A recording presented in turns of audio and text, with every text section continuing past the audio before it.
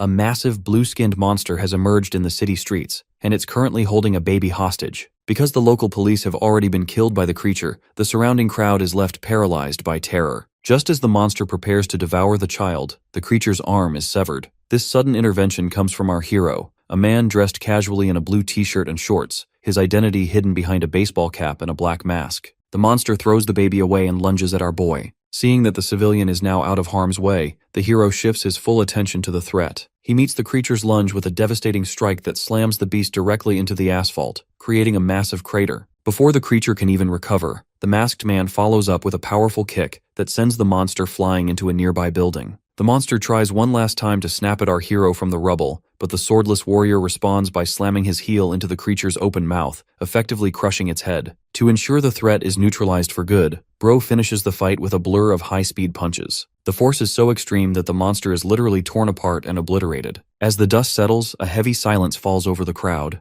The onlookers are initially frozen in disbelief, but that shock quickly turns into a roar of cheers and applause. Despite the overwhelming gratitude from the mother and the crowd, our hero remains stoic. He doesn't say a word. He simply acknowledges the mother's thanks with a brief glance before crouching down and launching himself high into the air. As he disappears over the Seoul skyline, the witnesses are left with a realization they previously thought was impossible. Seeing such power in person confirms a local legend. Superhumans aren't just a myth, they really do exist. At Seoyan High School in Incheon, a typical school day is interrupted by an ethics lecture on the nature of natural disasters. The teacher explains that the term describes catastrophic events humans simply cannot stop. This academic definition feels all too real for the students, as the world is currently plagued by actual monsters that fit that description perfectly. In the back of the room, two students are distracted by a viral video on a smartphone. They are watching high-resolution footage of the white-cap superhuman from the recent Oryudong incident, the same hero who saved a child from a blue-skinned beast. The students are in awe of his power, noting how rare it is to see such clear footage since most people are too busy running for their lives to film. This digital distraction is cut short, however, when a static-filled emergency alert blares over the school's intercom system. The Inhumans Alert System announces that a potential threat has been spotted near Incheon Port.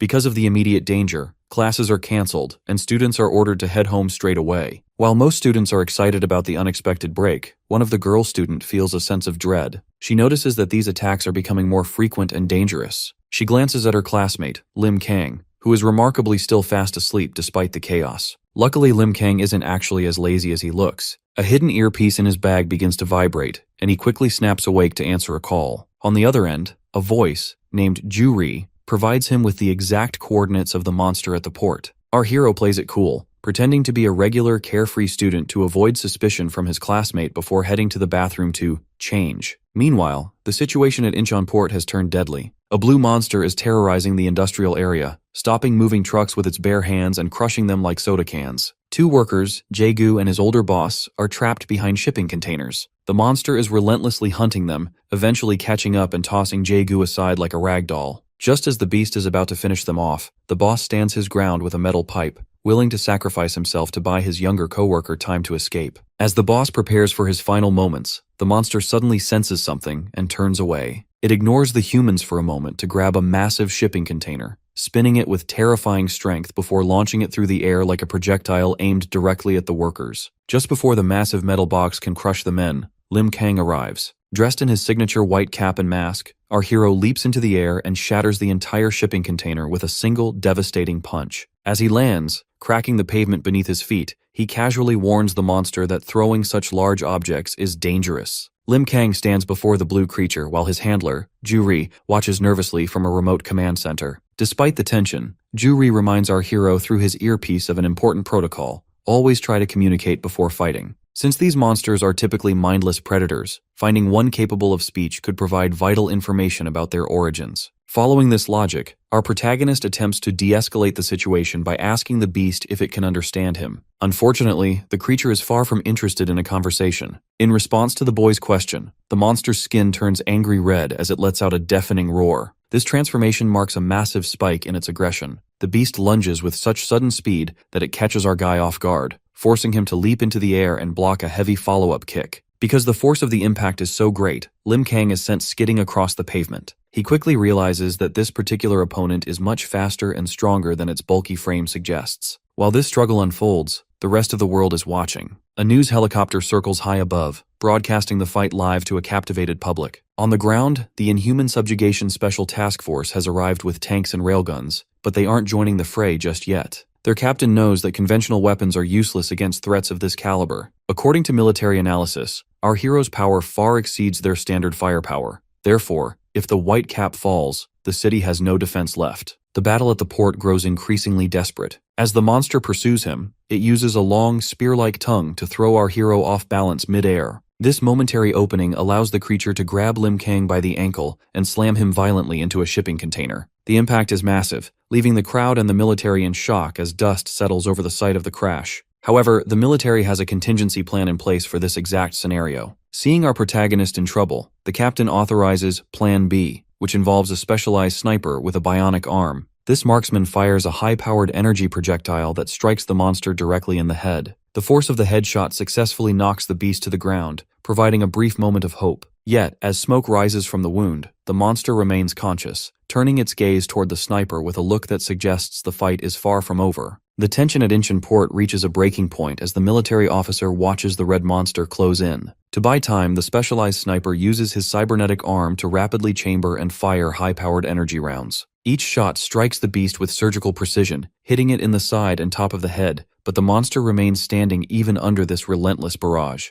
As the sniper prepares another round, he notices something through his scope that stops him cold. Lim Kang is emerging from a nearby shipping container. Our boy manages to dust himself off, casually noting that it was actually lucky he got thrown into the metal container. Because it broke his momentum, he avoided being tossed all the way into the sea. Seeing that their hero is safe, Juri breathes a sigh of relief from his command center. He quickly gets back to business, informing Kang that this monster appears to be another dud. Because the creature refuses to speak, or simply lacks the intelligence to do so, there is no more reason to hold back. With the information gathering phase over, Lim Kang decides to end the threat for good. He charges forward with such explosive speed that the ground cracks beneath him, leaping into the air for a finishing move. The monster is visibly shocked by this sudden increase in intensity, but it has no time to react. Our protagonist delivers a devastating overhead kick that crushes the creature's skull instantly. He follows through by grabbing the beast's face and slamming it into the pavement with enough force to create a massive explosion of debris and a shockwave that rattles nearby helicopters. The aftermath leaves everyone from the military to the news crews in a state of stunned silence. The monster appears to be defeated, but the victory is briefly interrupted when the body begins to convulse and leak a strange, dark substance. This shadowy energy eventually consumes the remains and explodes, leaving behind nothing but an empty, black crater. While Juri is frantically checking if the fight is truly over, Lim Kang remains calm. He is certain the threat is neutralized because he felt the creature's brain shatter, though he confidently notes that he would simply beat it to death again if it returned. He compares the fight to a previous, much more difficult encounter on Anmian Island, suggesting that this opponent wasn't even his greatest challenge. However, the peace is short-lived. High above the wreckage, a mysterious man in a military-style hat and a hooded figure named Dan Yang have been watching the entire fight for entertainment.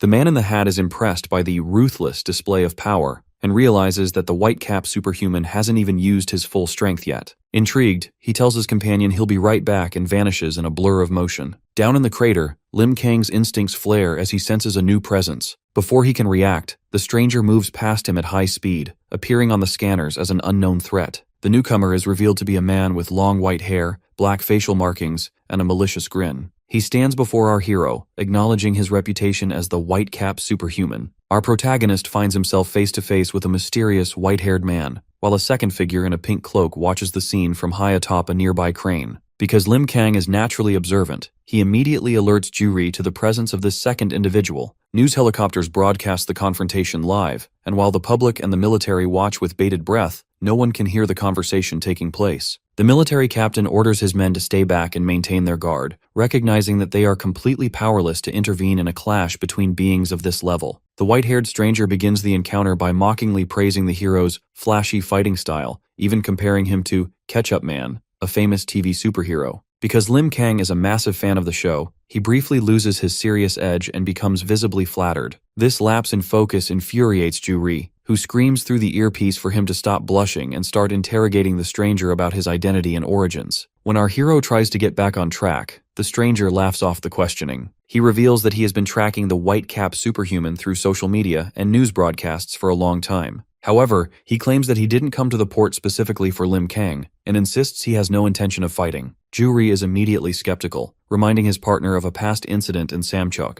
where government agents acted friendly right before attacking him with tasers. Fearing another trap, Ju-ri urges our hero to leave the area immediately. The conversation takes a dramatic turn when the stranger drops a bombshell. He identifies himself as a superhuman, just like Lim Kang. He claims there are others like them across the globe who possess power that defies logic. While Ju-ri is aware of a few verified superhumans in America and Europe, the confirmation of another one in Korea, and the implication of an entire hidden community, changes everything. Wanting no part of this mysterious group, Lim Kang turns to walk away, but the stranger stops him with a terrifying piece of information. He reveals that he knows Lim Kang's secret identity as a high school student and, even more disturbingly, he knows about Ju-ri. The stranger describes how he once stood in the shadows of Ju-ri's own workshop, watching him build the hero's high-tech equipment. He even mockingly threatens to play with Ju-ri while Lim Kang is at school. Because Ju-ri is the only family he has, this threat sends our guy into a cold, dark rage. The playful atmosphere vanishes instantly as Lim Kang prepares to eliminate the threat to his friend's safety. He declares that he will ensure the stranger never gets near Ju-ri again. The white-haired man realizes his joke went too far and takes a fighting stance as the hero vanishes in a blur of blinding speed.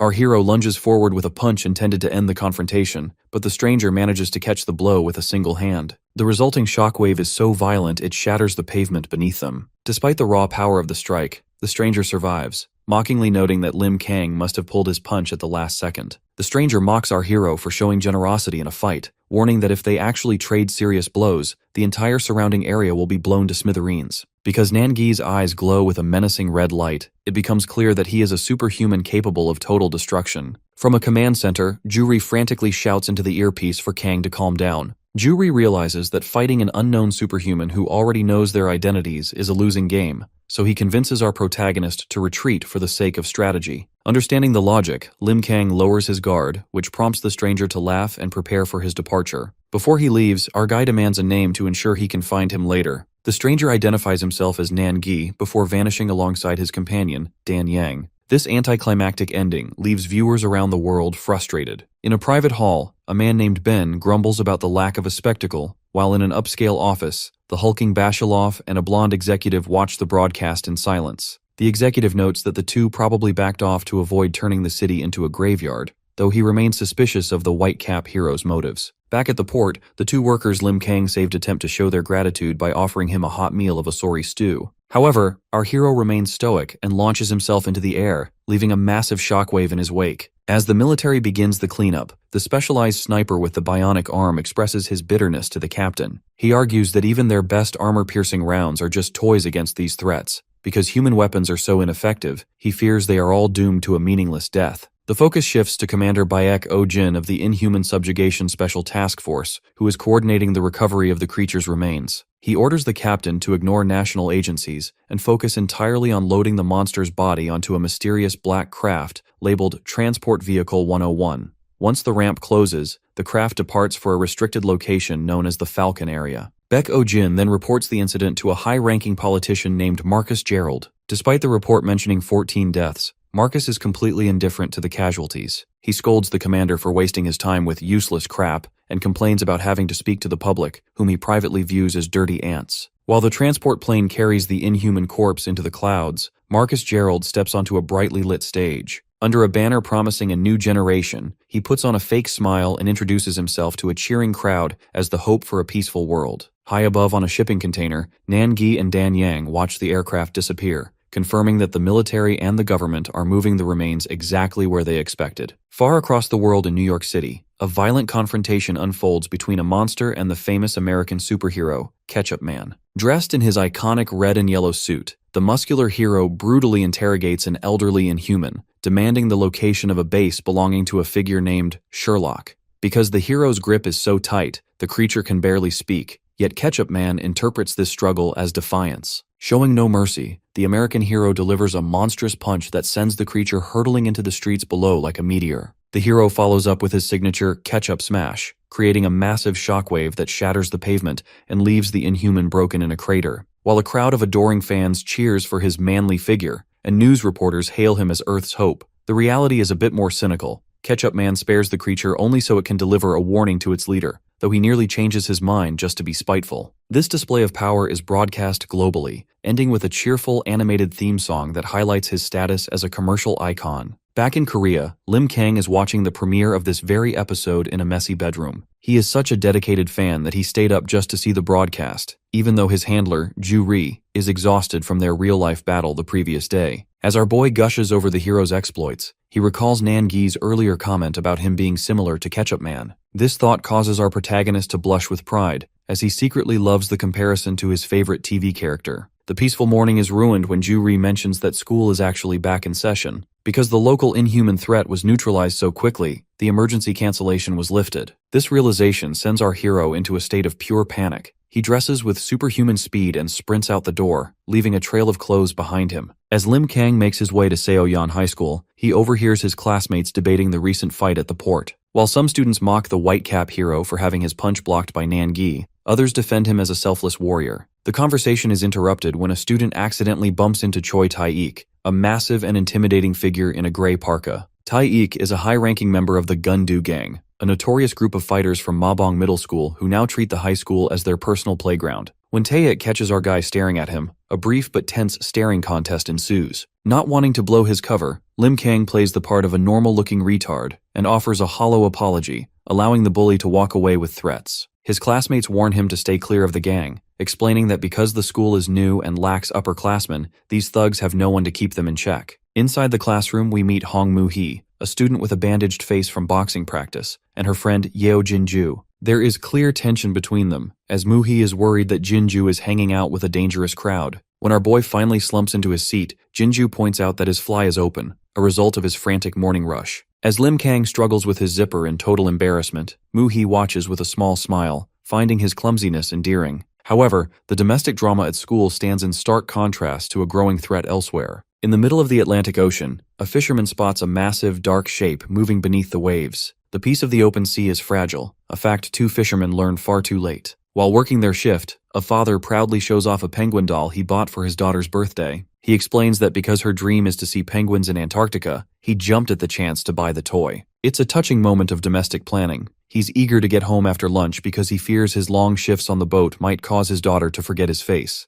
Unfortunately, this heartwarming conversation is cut short when a massive, dark shape emerges from the depths. A gargantuan, blue, lizard-like inhuman breaches the surface and slams its weight onto the deck, instantly shattering the vessel. Before the men can even process the scale of the threat, the creature, resembling a humanoid chameleon, crushes one of the fishermen under its massive clawed foot. Because the boat is now a wreck of blood and debris, the second fisherman is left paralyzed in terror, staring at the monster that just ended his friend's life. Meanwhile, at Seoyeon High School, the atmosphere is far less life-threatening, but equally grim. Math teacher Park Chang-sik decides to scrap his usual lesson to deliver a lecture on the inhuman phenomenon. He explains that these creatures are appearing with terrifying frequency, 3 times this year alone, and because of this, public fear has reached an all-time high. To help the students understand the gravity of the situation, he breaks down the raw power of these monsters. He notes that they possess the strength to crush tanks and the speed to move at 125 miles per hour, making them instinctive killing machines that humanity can barely fathom. The teacher provides a sobering look at the statistics, noting 517 deaths globally over 37 recorded appearances. Turning the focus to Korea, he highlights that there have been 7 major incidents. However, he points out a glimmer of hope. Our hero, the white cap superhuman, has appeared in the last 5 consecutive cases to crush the threat. Because this hero remains a complete mystery to experts and the public alike, he has become a symbol of hope in an increasingly dark world. To provide context for the current crisis, the teacher revisits the 2 incidents that occurred before our boy arrived on the scene. First was the 2015 Ipohang incident, where a monster was found dead among 15 victims, seemingly defeated by an unknown party. Even more chilling was the 2016 Gangneung incident, which saw the debut of Heptahorn, the first inhuman to survive an encounter with humans. During that tragedy, witnesses recalled a long-haired large man fighting the beast, but because both the man and the monster disappeared shortly after, the government theorizes the man was killed, and the creature is simply biding its time. As the lecture concludes, the teacher notes that these 3 figures, the white cap, Heptahorn, and the long-haired man, are the keys to understanding the inhuman threat. He wonders aloud where these monsters even come from, only to realize that most of his students have fallen fast asleep. Frustrated, he slams his hand on the desk to wake them, reminding them that as the future of society, they cannot afford to be indifferent while humanity's weaknesses are being exposed. The teacher's passion for the subject isn't just academic, it's deeply personal. As he leaves the school and begins driving, he breaks down in tears while speaking to his wife. Today is the anniversary of their son's death, a tragedy that clearly stems from a past monster attack. Because he lost his own child to this violence, he spends his life praying that his son is safe from monsters in heaven. A stark reminder that behind every statistic is a family left in ruins. Back in the Atlantic Ocean, the nightmare on the fishing vessel intensifies as the inhuman creature towers over the wreckage. The lone survivor is paralyzed with shock as he stares at the body of his fallen comrade. Desperate to escape, the man flees into the ship's control cabin and frantically slams the emergency button. He attempts to radio in his coordinates, but before he can finish, the monster's massive hand smashes through the window and crushes his head in its grip. Now bloodied and mangled, the fisherman begs for his life with a single tear in his eye. Unfortunately, his pleas go unanswered. The only sound left in the cabin is the static-filled voice of a distant operator asking for the ship's name, unaware that the situation has already turned fatal. Nearby, the atmosphere is a sharp contrast of luxury and celebration. On the deck of the SS Opera, a massive cruise ship, thousands of passengers are enjoying a sun-driven party. However, inside the ship's bridge, the tone is strictly professional. The captain and his officers have detected the cut-off transmission from the fishing boat. Because the automated tracking data shows the vessel is only 10 nautical miles away, the captain makes a decisive call. He orders an immediate change of course, hoping to launch a rescue mission within 25 minutes. While the cruise ship speeds toward the distress signal, the wounded fisherman catches sight of the massive vessel on the horizon. He stands among the body of his friend, watching his only hope for survival approach a trap they aren't prepared for. Back in Korea, the students of Seoyeon High are more concerned with their social lives than global disasters. In the cafeteria line, two students named Woo Chung-ryul and Lee Dae-bang bicker about hunger and their lack of dating prospects. Their conversation eventually turns to the school's social hierarchy. Because the school is new, it has been overtaken by a notorious group known as the Gundu Gang. Dae-bang explains that they actually lucked out, because the gang's leaders and their lackeys are mostly concentrated in the higher-numbered classes. However, Chung-ryul points out a student named Gi Duek-gun, a smug lackey in their own class who acts tough because of his connections. This leads them to wonder if their classmate, Kwon-chul, could handle the bullies. Although Kwon-chul is incredibly strong and once defeated a middle school bully who picked a fight with him, he is known for being quiet and finding conflict to be a hassle. While the lunchroom buzzes, our hero, Lim Kang, sits alone, stuffing his face with food to fuel his superhuman metabolism. He is surprised when Kwon-chul sits across from him. Because both of them are socially isolated,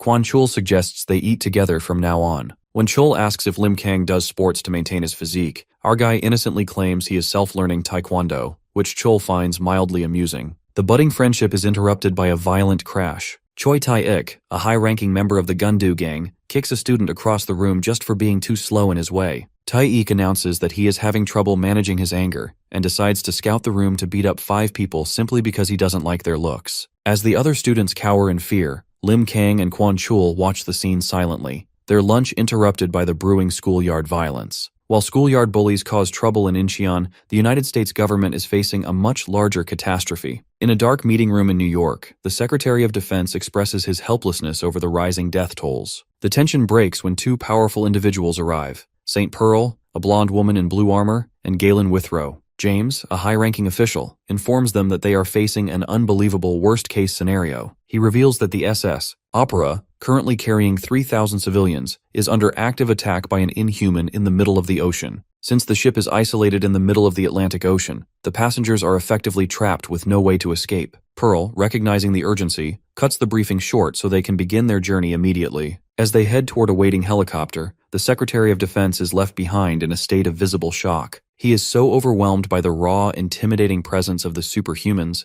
that he is left trembling, realizing just how far beyond normal humanity these individuals truly are. Meanwhile, back in Korea, the mysterious Nan Gi and his companion Dan Yang discuss the fallout of their recent televised encounter with the white cap superhuman. Because their faces were broadcast globally, Dan Yang is concerned about the bounties now placed on their heads. However, Nan Gi remains unbothered and even finds the situation amusing. He suggests that the world is heading toward a state of chaos, and he is simply waiting to see which side of the upcoming game will be more entertaining to join. The gravity of the oceanic crisis becomes clearer as James continues his briefing aboard the LC-100, the fastest military helicopter in the U.S. arsenal. He explains that they are roughly 500 miles away from the ship, a distance that will take 2 hours to cover. Unfortunately, the military has already attempted a rescue that ended in disaster. Because the Navy and the Inhuman Subjugation Special Task Force, ISSTF, sent 5 specialized squadrons to the scene and lost all communication within 20 minutes, it is highly likely that every soldier involved has been wiped out.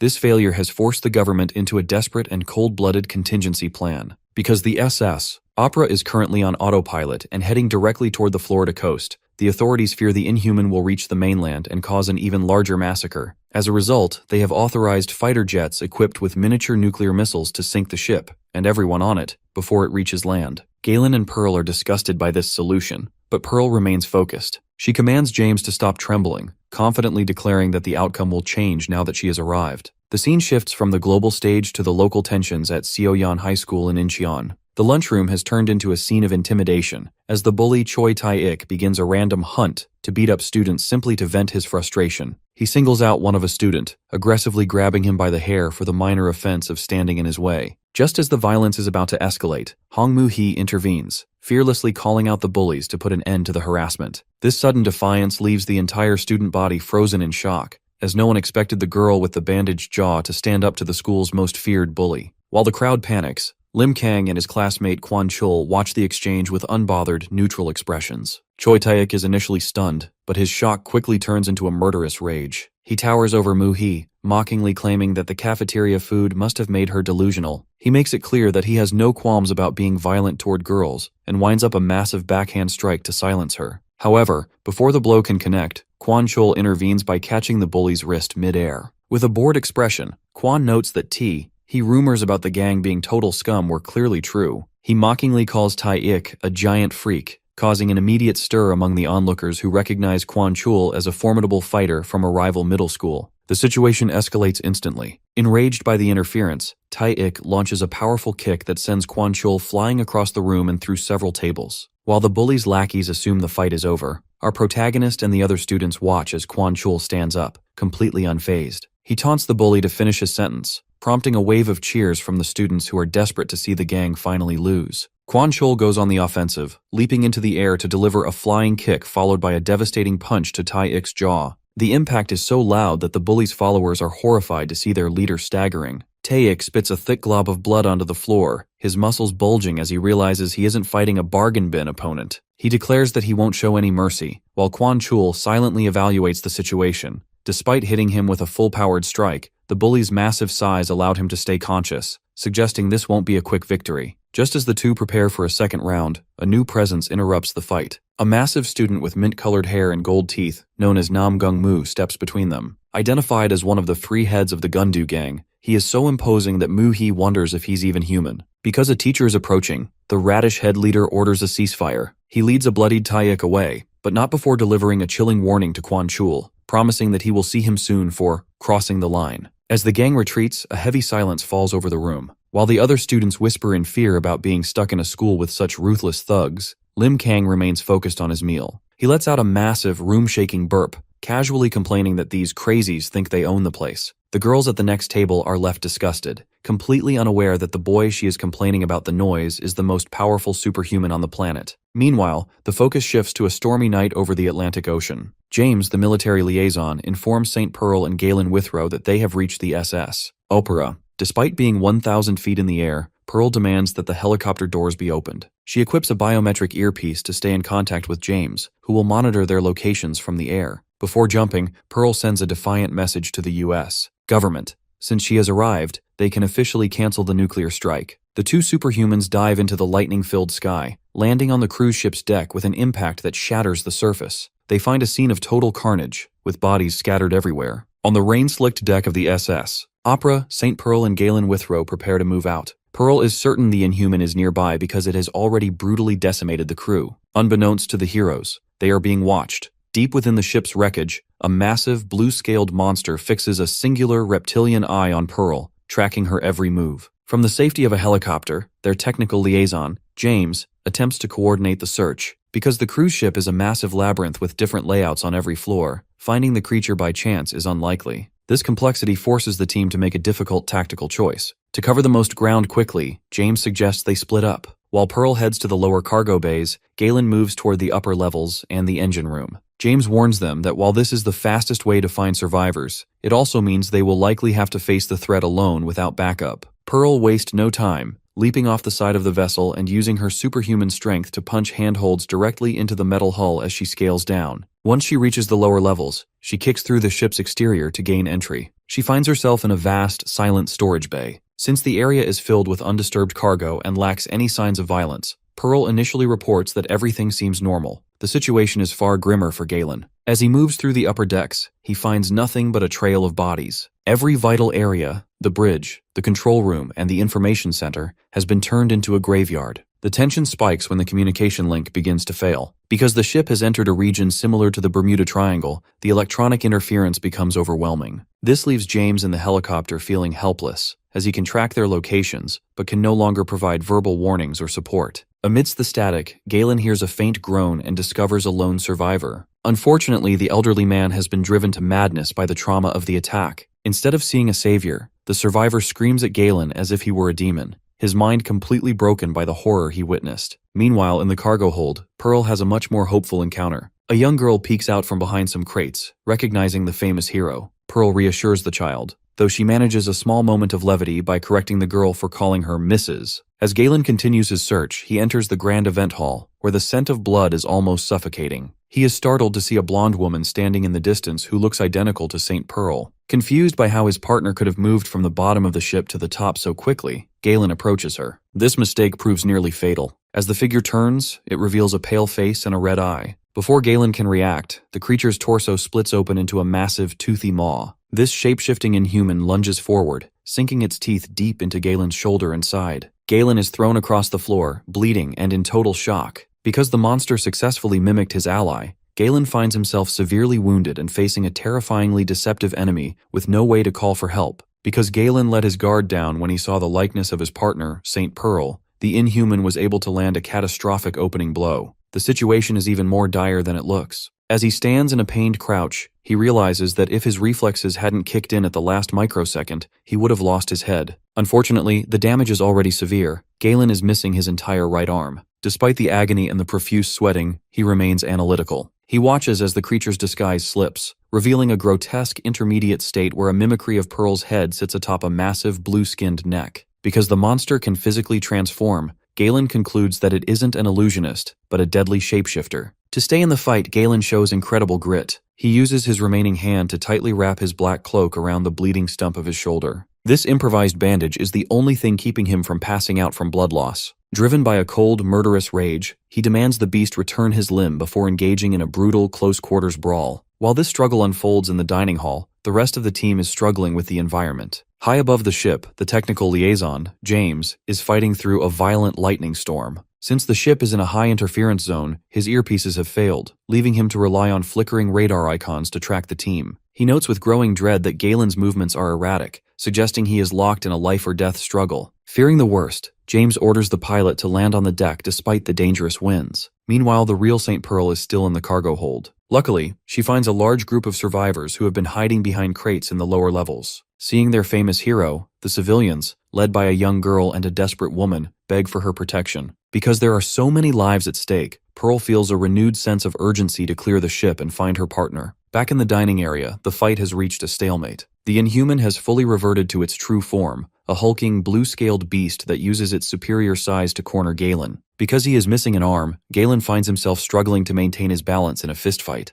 After narrowly avoiding a lethal bite, he realizes that while the monster's shape-shifting is a great tool for deception, it doesn't actually add much to its combat power once the fight begins. Recognizing that he needs to end this immediately to survive, Galen decides to stop holding back. He takes a deep breath, and suddenly, his left eye begins to glow with an intense electric blue light. Since he is a superhuman with the power to manipulate energy and matter, he turns the environment itself into a weapon. He shatters a wooden barrel, but instead of the wine simply spilling, he freezes the liquid droplets in midair. These wine crystals turn into razor-sharp projectiles that pelt the monster, catching it completely off guard. To finish the job, Galen grabs a glass bottle and smashes it, creating a jagged edge. By pouring the remaining liquid over the glass, he uses his energy to forge a long blade of crystalline power. No longer in the mood for games, the one-armed warrior points his new weapon at the beast, ready to end the day's frustrations once and for all. To understand how a man from East Harlem ended up in such a high-stakes position, one has to look back at his recruitment. In a secure monitoring room, the technical liaison James and a colleague named Ben once reviewed footage of Galen's initial interrogation. Ben was initially skeptical, noting that while the young man had a sharp gaze, he didn't look particularly dangerous. However, James corrected this misconception by revealing Galen's history. He had single-handedly annihilated the notorious Blood Street Gang in a flash, and later left the entire Safario gang unconscious without sustaining a single scratch. This was a level of trash cleanup that even the government had struggled with, making Galen a person of extreme interest. The interrogation footage further revealed the nature of his gift. During a tense conversation with St. Pearl, she noted that while his physical durability was impressive, his most terrifying feat was how he could stop the bleeding of wounded allies instantly. Galen explained that he possesses the unique ability to instantly harden any liquid within a 10-meter range. Whether it's coffee in a mug or water in the air, he can change its molecular composition at will, turning it into a substance comparable to diamond. While this ability defies the laws of science and requires immense stamina and concentration, it allows him to turn simple liquids into weapons more powerful than most firearms. Back in the present, this power is put to the ultimate test. The blue monster is relentless, delivering a massive blow that sends Galen skidding across the dining hall floor. As Galen coughs up blood, he realizes that his missing arm has completely thrown off his balance, causing his counterattacks to miss their mark. Despite blowing away half the creature's head, the monster shows no signs of slowing down. While the battle rages, St. Pearl is sprinting through the ship's lower corridors. She notices that the basement levels are eerily untouched, suggesting the threat is concentrated elsewhere. Just as she detects a faint rumble from above, a burst of static hits her earpiece. James, watching the battle from the helicopter's radar, tries to guide her toward the event hall. He is gripped by a bad feeling. The fight is taking far too long, and he knows that Pearl needs to arrive immediately if Galen is to survive. Inside the dining hall, Galen's vision begins to blur as he reaches his physical limit. In a final, desperate tactical move, he notices the fire sprinklers on the ceiling. He leaps into the air and kicks his foot upward, forcing it to shatter the pipes. As water sprays violently over the room, Galen uses the last of his mental fortitude to activate his ability. The falling water instantly transforms into hundreds of diamond-hard needles, impaling the creature from every angle and encasing it in a massive block of hardened liquid. In the monitoring room, Ben and James discussed the potential limits of such a peculiar power. James questioned if the transformation was permanent, or if it had a scientific expiration. Galen's recorded response clarified that the ability is tied directly to his mental fortitude. Because of this connection, the effects vary based on his physical condition, though the hardened state typically lasts for at least an hour before returning to a liquid form. Believing the fight is won, Galen stands over his frozen opponent, contemplating how to finish the job. Unfortunately, his victory is short-lived.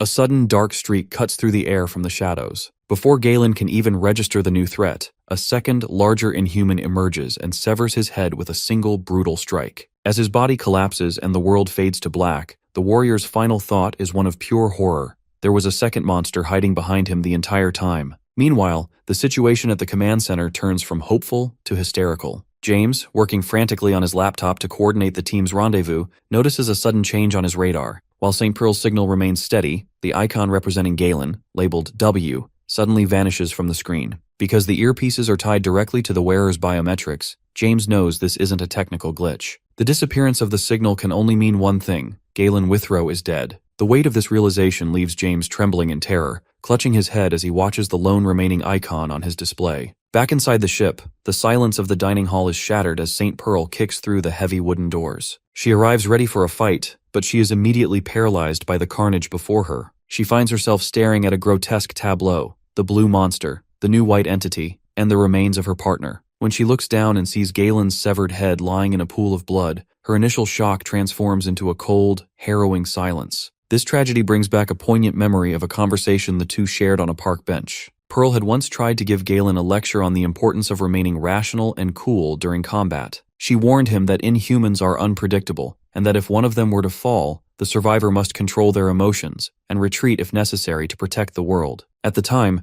Galen had mockingly dismissed her sentimentality, claiming he would leave her behind without a second thought if she ever died. To prove his point, he had used his powers to freeze a fountain into a sculpture for a crying child before walking away, leaving Pearl with a knowing smile. In the present, however, Pearl's own advice fails her. As she stands over the body of her friend, the nonsense she spouted about staying calm vanishes, replaced by a pure, murderous rage. Because the red-fleshed monster, the one responsible for the kill, dares to scream at her, Pearl finally snaps. She explodes forward with a sonic boom, shattering the floor beneath her feet as she lunges at the creature. She screams in fury, questioning what happened to her own resolve as she slams the monster's face into the floor with enough force to cause the ground to erupt. Pearl follows up with a devastating overhead kick to the beast's spine, but the fight is far from over. Despite her injuries, she momentarily pauses her assault to show a final act of respect. She turns back to Galen's remains and gently cradles his severed head, closing his eyes for the last time. Even when the red inhuman stands back up and tears into her shoulder, Pearl refuses to let go. This injury only serves to fuel her transformation.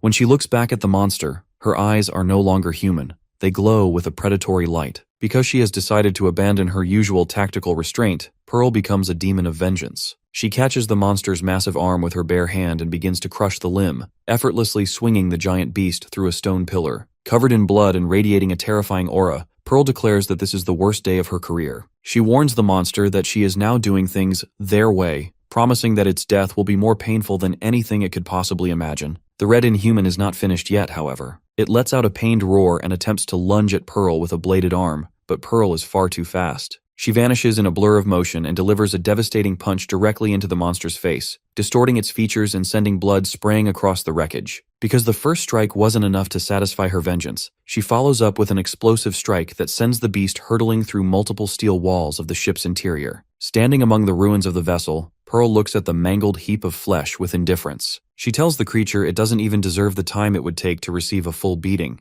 She simply orders it to get up so she can finish it off. While this brutal execution unfolds, the situation back in the United States has reached a state of pure panic. Inside a high-security military bunker, generals and officials are shouting over one another because they have lost all contact with James and the superhumans on the scene. Some fear the team has already been defeated, while others desperately hope the silence is just due to weather interference. The room is a mess of conflicting opinions, with some calling for more surveillance and others demanding a higher alert level. The chaos is interrupted by Marcus Gerald, a calculating politician who views the military's hesitation as a weakness. He mockingly scolds the room for their laid-back approach and reveals a chilling reality. The nuclear missile launch sequence is already prepared. Because the president has already cleared the biometric codes, fighter jets are currently airborne and simply waiting for the final order to strike. When the generals argue that Pearl and Withrow have never failed before, Marcus reminds them of the grim statistics. He points out that every other specialized unit sent to the ship was wiped out instantly, and since there is still no word from James, they cannot gamble on eternal peace. Marcus pressures the president further by highlighting the stakes. Since the SS Opera is only 90 minutes away from the Florida coast, any failure to act could lead to a massacre in Fort Lauderdale, putting 20 million lives at risk. This cold logic leaves the generals trembling in frustration, as they are forced to weigh the lives of the 3,000 people on the ship against the safety of the mainland. Despite the intense pressure from Marcus, the president eventually finds his resolve. Recalling a past moment where he thanked Pearl for her selfless service, he chooses to trust her one last time and officially cancels the strike order, much to the annoyance of Marcus. Back on the ship, the victory Pearl was seeking takes a strange and disgusting turn. Just as she prepares to finish the red monster, she is suddenly hit by a spray of sticky webs. To her shock, a new blue-skinned creature with a reptilian face crawls out from the stomach of the red inhuman. Pearl quickly realizes that the red monster was actually serving as a host or a living prison for this second mutant. Because this new threat is the true culprit behind the day's horrors, Pearl's fury reaches its peak. She notes that her fallen partner, Withrow, probably wasn't headed for heaven anyway, so she tells the monster to beg for his forgiveness when they meet in the afterlife. With that, Pearl unleashes a massive, blinding beam of energy. The light is so powerful that it pierces through the ship and shoots high into the night sky,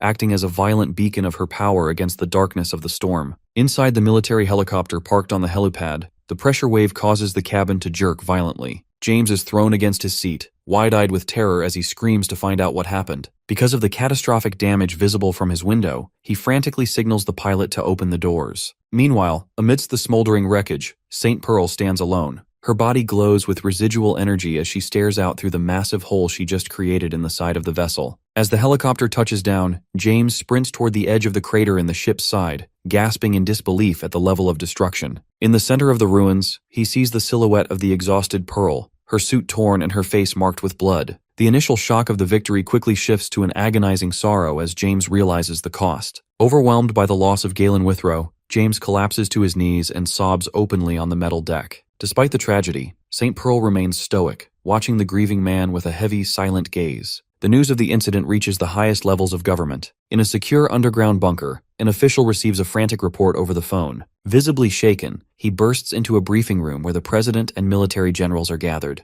The room initially erupts in a frenzy of relief and cheering as live footage shows St. Pearl standing on the deck of the ship. However, the atmosphere turns cold and somber the moment they learn that Galen Withrow is dead. Halfway across the world in Korea, the morning news reports that the SS Opera has successfully docked in Fort Lauderdale, Florida. While the news anchor describes the assessment of the damages, Lim Kang is found in a messy living room, aggressively slurping a massive pot of ramen. His focus is entirely on the food, which leads to a domestic dispute with his handler. Ju-ri emerges from the bathroom, fuming because he had specifically told our boy to wait for him to eat. When Lim Kang realizes he has finished the entire pot and there is nothing left for Ju-ri, he tries to pivot his attention back to the TV to avoid his wrath. The distraction works, but for a grim reason. The TV displays a grayscale memorial photo of Galen Withrow, announcing his passing to the world. Because Withrow was a major superhuman who helped resolve half of the recent global crises, the news of his sacrifice leaves the world in mourning. The sight of the memorial causes Ju-ri's anger to evaporate instantly. Stunned by the fact that a superhuman could actually die, he becomes visibly shaken. Sensing the heavy atmosphere, Lim Kang slumps over the empty pot in silence. Attempting to break the tension, Ju-ri tells him to stop being so serious and simply go make more ramen. Meanwhile, high atop a skyscraper, Nan-gi and Dan Yang watch the memorial broadcast on a giant digital screen. While Dan Yang expresses her shock at the death, Nan-gi laughs, noting that superhumans aren't invincible. He speculates that the heroes must have fought individually, as he finds it hard to believe anyone could have died on St. Pearl's watch. When Dan Yang questions Pearl's strength, Nan-gi reveals that he once encountered her during a past battle. He recalls that despite her intense hostility, she was kind enough to let a suspicious observer like him go. He admits that if she had decided otherwise, he and Dan Yang likely would have never met.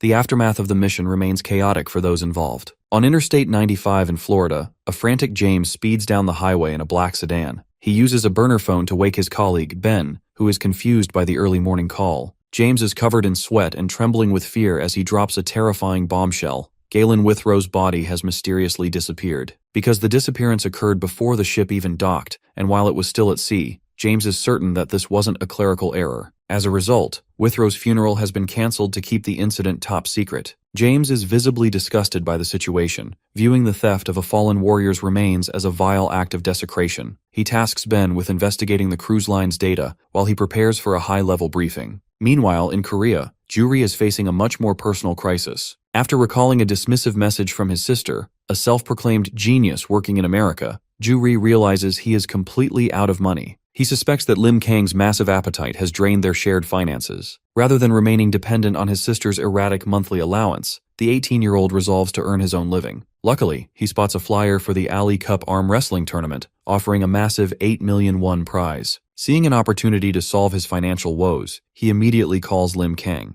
Our boy is currently at school, being mobbed by his classmates during gym, but Ju-ri manages to convince him to cancel their weekend plans so Kang can compete in the tournament for him. Back at the secure briefing in DC, James, St. Pearl, and Ben review the official records of the massacre. The casualty count is high, but James notes that the loss of life was mitigated because the Inhumans remained concentrated on the upper decks. This was largely due to the sacrifice of the military units who focused the monsters' attention on the deck, allowing civilians to escape. St. Pearl provides her expert analysis of the two threats, identifying a spider-type monster with bladed tentacles and a chameleon type, capable of shapeshifting. Because the chameleon type could mimic Galen's allies, she theorizes that Withrow was ambushed while exhausted from an all-out brawl, leading to his decapitation. The briefing concludes with a focus on the most pressing mystery, the missing body. Since the remains of the monsters and other victims were left untouched, the targeted theft of Withrow's body suggests a specific, calculated motive. James and Ben agree that because the body couldn't have walked away on its own, someone on the ship must have stolen it. Ben has already requested the recovery of the vessel's CCTV footage, hoping a week of data processing will reveal the culprit. However, the upcoming arm wrestling tournament in Korea is attracting more than just our protagonist. In an Incheon internet cafe, the bully Choi Tae-ik spots the same flyer. Although he usually finds such tournaments lame, the massive prize money is too tempting to ignore. Because he wants to ensure a total victory, he decides to mobilize the entire Gundu gang to dominate the event. This sets the stage for a violent collision between our hero and the school's notorious thugs. The Ali Cup arm wrestling tournament kicks off on a bright Sunday in Seoul at the LC Auxiliary Stadium. Because the event has attracted 3 times as many competitors as last year,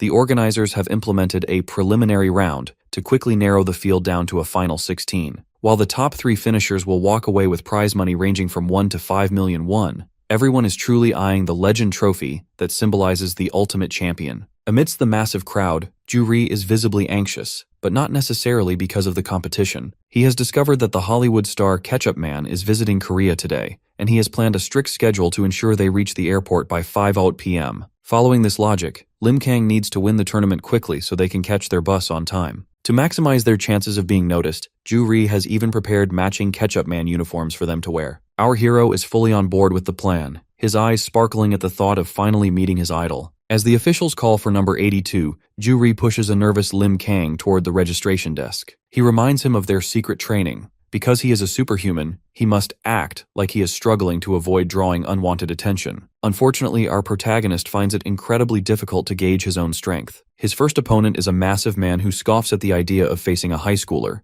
but his confidence vanishes the moment they lock hands. Because Lim Kang's grip is like a steel vise, the man realizes too late that he is outmatched. A violent shockwave shatters the table and sends debris flying, leaving the opponent foaming at the mouth and heading for an ambulance. This pattern continues throughout the morning. One by one, veteran competitors like the merciful tiger, Mo Tai-sik, and a friendly man in a pink sweatshirt approach Lim Kang with sportsmanship and confidence. Moments later, both are seen being loaded into ambulances on stretchers. Even the tournament announcers begin to comment on the unusually high number of injuries occurring at table 82. Despite the chaos, the preliminaries finally conclude, and the announcer reveals the knockout stage bracket. The final 16 consist of a diverse and dangerous group. We see Nikolai Chasho, Bulgaria's Zeus and world-ranked 4th, set to face Lee Moon-gu of the Isub-mu Academy. Our protagonist, Lim Kang, is matched against Yan Yong, a jogging monk from Gyurim Temple, who is cheered on by a massive group of fellow monks. The crowd is particularly excited about a domestic dispute between two members of the notorious Gundu gang,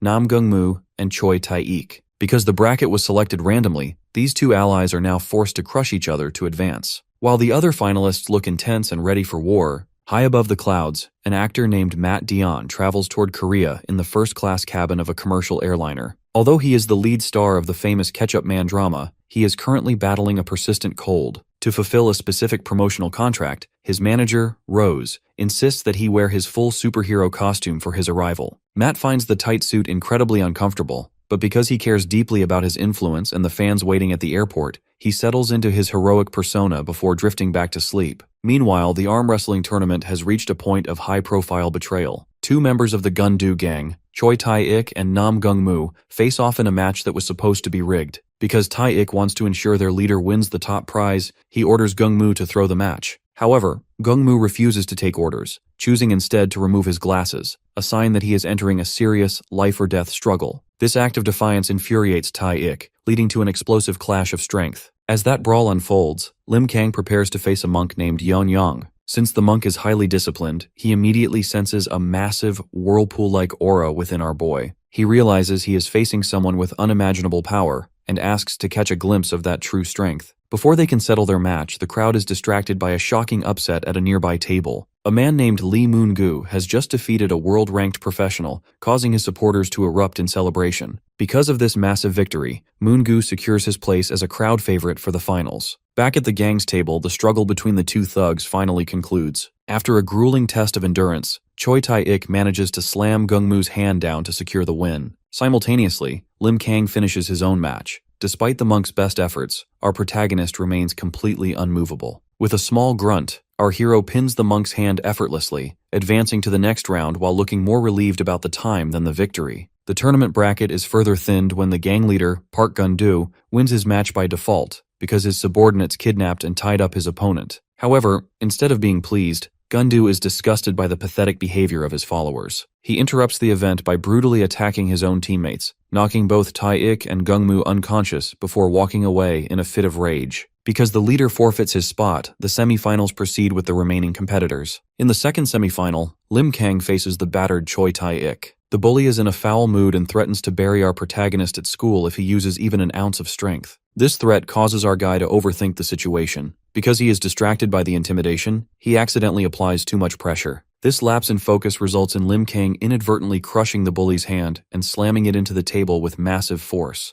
As Tae-ik collapses in agony, the announcer declares our boy the winner, moving him into the final match against Lee Moon-gu. Just as the tournament reaches its climax, a far greater crisis emerges. At Incheon Airport, a violent shockwave shatters the runway pavement. A massive, pale-skinned inhuman with terrifying red markings has burst from the ground, signaling that the peaceful arrival of the world's favorite TV hero is about to be interrupted by a very real disaster. While the final round of the arm wrestling tournament begins, Ju-ri returns from the restroom to find our protagonist has successfully made it to the finals. He is incredibly proud of Lim Kang, though he finds the over-the-top cheering from the rival school's martial arts students to be a bit shameless and driven by greed. On the stage, our boy faces Lee Moon-gu, the intense head instructor of the I-Sub-Mu Martial Academy. Moon-gu offers a respectful introduction, promising a match without regrets, while our hero offers a simple, awkward nod in return. As the two lock hands, the tension in the stadium becomes unbearable. Because the referee insists on a fair start, there is a moment of heavy silence before the signal to fight is given. The match erupts with an explosive burst of power, and while the crowd screams for their favorites, the local bullies from the Gundu gang watch from the sidelines, plotting to steal the prize money if our boy wins. Unfortunately for Lee Moon-gu, the match is over before it truly begins. Because Lim Kang possesses the strength of a superhuman, Moon-gu feels a level of pressure comparable to an elephant's foot crushing a human. Our hero lets out a staged shout of effort and slams Moon-gu's arm down, making the victory look as natural as possible to protect his secret. While Ju-ri celebrates their supposed financial windfall, the referee declares number 82 the official champion. The victory takes an unexpected turn when the announcer asks our protagonist how he plans to spend the prize money. When the announcer suggests that donating to disaster relief is a noble cause, Lim Kang is moved by the idea of helping the unfortunate. To Ju-ri's absolute horror and rage, our boy decides to donate the entire grand prize to charity on the spot. While the crowd cheers for his pure and generous character, Ju-ri is left fuming and trembling, realizing their financial problems are far from over. After the ceremony, our hero and his handler head toward the bus stop, both wearing matching Ketchup Man t-shirts for their trip to the airport. Along the way, they are intercepted by Choi Tae-ik and his gang.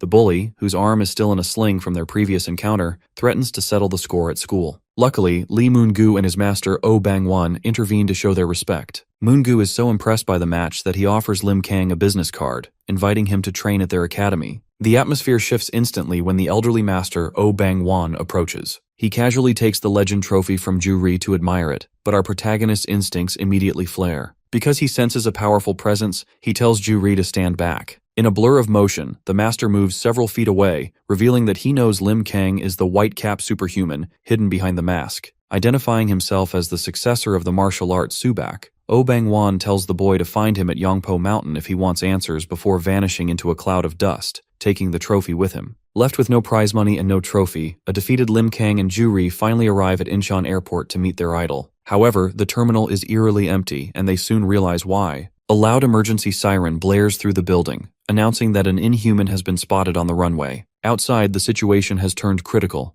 As the Ketchup Man passenger plane descends for a landing, the blue monster stands directly in its path, letting out a terrifying roar as it prepares to lunge at the aircraft. Because the situation at Incheon Airport has escalated into a full-blown emergency, Ju-ri frantically searches his belongings for Lim Kang's hero gear. Unfortunately, he realizes that in their rush to meet the celebrity, he only brought along a prototype mask and earpiece. He lacks his standard suit, shoes, and signature hat. Before Ju-ri can even finish his apology, our protagonist snatches the gear from his hand and disappears into the panicked crowd currently fleeing the terminal. To solve his wardrobe problem, our boy spots a man in the crowd wearing a white baseball cap. As he brushes past the civilian on a crowded escalator, he swiped the hat with superhuman speed, leaving the man confused as he continues his retreat. Lim Kang then ducked into a public restroom to finalize his transformation. He takes a brief moment to look at his reflection, noting his Ketchup Man fan shirt, before discarding his civilian clothes to reveal his powerful physique. After removing a sticker from the stolen cap and securing his mask, our hero is ready to move. While this preparation takes place, Flight KC-7744, carrying the famous Matt Dion, begins its final descent into Incheon. The mood in the cabin is light until the pilots spot a massive, blue-skinned inhuman standing directly in their path on the runway. Before the flight crew can pull the plane back into the air, the monster launches itself from the pavement with such force that it creates a massive crater. The beast strikes the aircraft's engine and wing midair, causing a violent explosion that sends the plane into a terrifying skid across the runway.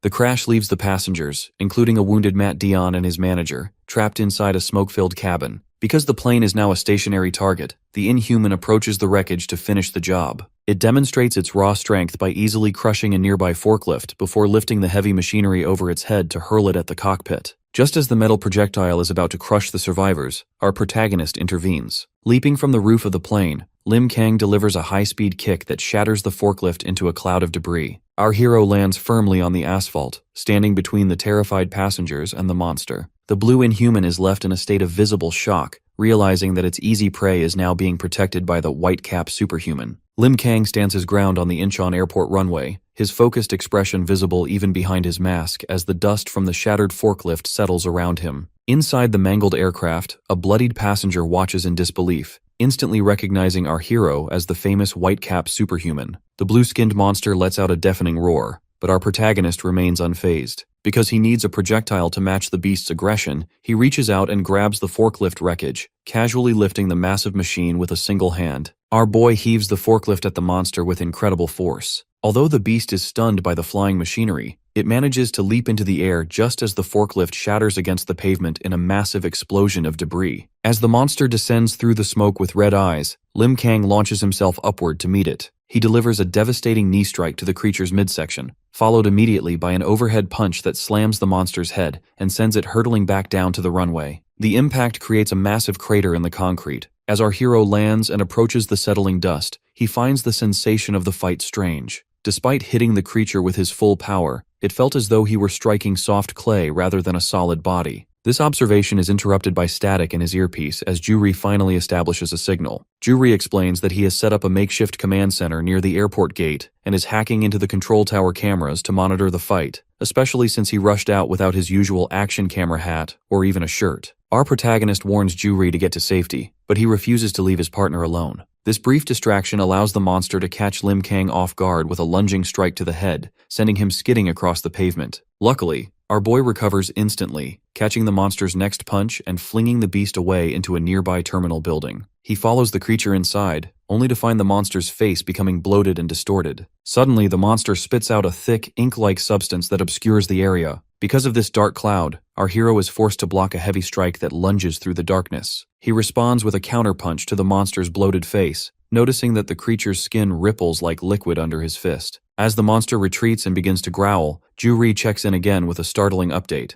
The control tower feed he is using is currently being shared with a news network, meaning our hero is being broadcast live to the world. While Lim Kang expresses his frustration that Juri hasn't fled the danger zone, Juri firmly reminds him that he is a part of the team and refuses to run. Our protagonist acknowledges his loyalty, but quickly shifts his focus back to the threat at hand. He describes the creature as a screaming, octopus-like entity whose condition is difficult to read. Just as Lim Kang settles into his fight with the blue creature at the airport, the situation shifts from a single duel into a full-scale tactical nightmare. Because our boy is focused on the threat in front of him, he is initially caught off guard when the monster's body begins to pulsate and bloat unnaturally. This physical transformation is merely the beginning. Suddenly, dozens of heavy, egg-shaped pods rain down from the sky, slamming into the runway and the terminal roofs with violent force. The arrival of these pods changes the stakes for everyone. Inside the darkened command center, St. Pearl and team watch the broadcast in disbelief, realizing that the white-cap hero is now facing an abnormal, multi-front war. Since the scale of the threat has grown so rapidly, Ben even wonders if it's time to recruit our protagonist into their official team, doubting if any one person can handle this alone. The danger becomes personal when the eggs begin to hatch, releasing miniature, clawed inhumans that immediately swarm the area. Inside the terminal, Juri is left in a desperate position. Because an egg shattered his tablet and damaged the earpiece, Juri loses his technical link to our hero. While he tries to navigate the smoke and ruins, he is forced to vault over railings to escape a prowling hatchling, his situation becoming increasingly dire as he runs out of defensive tools like smokescreens. Outside on the tarmac, the main battle takes a grotesque turn. The large blue monster's back ruptures, allowing a second, red, multi-limbed creature to pull itself out of the host body like a parasite. Sensing Juri's panic through the static of his radio, Lim Kang decides he needs to save his friend first. However, the monsters have no intention of letting him leave. When our hero tries to sprint toward the terminal, the blue adult lunges at him. Although our protagonist manages to punch the creature away, the red inhuman intercepts him mid-air with blinding speed, slamming him into the concrete and leaving him pinned in a massive crater. Back inside, Juri finds himself cornered.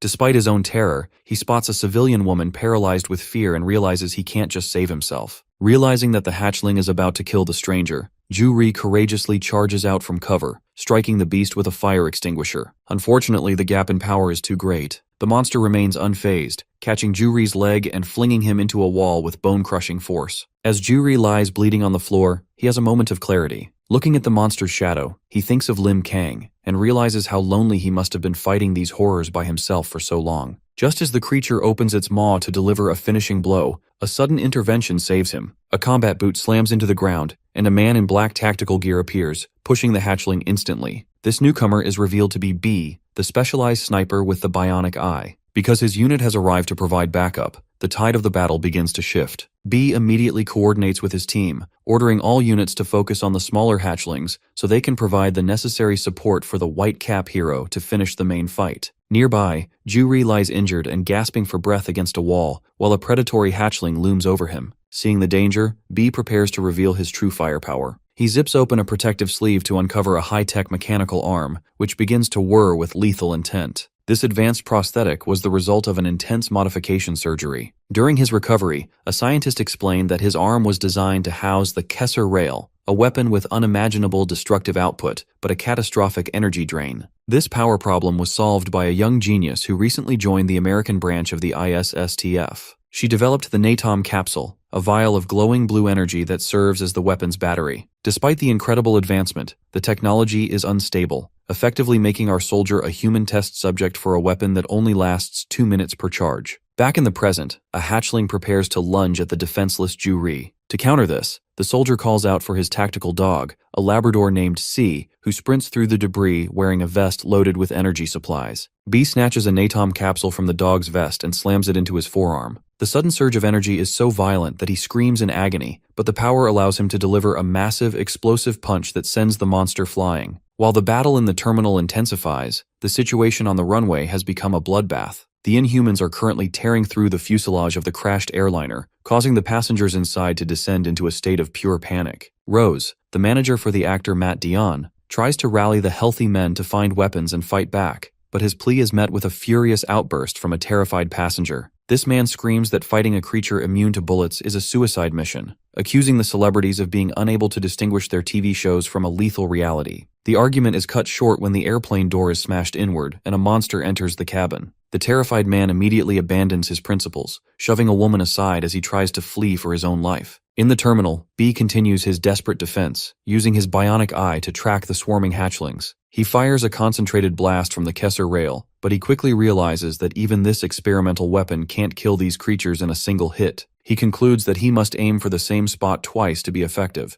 meaning he has no chance of surviving an encounter with the adult entity. When his sensors detect even more monsters approaching, he checks his remaining supplies and realizes he only has one capsule left. Facing these overwhelming odds, the soldier begins to feel a sense of grim resignation, fearing that this mission will be his last. Inside the wreckage of the crashed airliner, the terrified silence is broken by a massive white fist punching through the metal hull. Because of the sheer force of the impact, the fuselage shatters, creating a jagged exit point for a dark silhouette standing within the smoke. This figure is revealed to be the actor Matt Dion, dressed in his full ketchup man costume and radiating a menacing intensity that stuns the cowering passengers. Matt Dion wasted no time ejecting a humanoid Inhuman from the plane with a strike so violent it sends the creature hurtling into the airport runway. The crisis inside the cabin remains high as a female passenger hysterically points toward a second monster stalking through the aisle. Luckily, Matt Dion looms over the creature before it can harm the civilians, mockingly noting that it's quite an ill-mannered animal for scaring a lady. Matt then grips the beast by the top of its head, his fingers digging into its scalp with bone-crushing strength. Seeing this display of power, the passengers are left in disbelief, wondering if their favorite TV star has actually been a superhuman all along. This revelation is particularly shocking for Matt's manager, Rose, who recalls a previous argument where a passenger mocked them for not knowing the difference between fiction and reality. Now, seeing the truth, Rose is reduced to tears. Matt Dion looks back at his friend with a resolute expression,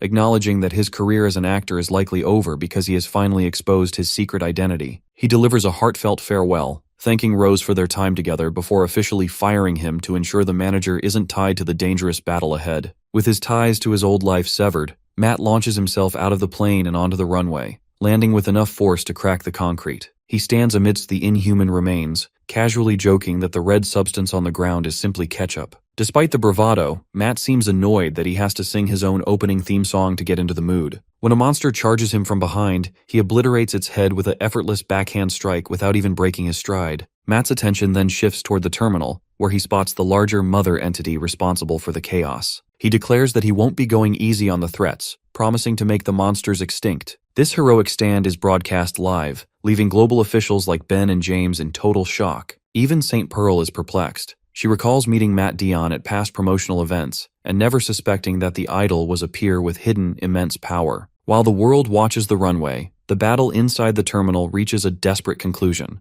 The specialized sniper, B, uses his mechanical arm to fire a final, concentrated energy projectile into an inhuman's head. Because the shot was successful, the creature collapses, and the soldier drops to one knee in total exhaustion. Unfortunately, the victory is short-lived when he realizes the monster is still moving. Lacking the energy for another railgun shot, B calls for his tactical dog, C, to bring him a toxic dagger. The specialized sniper B is pushed to his absolute physical and mental limit. Because the situation is so desperate, he resorts to a brutal, close-quarters assault, repeatedly stabbing a blue hatchling with his dagger despite coughing up blood from his own injuries. His rage and pain drive him to continue the attack until the creature is neutralized, at which point B finally collapses over the monster's remains in a state of total exhaustion. Nearby, his tactical dog C barks to alert the others, while the injured Ju-Ri lies paralyzed on the floor, witnessing the aftermath of the harrowing struggle. Outside on the runway, the focus shifts to a massive red, multi-limbed inhuman standing amidst the rubble. Matt Dion, still in his ketchup man costume, prepares to engage the beast, mockingly promising to turn the creature into octopus sashimi. However, Matt pauses when a massive impact site in the distance catches his eye. He realizes that Lim Kang must have taken a heavy blow earlier, but his concern is short-lived as a powerful figure begins to rise from the deep crater. Our protagonist emerges from the debris shirtless and his muscles tensed, looking more focused and intense than ever before. This sudden surge of power is felt far beyond the airport. In their hidden location, Nan Gi and Dan Yang watch the live broadcast with growing curiosity. Dan Yang is confused by the way the air seems to distort around the screen, wondering if the hero is using a specific pressure-based skill. Nan Gi, watching with a malicious grin, explains that this isn't a technique or a special ability at all. Instead, it is the pure, overwhelming energy of the white cap. The fact that this spirit is so dense, it is literally suffocating the surrounding time and space, creating an unnaturally tense atmosphere. Nanji suspects that our boy might actually be fighting in an unconscious state, driven by instinct rather than his own will. Back at the airport, the red inhuman lunges at Lim Kang with a desperate punch. Our hero remains perfectly still until the very last millisecond, at which point he moves with such blinding speed that his counterstrikes become a blur. In a single second, the monster is hit 7 times across its body, from its ribs to its kneecaps. Our protagonist finishes the exchange with a crushing punch to the beast's face, leaving the creature bleeding profusely. Matt Dion watches in disbelief, realizing that the white cap's power and speed are almost impossible to track, even for someone of his own caliber. The monster attempts one final counterattack, using its tentacles to bind our guy in a tight grip.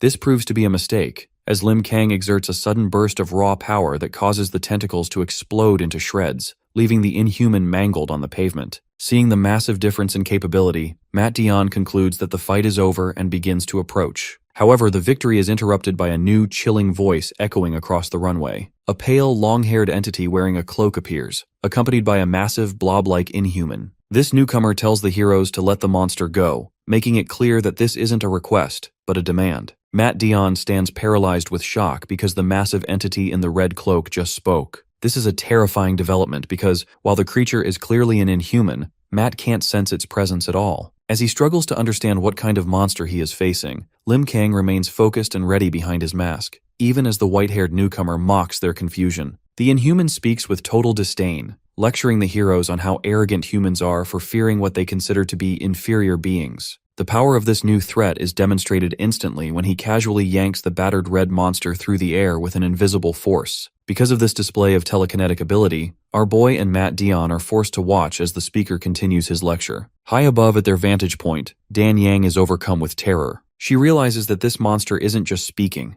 it's wearing clothes and using advanced abilities, which is a combination she's never seen before. Even the usually cocky Nan Gi has lost his grin, replaced by a look of grim sobriety. He admits that the energy coming from this clothed one is unbelievably dangerous and exceeds anything he's encountered. Fearing that the two heroes on the runway are about to be slaughtered, Nan Gi orders a reluctant Dan Yang to prepare to intervene. Back on the tarmac, the white-haired inhuman looms over the broken red beast and demands to know if it remembers him. Matt Dion watches the exchange while sweating, noting that this opponent is 3 times the size of a normal human and operates on a level far beyond the mindless predators he's fought before. When the red monster only responds with a mangled roar, the newcomer loses his patience. Despite claiming he was told not to kill anymore, he becomes enraged by the creature's defiance. In a sickening display of brutality, he punches directly into the monster's throat, spraying blood across the runway. He declares that the creature doesn't deserve to fight and tosses the remains to his floating companion, a blob-like entity called Vanisher, who swallows the body whole. After the execution, the white-haired inhuman turns his chilling gaze directly toward our protagonist, promising to fix everything he deems arrogant. This threat causes our guy to lunge forward in a sudden blur of motion. Seeing the reckless move, Matt Dion screams in a panic and sprints to intercept him. He throws himself between the inhuman and Lim Kang, desperate to prevent a rash attack against such an unknown power. However, as he blocks the strike, Matt realizes something is terribly wrong. Our hero isn't responding to his words because he is actually fighting in an unconscious state. The two heroes become locked in a violent struggle of pure strength, with their collision creating shockwaves that crack the concrete beneath them. Matt Dion strains against the immense pressure of Lim Kang's fist, frustrated that he is being forced to fight his own ally, while a monster watches from the sidelines. Realizing that neither the Inhumans nor his unconscious partner are going to back down, Matt Dion finally snaps. He begins to glow with a violent purple aura, declaring that he will simply destroy everyone in his way. He strikes the masked hero directly in the face, creating a horizontal shockwave that echoes across the airport. As a result, our protagonist is sent hurtling backward like a projectile, crashing through the glass and steel of a terminal building before finally coming to a halt hundreds of feet away. With the immediate internal threat neutralized, Matt Dion turns his attention back to the primary enemy. He stands with his back turned, purple energy and stardust-like particles radiating from his frame as he acknowledges that it has been a long time since he used this much of his true strength. He locks eyes with the white-haired inhuman Pan, who has been watching the exchange with cold, analytical interest. Pan notes that Matt is now focusing his power into both hands, a level of focus that makes the monster curious, but also dismissive of Matt's cocky attitude. The tension between them causes a massive vertical explosion of energy that shatters the runway concrete, sending slabs of pavement into the air. However, before the two can trade blows, a mysterious voice calling the name Morel echoes from the shadows. This command causes Pan's expression to shift to one of immediate obedience. Seeing his targets preparing to retreat, Matt Dion launches himself forward in a blur of light to deliver a final strike. Unfortunately, a complex geometric magic circle suddenly appears beneath Pan's feet. Matt is forced to watch in confusion as a teleportation sequence begins. Pan's blob-like companion, Vanisher, begins to levitate and expands into a massive, translucent portal shaped like a jellyfish. As Pan floats upward into the center of the teal energy, he offers a chilling, toothy grin to the mat below. He admits that he had been trying to kill them, but realizes now that he underestimated their strength. Before disappearing completely from the Inchin skyline, Pan leaves them with a final, malicious promise. The next time they meet, everyone will die. The portal collapses into a single point of light, leaving the ruined airport in a heavy silence. The narrative then shifts away from the present chaos, diving deep into the dark, murky depths of the ocean, where white-haired Pan drifts unconsciously through the water. The story transitions to October 2nd, 2012. High-tech lights pierce the gloom as a submersible vehicle named the Drew Hill MKT-2 begins a vertical descent into the abyss. Inside the cockpit, the crew casually discusses the premiere of the very ketchup man drama Matt Dion was starring in, unaware of the historical discovery they are about to make. As they pass the 340-meter mark, the chief engineer reflects on the nature of exploration, arguing that the true meaning lies in the process and the perspective rather than just the result. The philosophical mood is shattered when a red alert blips on the radar. The assistant reports a reflective wave coming from the ocean depths, indicating they are approaching the ground. Because the sonar is behaving strangely, the chief engineer orders the light output to be raised to the maximum. The resulting floodlights reveal a terrifying graveyard of sunken airplanes, warships, and modern debris littering the seafloor. Strangely, the technician notes that the sonar retrieval value is substantially low, only 1/9 of what it should be. This leads the chief engineer to a startling realization. The sound waves aren't bouncing back because the ground is absorbing them or allowing them to pass through. Driven by an intense scientific hunger, Chief orders the crew to begin a punching operation to pierce the ground at its most permeable point. As the crew watches in disbelief, the lights of the submarine illuminate a massive metallic structure embedded in the seafloor. It resembles a giant, ancient hatchway, leading the chief engineer to believe they have finally located the legendary Pandora's box. In the aftermath of the Incheon airport crisis, the recovery process is still ongoing as the city deals with record-breaking damage. Although the airport was turned into a war zone for 4 terrifying hours, the news reports that a much larger tragedy was avoided because of the government's quick dispatch of the ISSTF and the unexpected intervention of 2 powerful individuals. The public is currently in a state of shock following the revelation that Matt Dionne, the star of the Unyielding Ketchup Man series, is actually a real superhuman. Because his talent agency claimed they were unaware of his abilities, intense global attention is now focused on his next move as he returns to his home country. Inside a nearby hospital, the specialized sniper B wakes up with a start, still disoriented from his injuries. His chief is immediately by his side, forcing him to stay still because he is far too weak to move. When B asks about his tactical dog C, the chief points to the floor where the animal is curled up in a deep sleep.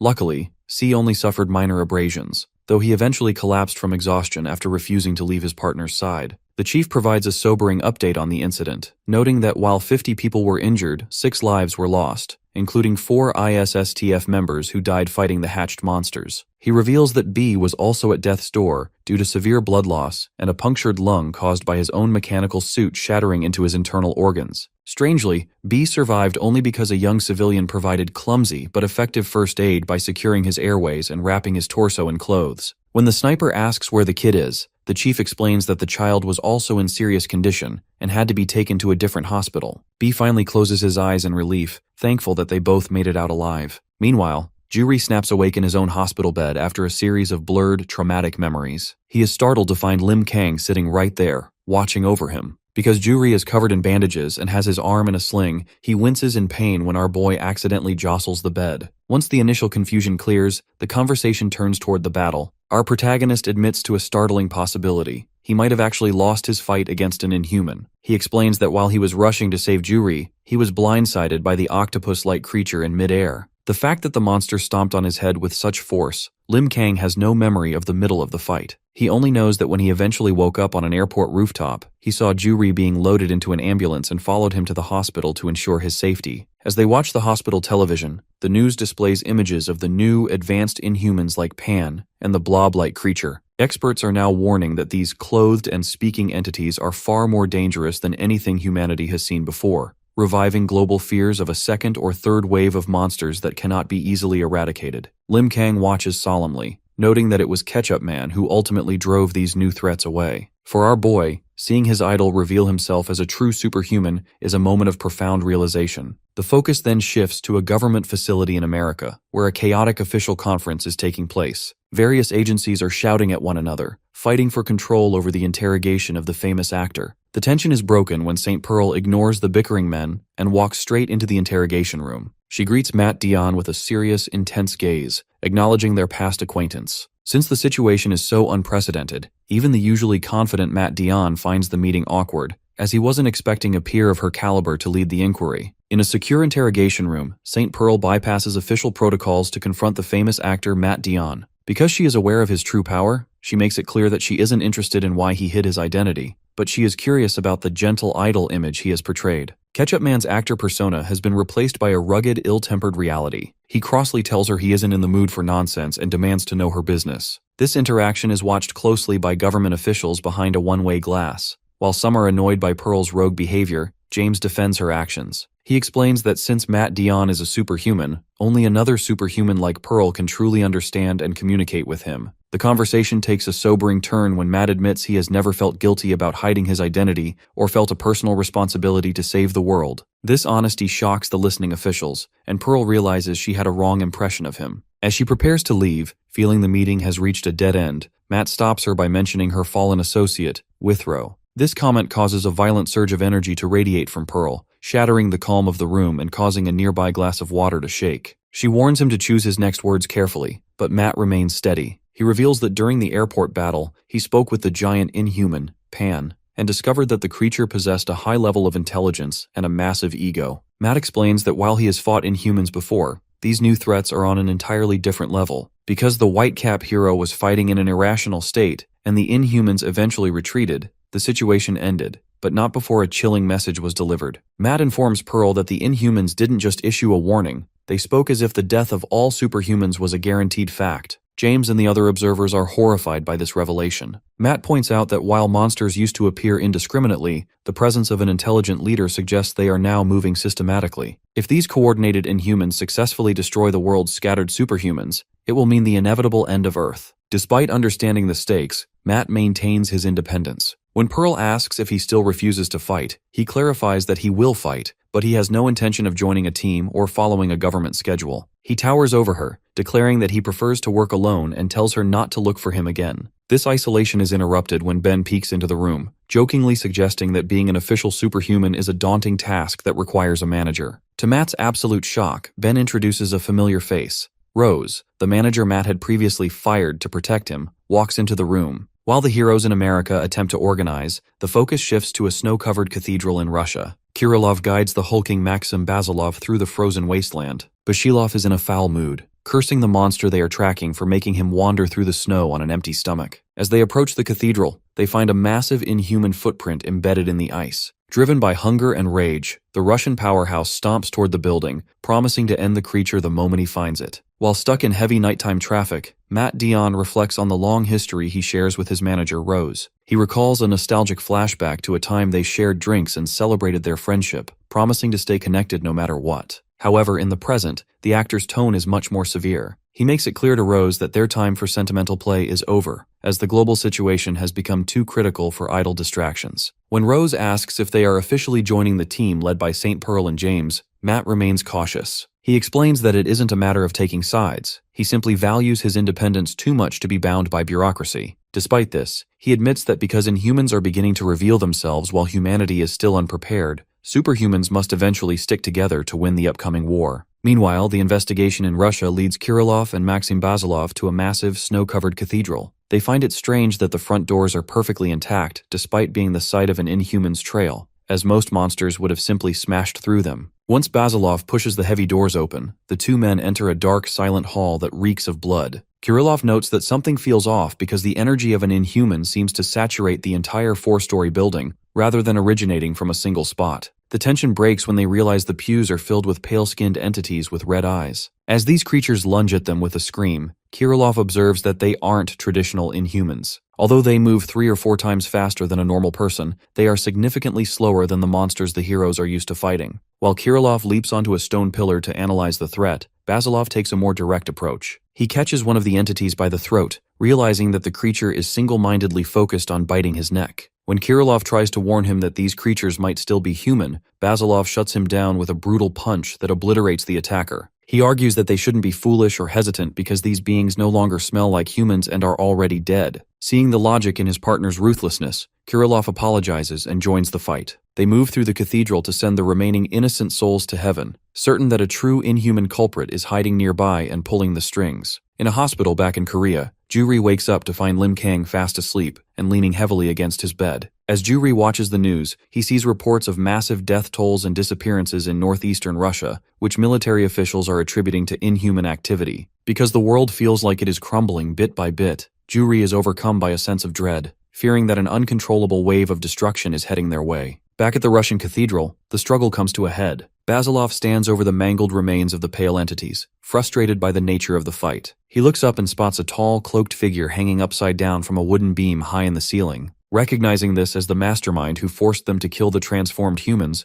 Basilov demands that the creature crawl down or face a beating. The figure silently releases its grip and drops to the floor, landing with predatory grace. As it stands to face the two heroes, it reveals a terrifying red-armored face adorned with horns and white spikes, marking the beginning of a much more dangerous confrontation. Kirillov stands alongside Maxim Basilov, calmly analyzing the strange creature perched upon the altar. Kirillov notes that while the Inhuman's physique isn't particularly large, even appearing smaller than Basilov, its appearance is incredibly bizarre. Clad in a dark cloak and a red mask, the creature is covered in wing-like structures, leading Kirillov to wonder if he is facing a bat-like entity or some kind of modern Dracula. This suspicion is reinforced by the jagged, bloody bite marks found on the victims earlier, convincing him that this monster is the source of the local vampire outbreak. Because the stakes are so high, Basilov steps forward and warns his partner to stay back. He realizes that if either of them is bitten, the transformation into a monster might be irreversible, making this a perilous fight. To prepare, Basilov grips his wrist and clenches his fists, bracing his massive frame for the impact. He launches himself forward in a sudden blur of motion, crashing through the wooden pews to strike the beast. However, the creature proves its elite reflexes by catching Basilov's massive fist with its clawed hand. The monster immediately takes to the air, unfurling its large wings to hover near the ceiling before descending back to the altar. Kirillov is impressed by the creature's flexibility, noting that it managed to guard itself using its feet while remaining perfectly composed. Unlike other Inhumans who lose their cool and act on raw instinct, this one is clearly in control of its actions. The tension spikes further as the monster's body begins to ripple and crack, entering a secondary transformation phase where it transfers its wings into its arms. The situation turns from dangerous to world-altering when the creature actually begins to speak. It identifies itself as a warrior serving a leader named Pan, mentioning that their group was impressed by the skills of those who killed another Inhuman named Ophir. This confirmation of a coordinated, intelligent hierarchy leaves both men in a state of utter shock. Basilov is confused by the name Ophir, while Kirillov begins to piece together that they are dealing with a much larger organization than they previously thought. The conversation ends abruptly when the Inhuman lets out a deafening scream and lunges from the altar. Despite Basilov's attempt to fight back by grabbing the creature's facial spikes, the monster is simply too fast. It delivers a lightning-fast barrage of punches to Basilov's jaw, drawing blood and eventually sending the Russian powerhouse flying into a pile of shattered debris. Standing over the fallen Basilov, the creature mockingly concludes that these men couldn't have been the ones who killed Ophir. It dismisses their lives as meaningless, claiming everyone will be dead soon regardless, but decides to make an exception by turning Basilov into a puppet. Just as the monster prepares to deliver this final indignity, a sudden arc of brilliant energy slashes through the air. Luckily, Kirillov intervenes just in time. He unleashes a concentrated blast that strikes the creature across the chest and shoulder, forcing it to retreat. While he regrets missing the monster's head, Kirillov stands with lightning-like energy crackling around his fingertips. Because the beast attempted to desecrate his partner, Kirillov declares that he will be the one playing with the monster now, signaling the start of a serious counterattack. Kirillov stands over his unconscious partner, Basilov, while facing down the masked Inhuman. The creature is visibly shaken, staring at a fresh, bleeding gash on its chest that it never saw coming. Since Kirillov's attack was so fast and undetectable until the moment of impact, the monster realizes it is dealing with a power that defies normal logic. However, the momentum shifts when the Inhuman's wound begins to seal. Thick, red tendrils of flesh weave together to close the opening, forcing Kirillov to realize that his opponent possesses a rapid regeneration ability. The fact that he has never encountered a creature with this level of biological resilience, Kirillov decides to stop holding back. He throws aside his brown cloak, revealing a ready stance and a cold determination. He casually mentions his deep hatred for dirty animals like bats, signaling his intent to finish the fight immediately. The Inhuman responds by lunging forward as a dark blur, but Kirillov stands his ground. As the creature swings its claws, Kirillov fires crescent-shaped energy blades. To the monster's shock, Kirillov begins materializing solid objects out of thin air to defend himself. A translucent sword appears to parry a strike, followed by a bombardment of floating, translucent fists that strike the Inhuman from multiple angles. This sequence culminates in a massive, spectral fist slamming the creature into the stone floor, creating an explosion of dust and debris. As the dust settles, Kirillov's mind drifts back to his first meeting with Basilov. In a snowy clearing years ago, he had saved the powerhouse by perfectly slicing a blue-skinned monster in half from the shadows. When the confused Basilov demanded to know who he was, Kirillov simply introduced himself as a wandering painter and a superhuman. Back in the present, the Inhuman stands back up, bloodied but still dangerous. It acknowledges Kirillov's strength, noting that while it has killed superhumans before, it never expected to find one this capable. The creature disappears again, striking Kirillov with a powerful kick that sends him skidding backward. Luckily, Kirillov recovers instantly, using a translucent blue shield emblazoned with a fleur-de-lis to block the next blow. As the two warriors lock eyes through the glowing shield, the secret of Kirillov's power is revealed through a past conversation with Basilov. Kirillov explains that he doesn't just fight, he paints on the air. By using his imagination to materialize the things he draws, he can create axes, swords, or shields at will. Because his thoughts become reality, the wandering painter stands as one of the most unpredictable and versatile threats the Inhuman hierarchy has ever faced. In a past conversation, Basilov recalls seeing a monster sliced apart by a thrown object and realizes that Kirillov was the one responsible. Kirillov confirms this, explaining that he had manifested and thrown a spectral axe. He notes that the greatest strength of his ability is the sheer speed of his projectiles, which makes them nearly impossible for the human eye to track. Since he can increase the velocity of these objects through intense mental focus, they become incredibly difficult for any opponent to avoid. However, this power comes with a heavy price. Kirillov reveals that every time he uses his ability, he gradually loses his vision. While he hasn't gone completely blind yet, the risk of permanent darkness looms over every battle he enters. Back in the present struggle at the cathedral, a blue shield hovers between the combatants. Seeking to end the fight, the painter focuses his energy to draw a new weapon,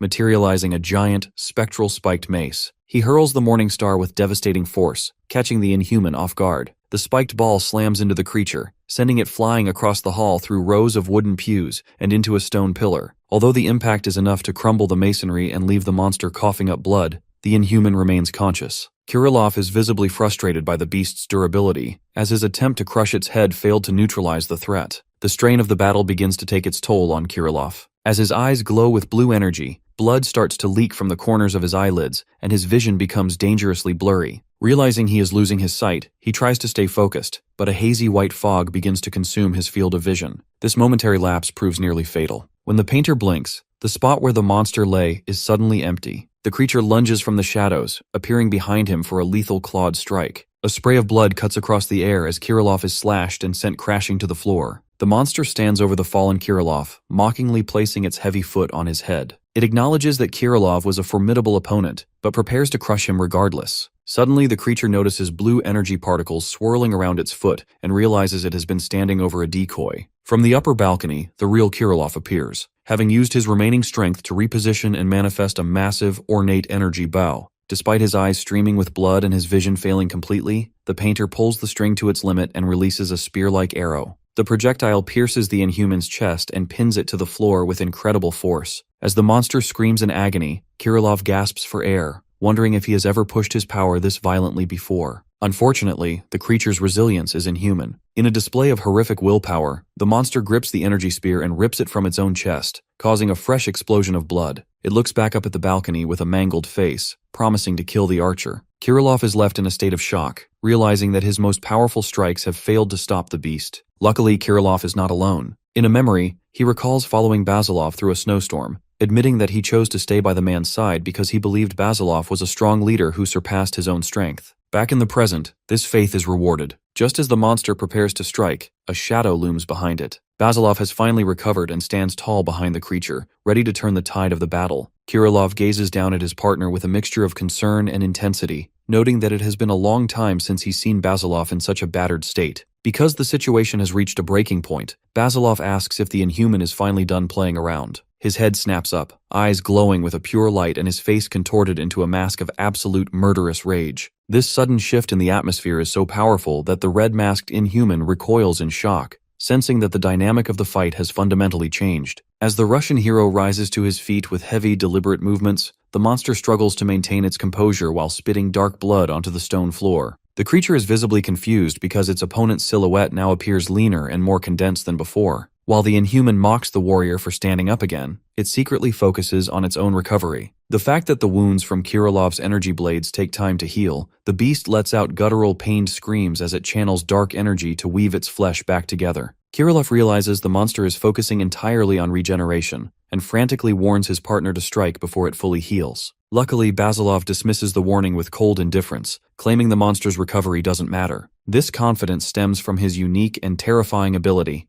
rapid digestion. In a past memory, the two friends discussed how this power allows Basilov to dramatically increase his body strength, dynamic vision, and muscular speed as his body burns through fat. Because this ability cannot be manifested by choice, it requires a challenging opponent to act as a catalyst. This means the man only becomes stronger by being overpowered or pushed to his physical limits. Until today, no one had ever pushed him far enough to reach his maximum combat efficiency. Back in the present, the Inhuman feels its strength returning and lunges at Basilov with explosive, zigzagging speed. However, the monster's increased velocity is useless against the now condensed warrior. Basilov effortlessly tracks the movement and catches the creature by its head horn, mockingly congratulating the beast for being the first opponent to push his digestion this far. Basilov looms over the monster, his body steaming with heat and his muscles expanded to their absolute breaking point. Basilov delivers a punch of such unimaginable force that the resulting shockwave pulverizes everything in the hall, leaving the Inhuman crumpled against a stone pillar. Terrified and bleeding profusely, the creature realizes it will die if it continues to fight on the ground. Desperate to escape, the monster erupts two massive leathery wings from its shoulders and smashes through the cathedral's high windows, soaring into the stormy night sky. Kirilov watches in shock as the beast attempts to fly away, but the chase is short-lived. Basilov launches himself from the floor with a force, shattering the stone beneath his feet to soar after the retreating monster. In a blur of motion, the Russian hero catches up to the creature in mid-air. Towering over the terrified beast, he delivers a final crushing strike to the Inhuman's skull, declaring his hatred for the dirty creatures as the impact radiates through the building. Luckily, Kirilov is able to shield himself from the resulting shockwave, though the pressure nearly blows him off his feet. As Basilov delivers a devastating overhead blow, the heat radiating from his expanded muscles causes the entire structure to groan under the stress. This extreme impact proves too much for the architecture. As blood drips onto the wreckage of the neutralized monster, the ceiling begins to collapse. This forces Kirilov to urgently shout for them to evacuate the crumbling church immediately. Once they emerge into the blinding Russian snowstorm, the two warriors walk away as the falling snow begins to cover their tracks. Kirilov acknowledges that the opponent was undeniably tough, but he remains concerned about the risks of the encounter. He checks his partner for any bite marks, knowing that the Inhuman's teeth posed a secondary threat of transformation.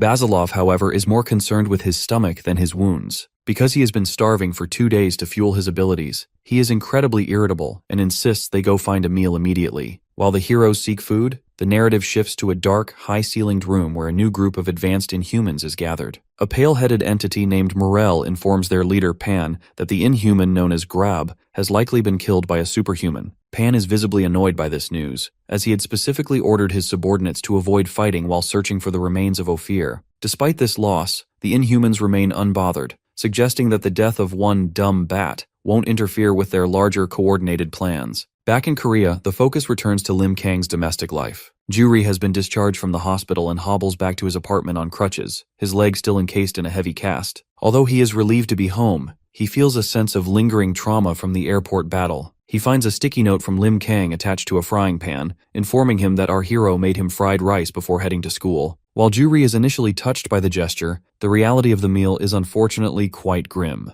After taking a single bite, Juri realizes the food has gone bad, leaving him sweating and pale as his face turns a sickly color. At Seoyeon High School, Lim Kang is busy navigating the social pressures of being a normal student. His classmates, Daebang and Chang Ryul, try to pressure him into buying them lunch at the cafeteria, but our protagonist plays it cool by claiming he has no money. As they walk through the hallways, the students discuss the recent events at Incheon Airport. Chang Ryul expresses his dread, noting that the Inhumans appeared so powerful that even Ketchup Man stood no chance. Because the monsters retreated on their own terms rather than being defeated, the students fear the world might be nearing its end. However, Chang Ryul finds hope in the existence of the White Cap hero, reminding his friends that they have protectors watching over Korea. Lim Kang listens to this conversation in solemn silence, his expression unreadable as he hears his classmates' desperate trust in him. Back at the apartment, Juri is still struggling, his mind plagued by nightmares and the psychological after-effects of seeing the Inhuman Pan up close. He wonders how Lim Kang can continue living a normal life while carrying the burden of fighting such horrors anytime and anywhere. As our hero looks out at the bright sky through a school window, he is left contemplating his own identity and what his purpose truly is in this changing world. Because he is seeking answers, Lim Kang reaches into his pocket and pulls out a small, crumpled piece of paper, which is revealed to be the business card for the Sub-Mu Martial Academy. As he stares at the name Lee Mun-gu, he is pulled back into a memory of the tournament where the elderly Oh Bang-wan claimed he had many questions to answer. Because the old man stole the champion's trophy and vanished, our boy recalls the cryptic instruction to seek him out at Mount Yangpo. This internal reflection is cut short when his classmates, Daebang and Chang Ryul, approach him. To avoid suspicion, the protagonist quickly hides the card and joins them, playing off his distraction as nothing more than a passing thought. Later that evening, the scene shifts to the apartment where Juri is recovering from his injuries. While the two eat pizza together, our guy mentions his plan to visit the dojo. This decision is driven by a need for answers, especially since Lim Kang has realized that the thief grandpa is actually a superhuman. When his handler asks how he can be so sure, our protagonist explains that it's an instinctual feeling,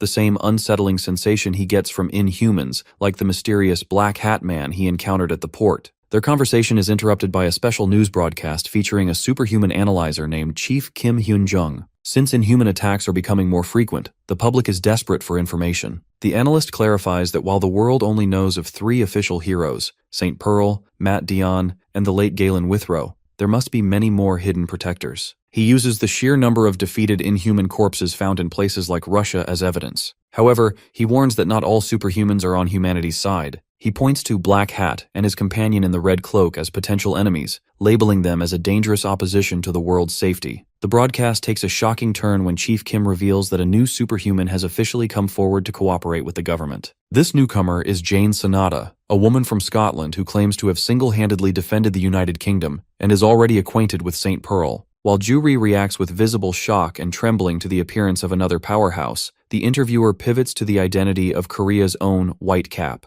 This causes both Lim Kang and Juri to break into a cold sweat as the analyst claims to have figured out the hero's identity. Luckily, the tension evaporates into comedy when the chief confidently asserts that the White Cap is likely a woman in her late 40s, or a foreigner. Since every single detail of the analysis is wrong, the two sit in stunned silence, realizing the experts are actually clueless about our boy's true life. The next morning, our protagonist prepares to head out to Mount Yongpo in a tracksuit. Although Lim Kang offers to go alone to spare his injured friend the trouble, Juri insists on coming along. He argues that the young hero is too inexperienced to handle a seasoned scammer like Oh Bang-won. Armed with his crutches and a sense of justice, the handler declares that it takes a scammer to deal with a scammer. With their plan set, the duo sets off toward the mountain to reclaim their trophy and uncover the secrets of the elderly martial artist. Lim Kang leans back on a bench at a remote rural bus stop, his face etched with exhaustion from their long journey. Because they have been traveling for so long, our boy is already asking how much further they have to go. Juri checks his phone while adjusting his leg cast and crutch, noting that they are almost at their destination if they can just catch this final bus. The protagonist is particularly drained because he missed breakfast, a significant problem for someone who typically eats 4 meals a day. As they wait, Juri looks out over the endless fields and mountains with growing annoyance. The fact that the neighborhood is completely devoid of stores or supermarkets, the young man jokes that they might have to hunt mudfish just to survive the afternoon. Lim Kang remains skeptical, pointing out that they have already been waiting for 40 minutes. Luckily, Juri remains confident in a blog post he read, insisting this is the only viable route to Mount Yongpo. This journey has been a test of endurance, involving crowded trains, city walking on crutches, and endless bus rides through the countryside. The silence of the farmland is eventually broken by a distant mechanical hum. To Juri's relief, a bus finally appears through the road. Once they board, the friendly driver confirms they are heading toward Mount Yongpo. He promises to alert them when they reach the final stop, allowing the two travelers to settle in for the last leg of the trip.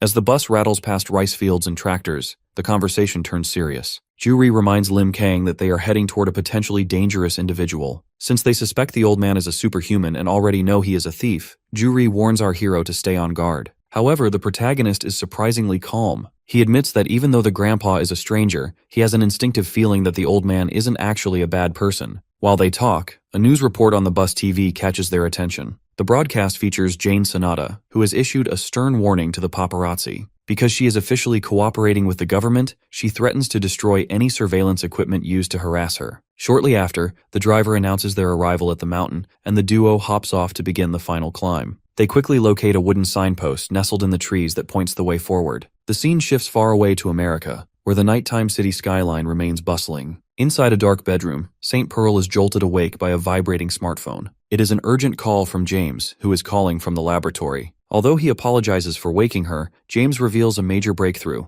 They have finally obtained the restored CCTV data from the Opera cruise ship. Because the technicians have narrowed the footage down to the exact location of the fight with the Inhumans, Pearl refuses to wait until morning. She throws off her covers and prepares to leave immediately, determined to analyze the footage alongside the team. She knows that every second counts in understanding the tragedy that occurred at sea. Back in Korea, the trek up the mountain becomes increasingly difficult. Juri has begun keeping a journal, following his sister's habit of recording everything. He notes that the path to the Submu Martial Academy feels more like a trail for animals than humans, describing the mountain as the worst terrain he has ever encountered. The journey involves crossing shallow streams and navigating precarious suspension bridges. Because of his injury, Juri feels like a burden, but he admits in his notes that he couldn't let our boy go alone. He has started to feel a deep sense of unease whenever Lim Kang is out of his sight, plagued by terrible thoughts of what might happen. After navigating a dark cave that looks like it belongs in a ghost story, their persistence finally pays off. The traditional gates of the academy loom before them, signaling that they have reached their destination. Meanwhile, in the American ISSTF lab, the doors slide open as St. Pearl arrives. James and Ben look up from their monitors with grim expressions. James informs her that while she was on her way, they successfully located 2 camera angles that captured the sight of Galen Withrow's body. However, he warns her that the footage contains something that seems very wrong, hinting at a disturbing discovery within the digital records. St. Pearl watches with a shocked expression as James urgently orders Ben to bring the recovered data onto the main screen. Because Pearl has finally arrived, Ben provides a brief rundown while his hands fly across the keyboard. He pulls up the CCTV footage from the Opera cruise ship's banquet hall, where the brutal battle against the Inhumans took place. The screen displays 6 different angles, but Ben narrows the focus down to angles 2 and 5, which are the only ones that captured the fallen figure of Galen Withrow. James adjusts his sunglasses as sweat drips down his face, visibly anxious about what they are about to see. Since the quality of the second angle is poor, the team focuses on the fifth camera. Ben notes that the flickering in the video isn't a technical glitch.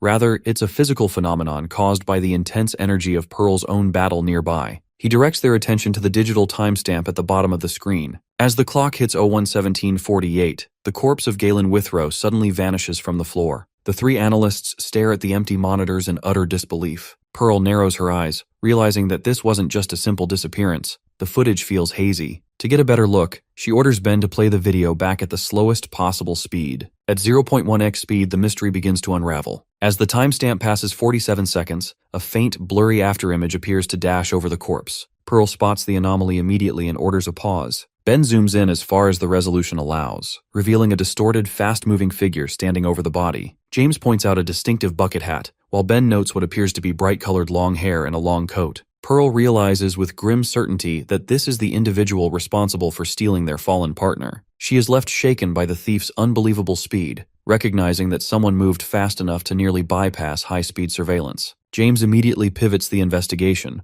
ordering a check of all boarding and disembarking footage to find anyone matching these specific features. Meanwhile, back in Korea, the scene shifts to the quiet slopes of Mount Yongpo. Lim Kang and a recovering Ju Ri, who is still navigating on crutches, arrive at a traditional house. Our boy wonders if anyone is even home, but Ju Ri's sharp ears pick up a distant sound. Suddenly, they run into Lee Moon-gu, the instructor from the tournament. Luckily, the greeting is friendly, as Moon-gu assumes our protagonist has finally decided to join the academy to study martial arts. However, the duo quickly clarifies that they are only there to retrieve the stolen Alley Cup trophy. Just then, the elderly Oh Bang-won appears, casually carrying the trophy. He offers it back to them without a fight, much to the boys' surprise. While Ju Ri is frustrated and scolds the old man for making them suffer through a mountain trek just to reclaim their property, Oh Bang-won remains unbothered. He offers a half-hearted apology, claiming he is a bit of a kleptomaniac, and tells them they are free to leave. As the old man walks away toward a high cliff, our hero feels a deeper pull for answers. He follows the master to the edge of the precipice. When the old man asks why he is being shadowed, Lim Kang speaks with a heavy, honest gaze. He admits that while the world calls him a superhuman, he has no idea what that actually means or who he really is. The master listens in silence before reaching down to pick up a jagged rock. Oh Bang-won poses a cryptic challenge, asking our guy if he could catch the rock before it hits the ground if it were thrown. Before our boy can even process the question, the master hurls the stone with immense power. While the boys are still reeling from the shock of the throw, the old man suddenly pivots. In a terrifying display of high-speed aggression, he launches a powerful kick toward the defenseless Ju Ri, sending the handler flying backward over the edge of the cliff. Our boy reacts with superhuman speed the moment he sees Ju Ri get tossed over the cliffside. As the handler plummets toward the abyss, our protagonist launches himself from the edge with enough force to crumble the rock beneath his feet. He dives into the gorge, accelerating his descent to catch up with his falling friend.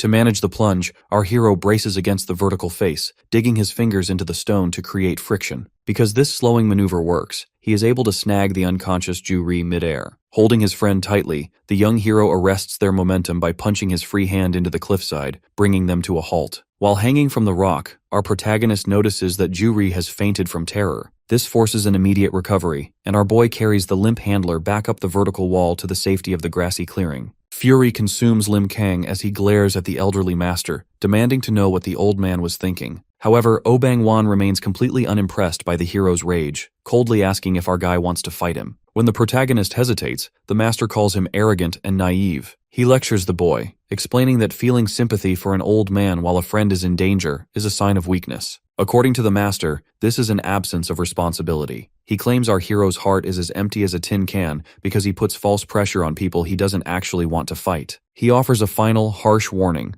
With such a nasty and indecisive attitude, our hero will die sooner than he thinks. The tension is broken when the protagonist realizes Ju Ri has actually stopped breathing. This sudden crisis startles the old man, who immediately drops his tough persona and rushes back to help. Because emergency services can't reach this remote location, the two of them work together on the grass to massage the handler's legs and revive him. Luckily, the effort is successful, and the story shifts to the quiet of the academy at night. Lee Moon-gu attempts to welcome the newcomers by providing them with official academy uniforms, but Ju Ri is far from enthusiastic. Sitting on the porch with a bandaged head and a mask, the handler dejectedly explains that he has no intention of learning martial arts. When the instructor asks about Lim Kang, Ju Ri notes that our boy is the type who doesn't listen and has already wandered off to hunt wild boars. Sensing the tension, Moongu tries to defend the master's actions. He explains that while the old man's methods look dangerous, he possesses amazing foresight and always knows what is safe. The instructor reveals a softer side of the academy, explaining that most of the people there are outcasts who lost their homes and families. Because the master took them in when they had nowhere else to go, Moongu views him as a truly good person despite his kleptomaniacal tendencies. He dismisses the current silence of the academy by explaining that the other 10 students are away on a 2-day field training trip. Even though Ju-ri remains skeptical and focused on his injuries, the instructor remains enthusiastic, promising a training regimen where harshness and fun coexist. Despite the trauma of the day, Ju-ri records in his journal that the master is the worst, yet strangely admits that the situation is a bit interesting. In a quiet cafe, the famous Scottish superhuman Jane Sonata meets with St. Pearl, initially masking the seriousness of her visit with casual banter and exaggerated charm. The fact that Jane is a major public figure, their presence causes a stir with the waitress, but Pearl quickly cuts through the distractions to demand the real reason for their meeting. This forced Jane to revisit a memory from just before the tragic opera cruise ship incident, a time when she had unsuccessfully tried to introduce Pearl to another superhuman she cherishes like a younger sister, a girl named Sui. Jane reveals that Sui recently stumbled upon a horrifying scene on a European street that changes everything they know about their kind. While Sui was out at night, she witnessed a massive blue-haired man ruthlessly choking a victim to death. Because Sui has extensive experience fighting Inhumans, she immediately sensed that this killer was actually a human superhuman. She was disturbed not just by the murder, but by the fact that the man possessed enough raw grip strength to crush human neck bones with a single hand, a feat impossible for a normal person. Luckily, Sui intervened by leaping from a balcony to deliver a surprise flying kick, but the killer managed to block the strike with his forearm, confirming he was indeed a powerhouse. During the brief struggle, Sui noticed something even more unsettling. Even while being attacked, the man refused to let go of the corpse. Rather than staying to fight, the killer eventually snatched up the body and leaped into the air to escape. As a result of this encounter, Sui realized she wasn't just dealing with a lone murderer. She spotted a second silhouette moving in tandem with the killer across the rooftops, suggesting the existence of an organized group of superhumans who kill people. Unfortunately, the situation has turned from a mystery into a tragedy. Despite Jane's warnings, the headstrong Sui went out alone to track the group down. Jane looks devastated as she informs a shocked Pearl that she has officially lost contact with her friend. Since Sui has now been missing for 5 days, Jane fears the worst has already happened. While this shadow of a new threat looms over Europe, the focus shifts back to the early dawn at Mount Yangpo in Korea. Oh Bang-won walks through the misty fields as our protagonist approaches him. The atmosphere between them has shifted from the previous night's chaotic revival to one of lethal intensity. Because he is no longer interested in games, the elderly master fixes our boy with a menacing glare. He declares that he is going to ask a few final questions, and he issues a chilling ultimatum.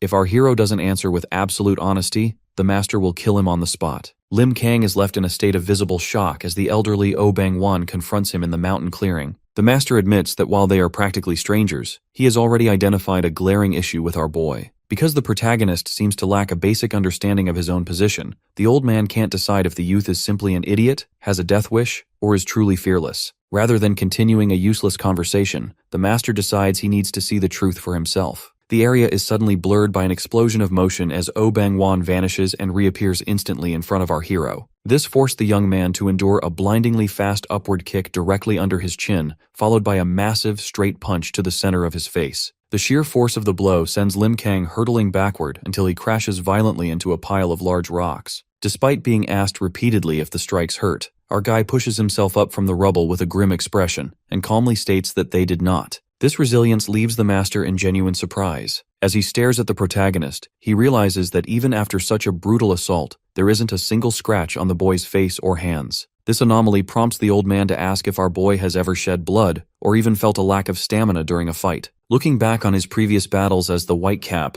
our hero admits he has never bled or felt exhausted. Even when posed with a hypothetical scenario of fighting non-stop for an entire year, our protagonist blankly agrees to do it, revealing that the very concept of physical limits doesn't exist in his mind. Because of this realization, the master's tone becomes more serious as he begins an ethics lecture on the nature of their gifts. He explains that every superhuman possesses an essential power known as incensed. No matter what name people give it, this energy is the reason why knives snap and bullets flatten against a superhuman's skin. Because this energy permeates their bones and muscles, it creates a gap in power that varies from person to person. While other heroes like St. Pearl and Basilov have bloomed and awakened their own unique specificities, the master points out that something is fundamentally wrong with our protagonist. The elderly man delivers a final piercing verdict while pointing directly at our hero's chest. He explains that while every superhuman eventually opens their eyes to their own specific power, Lim Kang is currently an outlier. Since his incensed has failed to bloom, the boy is effectively a vessel of infinite energy that hasn't yet found its true expression. Master Oh Bangwan reflects on the brutal strikes he delivered to Lim Kang,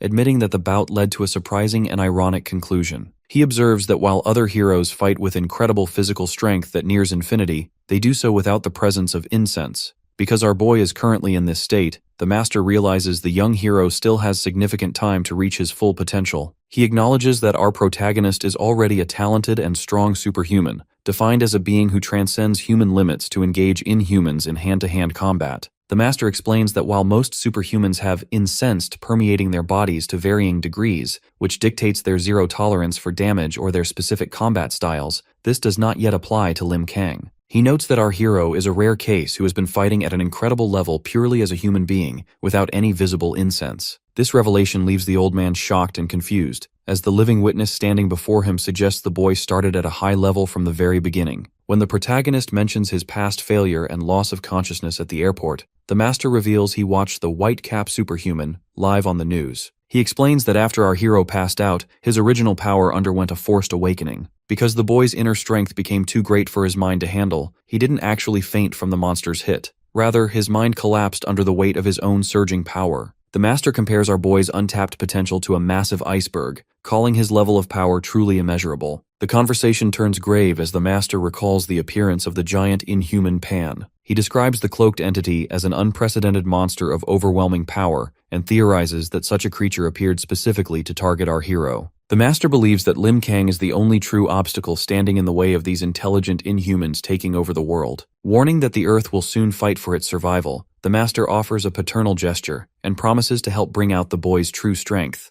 apologizing for the earlier violence before leading him away to eat. Meanwhile, Juri records his experiences in his journal as the other members of the academy return from their off-season training. Although his leg is still in a cast, the muscular students immediately put the newbie to work chopping firewood as a form of rehabilitation. Juri describes a grueling few days involving painful acupuncture treatments from the master, which he jokingly compares to being turned into a hedgehog. Despite the hardship, he begins training at a wooden dummy, finding a strange sense of belonging, even as he questions if the others realize his friend is the famous White Cap hero. As the days pass, Lim Kang and the master often disappear together for what Juri suspects is special training, returning only when it is time to eat. While our boy is frequently punished for accidentally breaking training equipment, the bond between the group grows. That night, the elderly master gently tucks a blanket over the two sleeping boys, watching over them as they rest from their labors. In the quiet mountain academy, Juri is faced with a practical dilemma. Our protagonist needs to return to school. Because the transition from the chaotic training on the mountain to a regular academic life is so stark, the handler is prepared to confront the elderly master Oh Bangwan if he refuses to let the boy leave. However, the master surprises them both by encouraging Lim Kang to head back immediately. He suggests that if our boy runs the entire way, he can use the long distance as a productive part of his endurance training. Lim Kang begins preparing for the journey, tying his sneakers while Juri provides a list of errands to handle back home. Since the handler won't be returning just yet, he asks the hero to pack his undergarments, a charger, and even a game console and laptop. After receiving clear directions on which way to run, our boy offers a small smile and tells his friend not to worry. In an instant, the peaceful courtyard is shattered by an explosion of dust as our hero launches himself into the air. Oh Bangwan watches from the tiled roof as white streaks arc across the sky, marking the protagonist's high-speed departure, before casually inviting Juri to go fishing. Meanwhile, the scene shifts to the high-tech environment of Ben's lab.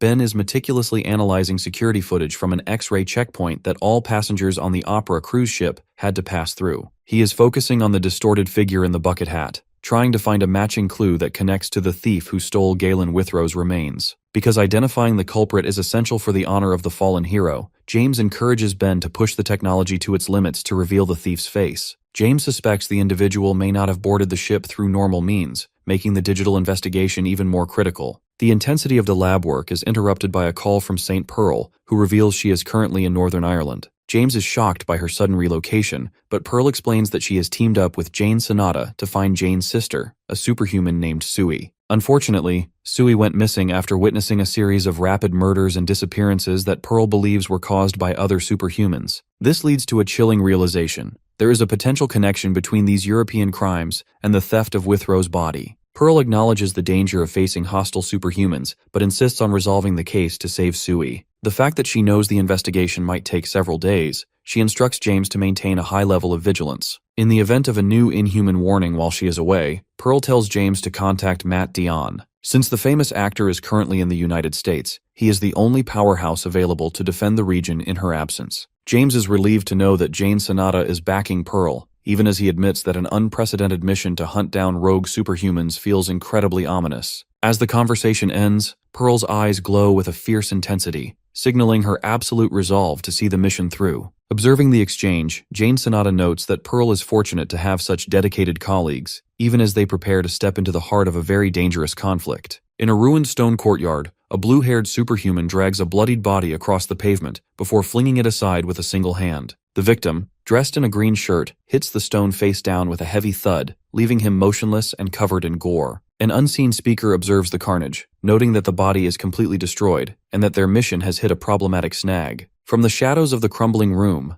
a man with long white hair seated in a chair assumes command, issuing a new mission to the assembled figures. 3 days prior in Northern Ireland, a local named Hershey sits exhausted at David's pub, demanding one more drink. The muscular, tattooed bartender, David Joshua, tries to cut him off, but the drunkard becomes defensive and orders a cup of Balkan from a new staff member in the back. Because a string of serial killings and disappearances has plagued the neighborhood, Hershey is terrified of walking home in the dark and begs David to drink with him until morning. Their bickering is interrupted when the pub door swings open and a man in a gray coat named Matthew McCurry enters, playfully pointing a handgun at the group. Although the bartender is unbothered by the detective's dangerous sense of humor, Matthew eventually lowers the weapon and settles in for a beer. The mood turns somber as Matthew, a veteran police officer, discusses the local crisis. He notes that 13 people are missing and the victims share no common connections. Even more disturbing is the discovery of a mutilated blue inhuman body found in the street with its upper torso and limbs missing. A death so strange and surgical that Matthew doubts a typical superhuman was responsible. During the briefing, the new bartender, Pebo, suggests that the killings and the inhuman murder might all be the work of the same person. As the night winds down, David orders his staff, Evan and Gasvidal, to begin closing the shop.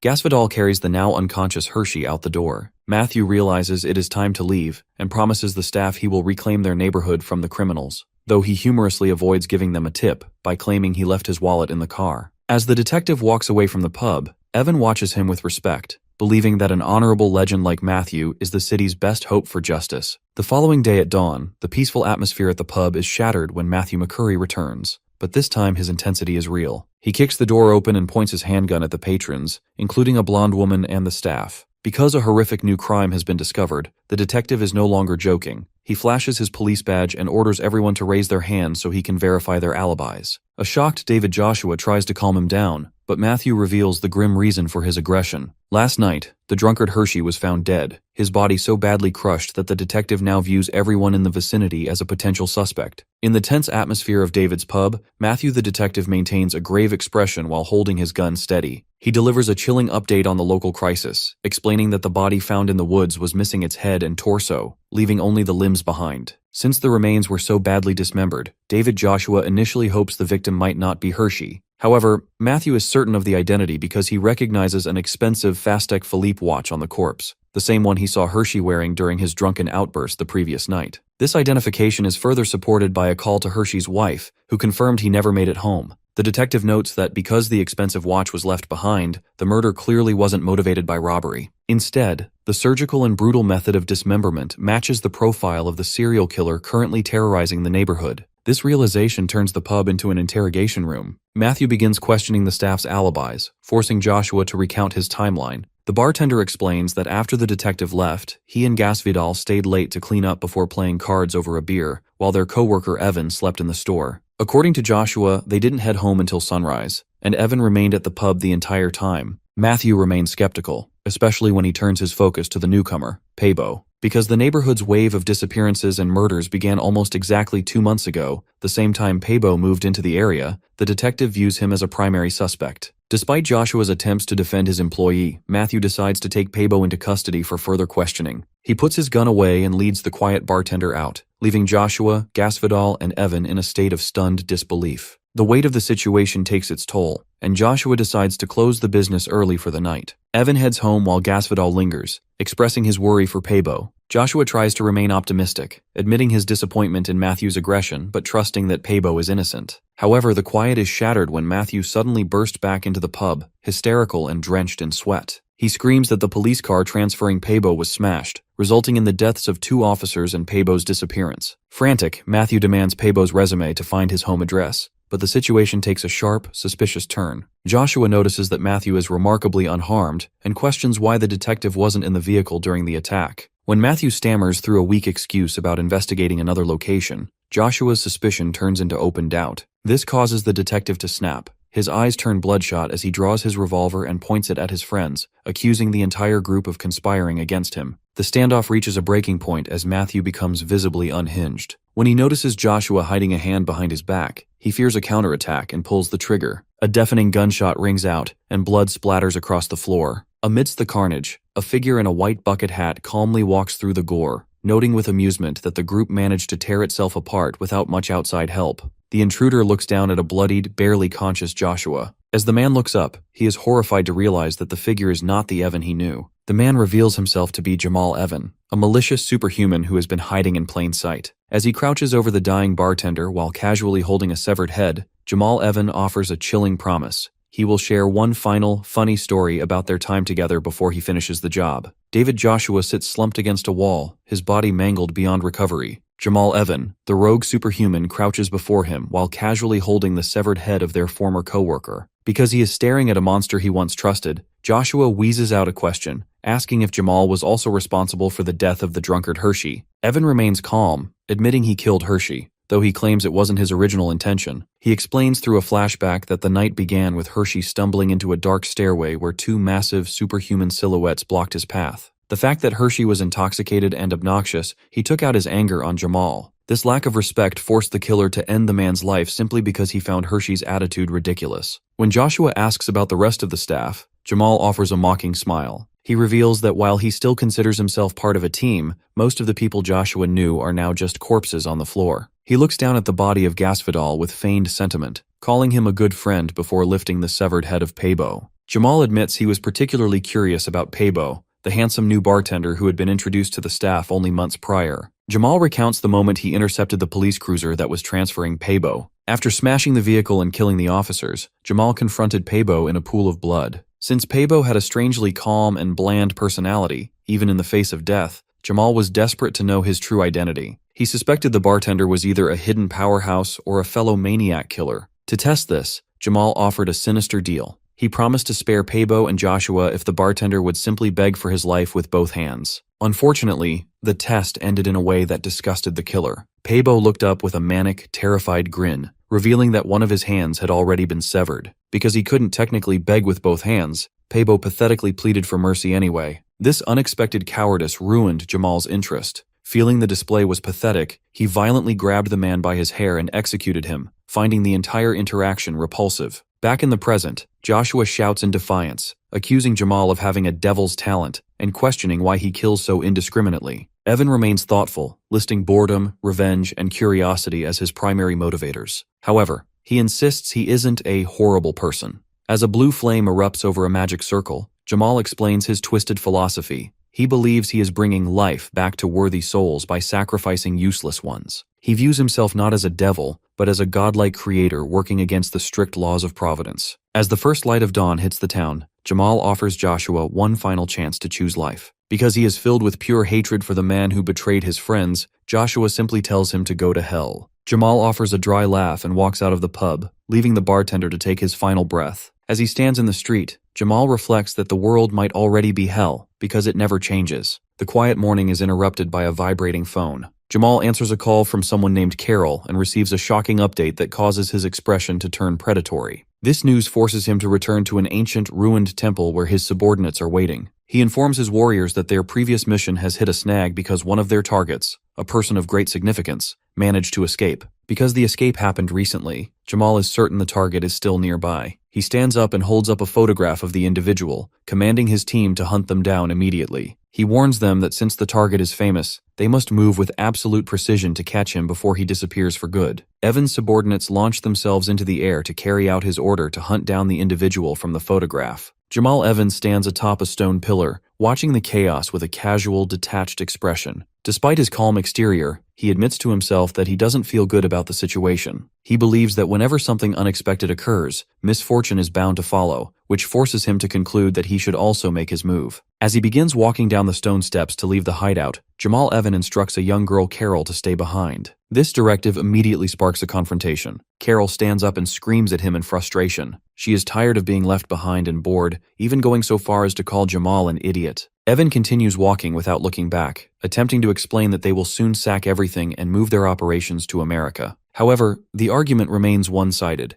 Carol continues to pout and shout insults after him, leaving him to wonder what she is even babbling about as he departs. Meanwhile, the focus shifts to Londonderry, one of the largest cities in Northern Ireland. On a balcony overlooking the city, Jane Sonata provides a grim update to St. Pearl. Because 2 more people went missing just before they arrived, Jane explains that the local damage is becoming endless. Despite the city being a ghost town at night, the disappearance cases aren't dropping, and the authorities have been unable to solve the mystery. Jane notes that the last place they could reach their missing friend, Suey, was right here in Londonderry. She theorizes that the culprit is likely inexperienced because he hasn't moved locations despite the rising heat. St. Pearl listens with a serious expression, realizing that if the killer runs away once the government officially announces an investigation, they will lose their chance to find him. Just as the 2 superhumans begin to coordinate an ambush, an emergency notification flashes across their phones. A Li Injong alert, the term for an inhuman threat, has been triggered in Campsie, the village right next to theirs. The alert reports numerous deaths on the route from the Derry airport. This sudden crisis forces St. Pearl to change the plan immediately. She realizes that once an inhuman is caught, their presence in the area will be exposed to their enemies. Looking toward the horizon,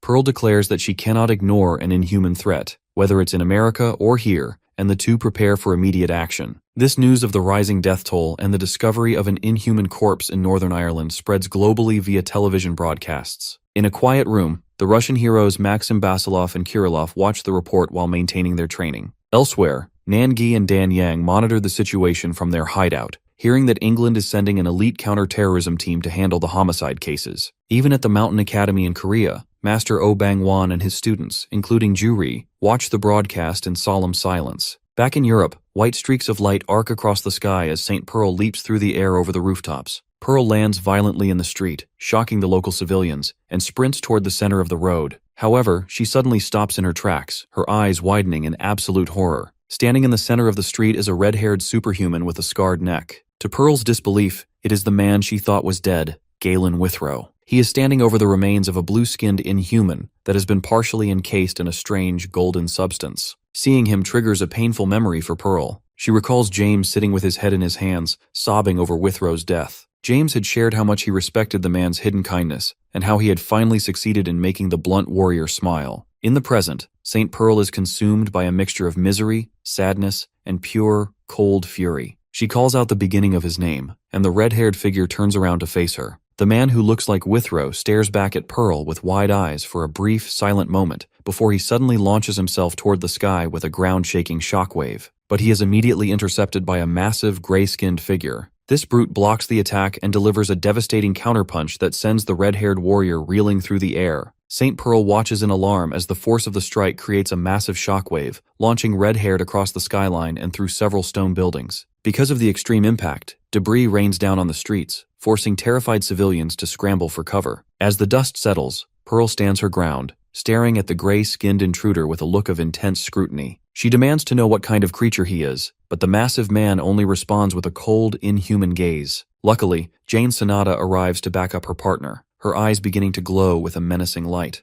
Jane is visibly pale and confused by the sight of the kneeling, scarred man on the ground, but she quickly shifts into a combat stance. She warns the intruders that she wants immediate answers regarding who they are and why they are causing such chaos. The tension breaks when a blue-haired man with a scarred face finally speaks. He claims that he and the gray brute only exist to serve a leader named Evan. This statement shocks both superhumans, especially when the man explains that they are simply taking back the red-haired warrior because he originally belonged to Evan. St. Pearl is finished listening to what she considers nonsense. She radiates a powerful aura and declares that she is taking her friend back regardless of their claims. The standoff is interrupted by a new, detached voice echoing from a nearby bridge. Jamal Evan, wearing his signature white bucket hat, sits perched on a stone railing, looking down at the scene with curiosity. He admits he never imagined running into the world's strongest superhumans here, noting that he hasn't heard any updates from his subordinate Carol. Despite the high stakes, Evan remains relaxed and even offers a mocking compliment to Pearl's appearance now that she isn't wearing her hero suit. This disrespect only fuels Pearl's rage, and she threatens to kill everyone on the spot if she doesn't get a straightforward answer about Evan's involvement. Evan leans forward, attempting to de-escalate the situation by suggesting they talk instead of fight. He acknowledges that facing both St. Pearl and Jane Sonata at once could cost him nearly 80% of his power, a risk he isn't willing to take while his current project is so close to completion. However, Pearl ignores the strategic talk and focuses on the condition of her friend. She demands to know what happened to Withrow, leading Evan to reveal a horrifying truth. With a look of twisted pride, the villain claims he saved the warrior by literally gluing his severed head back onto his body and giving him a new life. Evan expresses a bored annoyance, explaining that after Withrow regained his senses, he ungratefully ran away, which is why the group was hunting him down.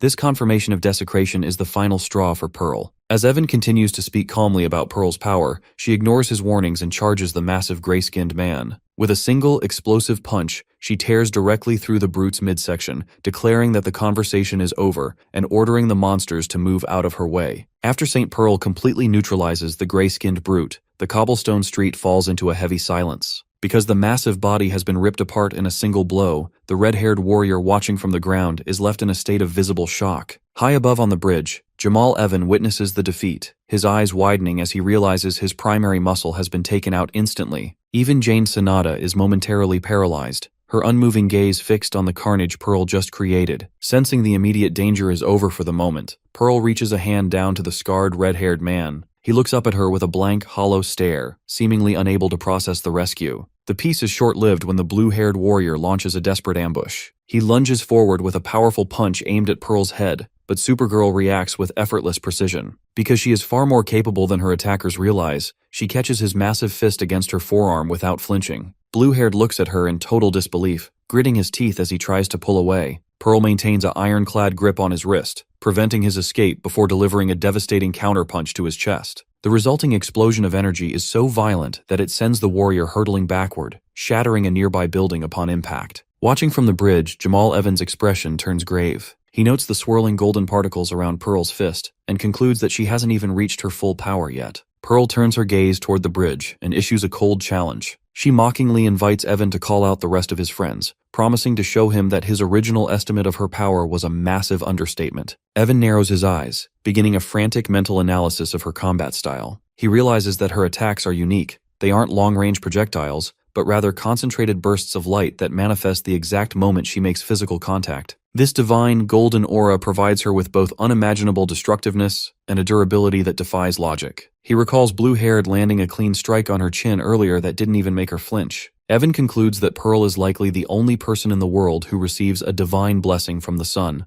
evidenced by the fact that the temperature of the entire area has risen just by her presence. Rather than being intimidated, Jamal Evan lets out a mocking laugh, praising her endless charm. However, the battlefield takes a grotesque turn behind them. The defeated blue-haired struggles to rise, coughing up thick globs of blood as his body begins to mutate unnaturally. He lets out a bone-shaking scream while his muscles bulge and tear through his clothing. To St. Pearl's horror, a scorpion tail erupts from the warrior's back. This new form is faster and more lethal. The mutated blue-haired lashes out with his tail, striking the ground with such force that the pavement shatters. Pearl is forced to leap back, noticing a dark poison dripping from the tip of the stinger. She quickly realizes this transformation is disturbingly similar to the Inhumans they usually fight. Blue-haired begins a synchronized barrage of fists and tail strikes, forcing Pearl to maneuver through a blur of high-speed attacks that turn the street into a wasteland of dust and rubble. Seeing that his subordinate has chosen to fight to the death, Jamal Evan decides to depart. He turns away and begins walking across the bridge, tipping his hat as a final gesture of respect for Blue-haired's determination. Unfortunately for the villain, his exit is interrupted by a shadow. A giant boulder hurtles from the sky, slamming into the bridge with a deafening roar. Evan vanishes in a blur to avoid being crushed, reappearing on the street below just as the stone structure shatters. Before he can recover,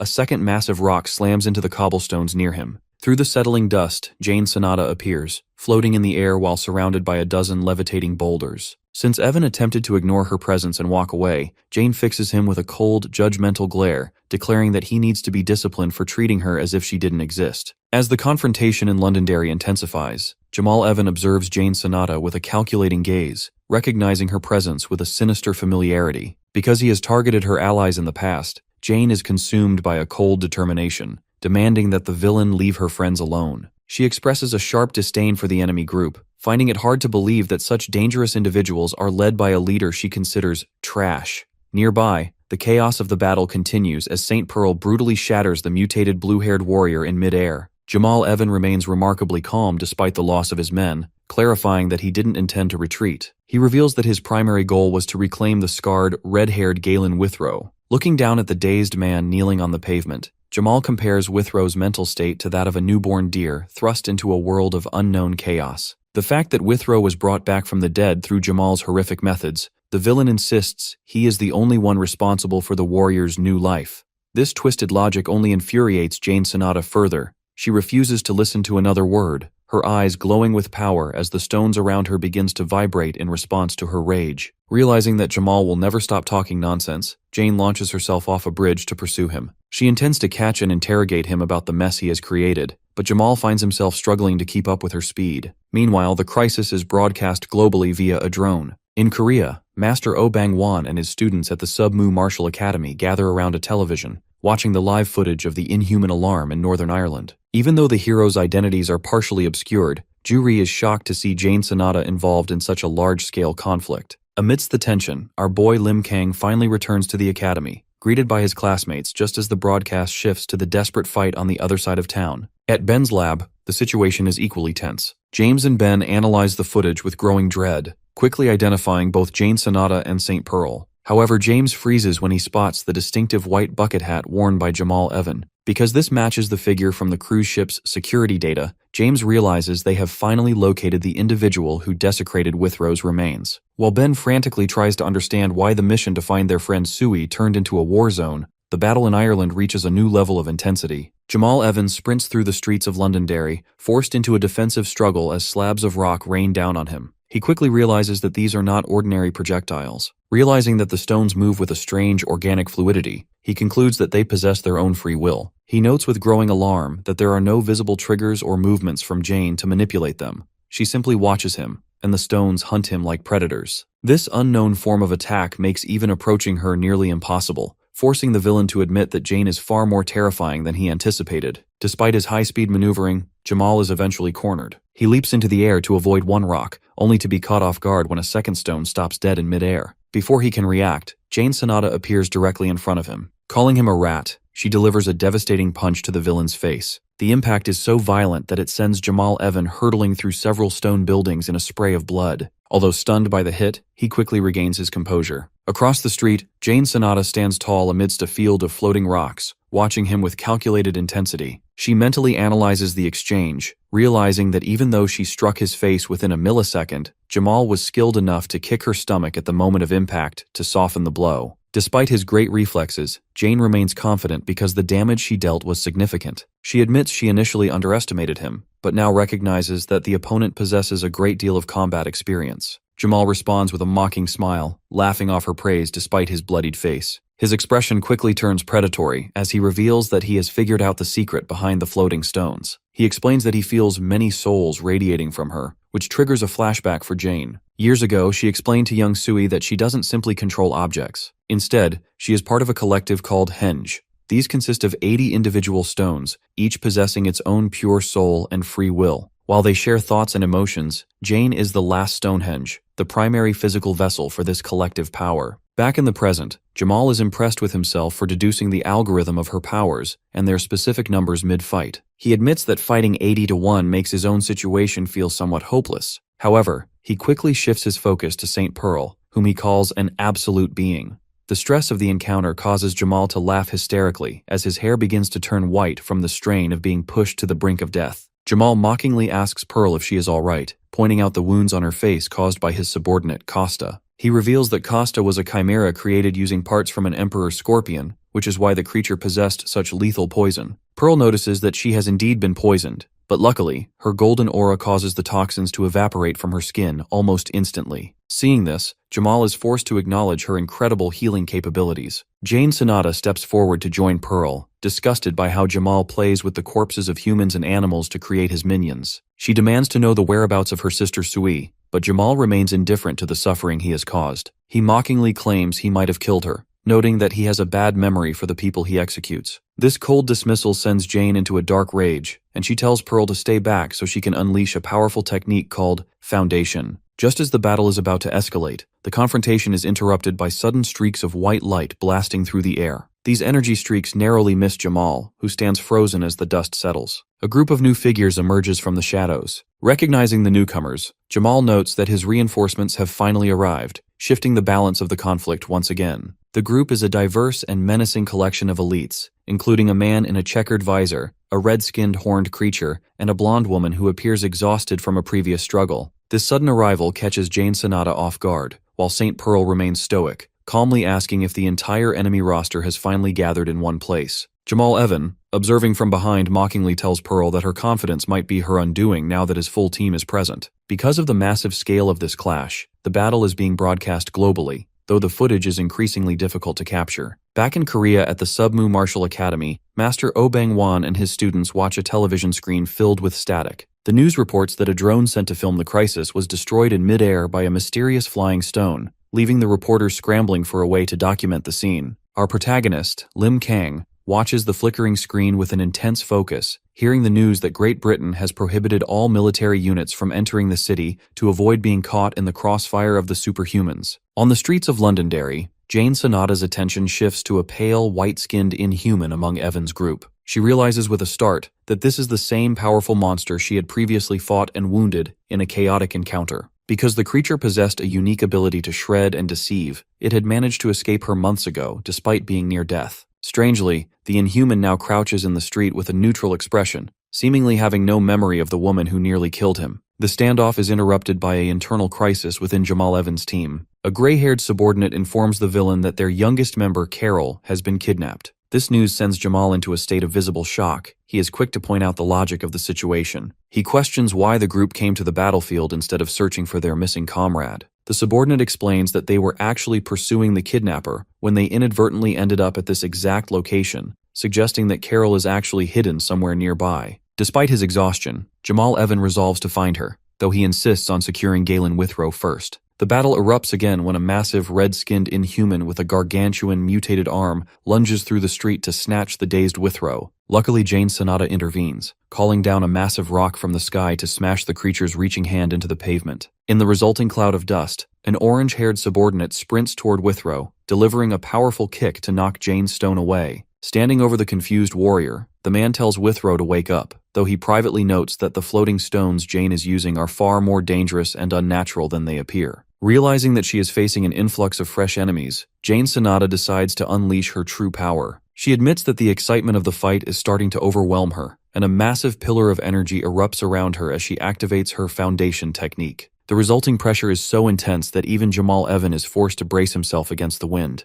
In a blur of energy, the floating rocks in the air shatter and reshape themselves into sharp, rectangular piles. As Jane Sonata begins to levitate, surrounded by hundreds of these lethal stone blocks pointed at the elites, she issues a final, chilling warning for them to prepare for death. However, just as she is about to strike, a familiar voice calls out from the distance, begging her to wait. Jane and Pearl turn in surprise to see Sui, who had been missing for days. Sui waves cheerfully at St. Pearl, revealing that she has been waiting for backup. To everyone's shock, Sui is safely carrying the small child Carol in her arms, effectively holding the enemy's missing piece. This reunion brings a momentary sigh of relief to the heroes, as Jane Sonata pulls Sui into a fierce embrace while St. Pearl catches the young Carol. However, because Pearl is naturally observant, she immediately notices something unsettling. The child has dazed, swirly eyes, suggesting she is in an abnormal mental state. This discovery catches the attention of Jamal Evan, who watches the exchange with a mixture of shock and predatory interest. Realized that Sui was the one who managed to track him undetected. The piece is shattered when the red-skinned inhuman known as Del Opir stomps onto the pavement, shattering the stone beneath his weight. This monster is far more dangerous than a mindless beast because he possesses the ability to speak and strategize. Del Opir suggests a violent resolution, offering to slaughter the superhumans to reclaim the child, but Jamal Evan remains cautious. Because he recognizes that Pearl and Jane are monsters in their own right, he decides that a direct confrontation is too risky. Instead, he prepares to retreat with the Alexander Kalin and the rest of his subordinates, prioritizing Carol's safety over a bloodbath. Sui, despite her exhausted state, takes control of the negotiation. She points a finger at the villains and issues a cold ultimatum. If anyone moves, she will kill the child. This threat forces Jamal and his team to freeze, as they realize Sui understands exactly how important Carol is to their plans. Jamal Evan is genuinely impressed, questioning if Sui was also the one responsible for setting the resurrected Galen Withrow free. Although Sui denies any involvement in Withrow's escape, Jamal finds the mystery intriguing rather than frustrating. He shifts his focus back to the trade, warning Pearl that his patience has reached its limit and that he is prepared for an all-out war if they don't hand Carol over. Sui quietly urges St. Pearl and Jane to accept the trade and stop the fight immediately. Since she has spent time observing the enemy group, she warns her allies that the villains possess hidden depths of power that haven't been revealed yet. She argues that a full-scale battle would cause a level of destruction that nothing in the world could currently compare to. Recognizing the logic in Sui's warning, Pearl turns her attention to the nature of Jamal's powers. She asks if the souls he brings back to life are permanently bound to his will, seeking to understand the true state of her fallen friend. Jamal Evan provides a chilling explanation of his creation process. He explains that his resurrected subjects are typically bound by an unbreakable oath, acting as newborns with no memory of their past lives while following his commands. However, he admits that Withrow is a unique failure. For reasons even Jamal doesn't understand, Withrow managed to shatter his shackles and regain a form of independent consciousness, which is why he ran away in the first place. Because Pearl realizes that Withrow is currently catatonic and in a fragile state, she agrees to the exchange. She offers the child in return for the red-haired warrior, and Jamal Evan accepts the deal without objection. The trade is executed with clinical precision as Alexander Kalin hurls Galen Withrow toward the heroes while Pearl tosses Carol back to the villains. Once the exchange is complete, Jamal is disturbed to find Carol unconscious and demands to know what the heroes did to her. Sui maintains her innocence, claiming the girl simply passed out from the stress of being caught. Before the villains depart, Jane Sonata delivers a final stern warning. She tells Jamal that despite his unimaginable gifts, he must stop risking innocent lives, or she will eventually be forced to hunt him down. Jamal Evan offers a casual farewell before his group launches into the air with burst of speed. High in the clouds, 5 figures, including Del Opir, retreat from the scene. St. Pearl is left standing in the ruined street, her gaze fixed on the Kalin who remains behind for a brief moment. This individual, Alexander Kalin, stares back at Pearl with red eyes. Before she can act, he vanishes into the sky to join his team. After the threat has passed, Sui is visibly rattled, wondering if they should send someone to monitor the brat who just escaped. However, St. Pearl, who is now cradling the catatonic Galen Withrow in her arms, decides that the priority has shifted. She tells her companions that it is time to head back, leaving the ruined city walls behind. One day later, the narrative shifts to the aftermath of what the media is calling the Camp City riot. The English government has dispatched specialized units to resolve the situation, but because the superhumans moved so quickly, the soldiers find nothing but the traces of a large-scale battle. Despite the lack of physical evidence, the incident becomes a global sensation. News broadcasts across the world show images of Jane Sonata and St. Pearl, but the real shock comes from eyewitness testimonies. Several elderly citizens excitedly report seeing a man with long red hair and dark skin, the legendary Galen Withrow. Because Withrow was officially declared dead months ago, this news causes a wave of confusion and hope. In Korea, our protagonist's handler, Juri, watches the report in disbelief, while the mysterious Nangi contemplates the impossibility of someone returning from the dead. The public pressure mounts, forcing the American government and St. Pearl's spokesperson, James De Niro, to address the rumors of Withrow's reincarnation. Even the famous actor Matt Dillon is seen watching the news with a serious expression, noting that despite the intensity of the fight, casualties were miraculously limited to a single death. James and Ben review the data at their headquarters, acknowledging that Jane Sonata's megalith power likely protected the citizens from the crossfire. The doors to the lab slide open, and St. Pearl finally arrives with Jane and Sui. Because they have been gone so long, the reunion is a mix of relief and awkwardness. Ben is so flustered by the energetic Sui that he accidentally blurts out his internal thoughts about her being pretty, much to his own embarrassment. Meanwhile, James shakes hands with Jane Sonata, feeling a breathtaking sense of force emanating from her that reminds him of Pearl's own presence. The professional atmosphere returns when Ben asks the question on everyone's mind. Is Galen Withrow actually alive? St. Pearl confirms that while he is back, he is not normal and is currently resting in a secure lab. Sway prepares to take the lead on a briefing, offering to share everything she observed regarding Jamal Evan and the young girl, Carol. However, an intercom message interrupts the meeting. James is told that a guest has bypassed security and is heading straight for the conference room. To everyone's shock, the intruder is revealed to be Matt Dion, who is ignoring the guards and turnstiles to force his way into the discussion. While the world's heroes gather in America, a quiet tension is building back in Korea. Lim Kang stands by a river in the forest, staring up at the sky with a troubled expression. When Master Oh Bang-won asks if he is worried about something, our boy admits he has a weird feeling that he can't shake. Since our protagonist possesses senses that are much sharper than a normal person's, the master realizes this isn't just teenage angst. Oh Bang-won becomes serious, sensing that the boy's intuition is picking up on a real threat. His instincts are proven correct as the scene reveals a large, mossy, inhuman-like figure lurking silently in the shadows of the forest, watching them. Master Oh Bang-won stands on a large rock by the river, when he suddenly senses a strange presence. This forced the old master to cautiously peer around a boulder to investigate the source of his intuition. Luckily, the threat turns out to be nothing more than a rabbit staring back at him. After the master scolds the animal and it hops away, he looks at the sky, wondering if rain is coming because he feels a strange heaviness in the air. Their meditation is interrupted when Ju-ri shouts from the academy walls, waving his arms to announce that food is ready. Because of the invitation, the master and our boy stand up to head back inside,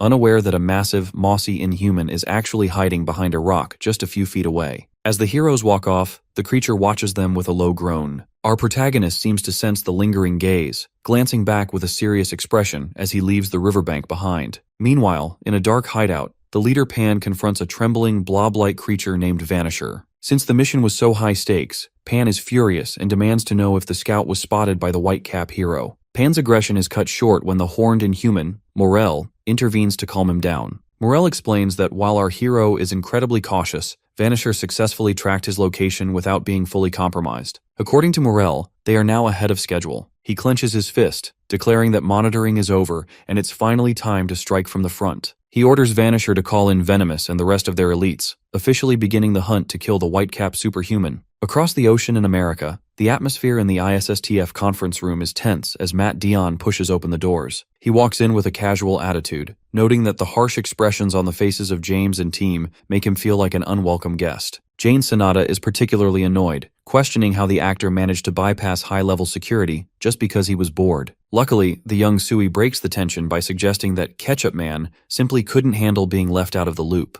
The conversation turns serious when Matt reveals his true reason for coming. He has a specific question about the man in the bucket hat, Jamal Evan, whom he encountered years ago during a crisis in the Netherlands. Matt explains that while he was secretly handling a monster incident near a film set, Evan appeared and immediately identified him behind his mask. Because the villain laughed off the secret and vanished into the night, Matt has felt uneasy ever since. St. Pearl listens intently, confirming that the man Dion met is almost certainly the same Evan they faced in Ireland. Recognizing that the threat is now global and personal for everyone in the room, Pearl looks at the actor and his manager. Due to the shared history and the rising danger, she officially invites Matt and Rose to join their coalition. In the high-tech, sterile environment of Dr. Oldman's laboratory, a pink-haired woman named Ju-hee stands alone, scanning the room with a look of frantic confusion. She is searching for someone, but her eyes eventually settle on a vertical medical tank filled with glowing cyan liquid. Submerged inside is the scarred, red-haired Galen Withrow. Despite her rebellious attitude, Ju-hee hesitates to interfere with the equipment, knowing she would face significant trouble for touching the doctor's delicate machinery. The silence is broken when Dr. Oldman rushes into the room, sweating and visibly shocked to find his former student standing in his lab without any prior notice. Although he immediately begins to nag her for the sudden intrusion,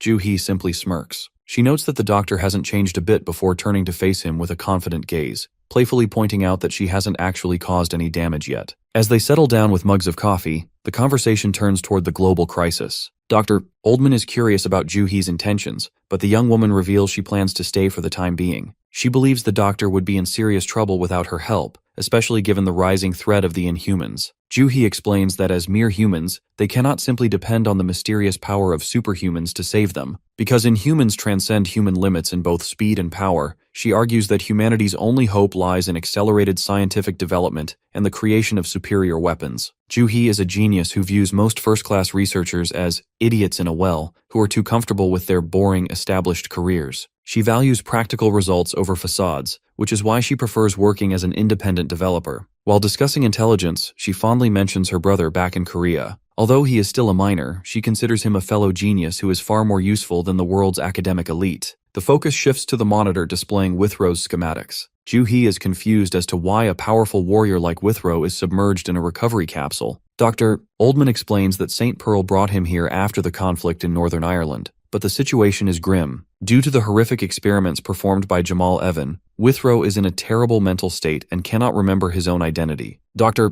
Oldman reveals a disturbing truth. Withrow actually died, and Evan somehow brought him back to life as a newborn, without a past. This revelation leaves Joo-hee stunned, as the idea of a single man possessing the power to resurrect the dead defies all scientific logic. Meanwhile, at the ISSTF headquarters, a different kind of shock ripples through the team. James is left trembling when Sui suddenly vanishes into thin air right in front of him. Luckily, she reappears instantly, explaining that she isn't invisible, but is using a unique ability called Secret Hidden Room. By drawing a mark on the ground with her own blood, Sui can create a fold in space that completely hides anyone inside the barrier. Because the barrier works both ways, it is the perfect tool for spying, though it can be compromised if a third party accidentally steps into the hidden area. Sui uses a whiteboard to brief the team on Jamal Evans' operations. She drops a bombshell by stating that Evans' hideout doesn't actually exist in a physical sense. While she tracked them to a remote location in Northern Ireland, she found no buildings. Instead, there was only a black portal that the group used for travel. St. Pearl theorizes that one of Evan's subordinates must possess spatial abilities, meaning their base moves wherever Evan goes. Even more chillingly, Sui reports seeing human bodies being carried into the portal. Jane Sonata concludes that Evan's ability to stitch the dead back to life likely requires a constant supply of fresh corpses, explaining his recent string of random killings. Sui then highlights a second crucial detail: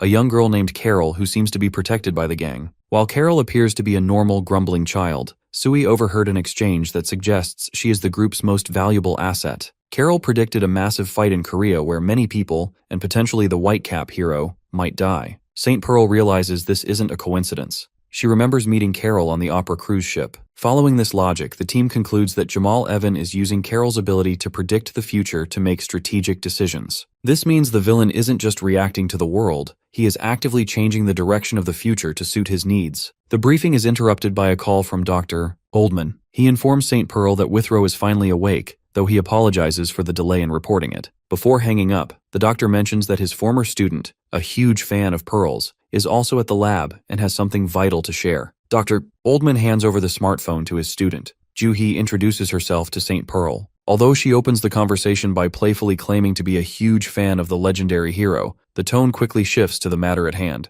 Joo-hee informs a stunned Pearl that her colleague Galen Withrow has finally woken up. Because the doctor already established that Withrow has no memory of his past, Joo-hee is honest about the uncertainty of his recovery. She warns Pearl that there are no guarantees he will ever remember who he was, but she insists that from this point forward, the hero must follow her specific instructions if they hope for the best outcome. Meanwhile, a typical day is unfolding at Seoyeon High School. Inside the school store, a group of students is gathered around a pile of snacks. Lee Daebang is visibly annoyed about the cost, but Chung Ryul dismisses the complaint, forcing the larger boy to pay since he'll likely eat most of the food anyway. The group dynamic is further disrupted when Hong Moo-hee playfully snatches a piece of bread right out of Lim Kang's hand. Our protagonist tries to grab it back, reminding her that they already took his food the previous day, but the girl simply squishes our hero's face and runs away with the prize. Since Moo-hee has been acting particularly mean lately, the boys can only watch her go, with Daebang finding the whole interaction cute while the others bicker over who actually paid for the meal. Back in the classroom, the peaceful atmosphere is shattered when Choi Tae-ik pulls open the door and demands a fight with Lim Kang. Because the bully's arm was injured only a day ago, our boy tries to decline, pointing out that Tae-ik should be resting. This hesitation draws a bored insult from Kwon Chul, which nearly causes a second brawl in the middle of the room. As the bullies and students argue, the classroom chaos is interrupted by a girl who informs our protagonist that the faculty office has called for him. Someone is at the school looking for him, and the urgency of the message forces him to hurry. Inside the faculty office, a teacher is discussing Lim Kang's irregular attendance and poor grades with a visitor. Master Oh Bang-won, looking sharp in a black suit and white cap, bows deeply to the teacher. The fact that he feels responsible for our hero's lack of guidance,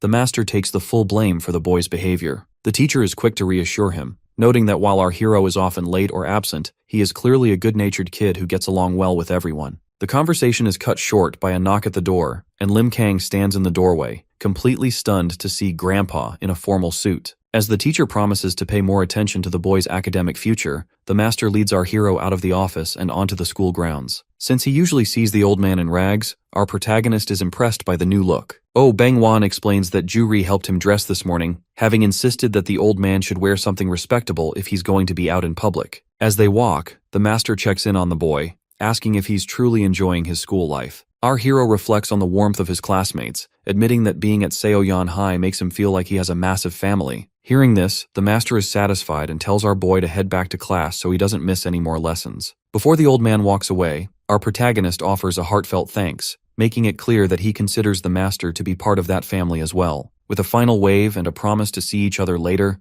the master disappears into the city, leaving our hero to return to his studies. At the Submu Academy on Mount Yongpo, the peaceful routine of the students is interrupted by a sudden, unsettling change in the atmosphere. Because their friend Ju-ri has returned to the city, the courtyard feels unusually quiet as the disciples go about their morning chores. The instructor, Lee Moon-gu, joins them in sweeping the fallen leaves, but the casual conversation about the heavy winds quickly dies down when he senses a terrifying presence in the sky. This intuition is proven correct when a massive, dark shadow begins to swallow the entire academy courtyard. Looking up, Moon-gu is paralyzed by the sight of a gargantuan pale head descending through the clouds. This is the inhuman known as Vanisher, and it lets out a deafening roar that releases a violent shockwave, shattering the windows and sending debris and students flying in every direction. As the situation settles, 4 elite Inhumans stand in the center of the ruins. Rafa, a pale entity with a vertical slit for a mouth, surveys the terrified students and notes that their target, the Whitecap, is nowhere to be found. Although Vanisher confirms they are at the correct coordinates, the absence of the hero leads the muscular simian to suggest a brutal alternative, slaughtering everyone present before moving on. Faced with certain death, Lee Moon-gu experiences a moment of profound clarity. He recalls the teachings of Master Oh Bang-won, who once rescued him from a dark past and taught him to live a life without regrets. Since this academy is the only home his students have ever known, Moon-gu and his disciples refuse to retreat. They take their combat stances, resolved to defend their ground regardless of the overwhelming odds. The crisis immediately triggers a nationwide response. At Seoyeon High School, the emergency alert system blares over the intercom, informing students that giant Inhumans have appeared at Mount Yongpo. The news of the attack sends the classroom into a state of panic, but for Lim Kang, the notification is personal. The fact that his friends and mentors are in the direct line of fire, our boy doesn't wait for evacuation orders. He suddenly vaults over his desk and sprints out of the school at superhuman speed. Simultaneously, Master Oh Bang-won is walking through a city street when the public sirens announce the disaster. Upon hearing that his home is under siege, the master's calm demeanor vanishes. He launches himself into the air, creating a sonic boom that leaves the surrounding civilians in a state of shock. Unfortunately, the situation at the academy has already turned into a massacre. Simeon moves with a level of violence the students cannot track, delivering a bloody punch that tears through one of the disciples' chests. Seeing his student at death's door, Lee Moon-gu is consumed by a mixture of terror and duty. This forced him to take a desperate gamble. He lunges at Simeon, clinging to the monster's face to distract it. Knowing they stand no chance in a fair fight, Moon-gu screams at his remaining students to disperse and run for their lives. Although the disciples desperately want to stay and fight by his side, the instructor's fierce command forces them to realize that their survival is his only priority. The focus shifts back to the sky. Master Oh Bang-won and our hero continue their high-speed sprint, their eyes fixed on the horizon as they prepare to collide with the inhuman invaders. In the middle of a high-speed sprint across the city rooftops, the silence is broken when Master Oh Bang-won's phone begins to vibrate. Because he is currently rushing toward a crisis, he quickly answers the call from his top disciple, Lee Moon-gu. Unfortunately, the news from the other end is devastating. A bloodied and gasping Moon-gu begs his master not to come to the academy, explaining that the site is already a smoldering ruin. Despite the old man's desperate protests, Moon-gu insists that staying away is the only option because the threat is far beyond what they anticipated. As the connection crackles with the sound of destruction, Lee Moon-gu provides a sobering report of the massacre. He reveals that several disciples have already been killed on the spot, while others have been scattered into the surrounding forests. Luckily, some students managed to escape the initial slaughter by hiding near the river during a laundry shift. Recognizing that his own time is running out, Moon-gu uses his final moments to deliver a vital piece of intelligence. He informs the master that the inhuman invaders already know Lim Kang is the Whitecap superhuman. Because our hero wasn't at the academy, the monsters have officially shifted their target to the high school to flush him out. The conversation takes a heartbreaking turn as Moon-gu prepares for his end. He offers a tearful farewell, thanking the master for a life lived without regrets, and calling him father for the first time. As a memory of their snowy past and shared love for their family flashes through the master's mind, an explosion erupts on the other end of the line. Since the signal goes dead and the phone is crushed in his trembling hand, Master Oh Bang-wan is consumed by a cold, murderous resolve. He turns to Lim Kang and commands our hero to head to the school at maximum speed, his own eyes burning with the weight of his loss. Back at Seoyeon High School, a typical afternoon is instantly transformed into a nightmare. Students like Dae Bang and Chang Ryul are interrupted while packing their bags by the sight of the gargantuan pale head of the inhuman vanisher appearing through the clouds. Because the creature lets out a deafening, bone-shaking roar, the school is thrown into an immediate panic. The situation escalates further when 4 inhuman pods slam into the schoolyard with violent force, releasing the elite invaders directly onto the campus. One of the monsters, a blue creature named Pyongoid, begins to liquefy and expand across the pavement, acting as a living portal for dozens of smaller, pale hatchlings. The elite leaders, Rafa and Simeon, stand amidst the swarming army, noting that the white cap is still nowhere to be found. Since they have no intention of waiting, Rafa orders his forces to begin a grand banquet of destruction, commanding the Inhumans to kill and destroy everything they see. As the monsters begin scaling the school walls and smashing through classroom windows, the students find themselves trapped and fleeing toward the upper floors in a state of pure terror. Just as the Inhuman army prepares to overrun the building, a figure descends rapidly from the sky above Seoyeon High School, appearing as a dark silhouette plummeting toward the earth. This is our protagonist, Lim Kang, who slams into the schoolyard with the force of a meteor. Due to the sheer intensity of his landing, a massive explosion of concrete and debris erupts, sending violent shockwaves across the entire campus. On the ground, the elite Inhumans Simeon and Rafa watch the impact crater with stunned expressions, realizing their target has finally arrived. While the Inhumans loom over the edge of the roof, our hero stands alone amidst the settling dust. A blue, multi-limbed creature perched on the building's side lets out a roar and lunges toward him, trailing white energy. Lim Kang remains perfectly still as the monster dives with claws extended. Just as the beast is about to strike, our boy vanishes and reappears in midair to deliver a devastating upward strike. This forced the creature upward before the hero followed through with a powerful punch that shattered the monster against the school's brick wall in a cloud of dust and blood. The secondary threats do not wait. Another blue Inhuman lunges from the side, but our boy turns his head slightly and catches the monster's face mid-air, slamming it into the pavement to neutralize it instantly. Despite the blood splattering his face, our hero continues his relentless counterattack. He grips another monster by the head while clinging to the building with one hand, hurling the beast with enough force to create a sonic boom. Because of this extreme strength, the monster crashes through the terminal windows in an explosion that rattles the entire building. Observing from the ground, Simeon and Rafa realize that every segment of their subordinate's body is being systematically crushed. Rafa finally confirms the hero's identity, noting that even without his signature hat, the warrior is undoubtedly the white cap. While the elites coordinate outside, the terror spreads into the school hallways. A blue Inhuman corners a girl named Sohee, prompting a group of students, including Dae Bang and Chang Ryul, to rush toward the scene in a state of pure panic. They find themselves trapped between monsters coming from the staircase and the one threatening their classmate. Just as the Inhuman opens its massive maw to devour Sohee, a sudden blur of motion streaks through the hall. Lim Kang appears instantly, delivering a powerful kick that sends the monster flying through a brick wall. Our protagonist stands in the wreckage, his white shirt stained with blood and his face shadowed by debris. His classmates stare at him in total shock and confusion, barely able to recognize their quiet friend in this blood-soaked warrior. Unfortunately, the elite Inhuman Rafa decides to shift the nature of the battle. His body begins to pulsate with violent red energy, and he lets out a deafening roar that releases a massive red shockwave. This energy washes over the entire school and city skyline,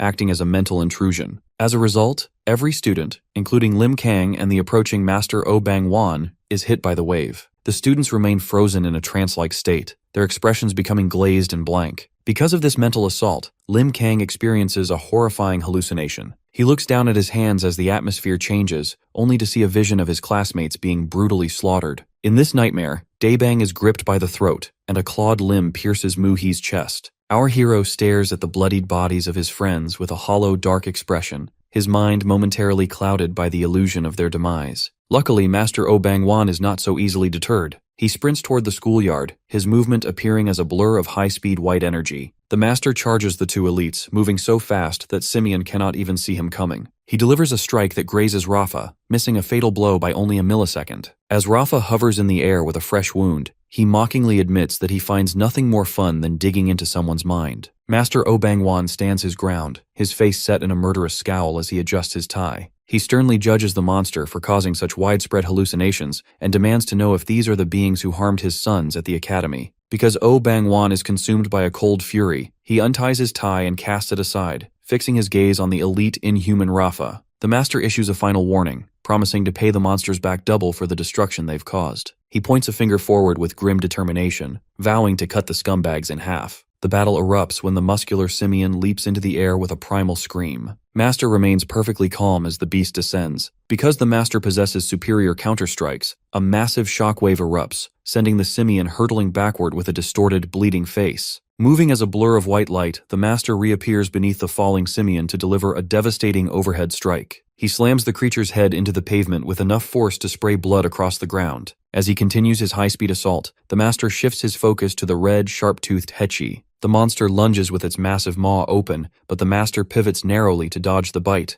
Despite a moment of high-speed uncertainty, where the Hechi nearly catches him off balance, the master responds with a lethal physical strike from his foot, tearing the monster apart in a spray of blood. Simian lunges again, but our hero blocks the punch with his bare hands, his expression dark with rage. Inside the school hallway, the horrific hallucination of slaughter finally vanishes. Lim Kang is shown shouting for his classmate, Hong Mu-hee, who is leaning against a wall waking from her trance. Our protagonist reaches out to her, urging her to look at him. Since she is disoriented and covered in sweat, Mu-hee struggles to realize that the visions of her classmates being killed were not real. Their classmates, Wu Chang-ryul and Li Dae-bang, look on in total shock. They realize that our boy just moved as a white blur to save the class president, leading them to ask the question they previously thought impossible. Are you a superhuman? Lim Kang remains serious and shadowed as he prepares to put on his signature white cap. A scream echoes through the hall as students report that the upper floors are being overrun. Because the situation is critical, Lim Kang speaks with a quiet authority, telling his friends he doesn't have time to sit around. He puts on his cap and prepares to head back into the battle. He tells his crying classmates he is glad they regained their senses and urges them to stay put. With a resolute face, our hero promises to protect them,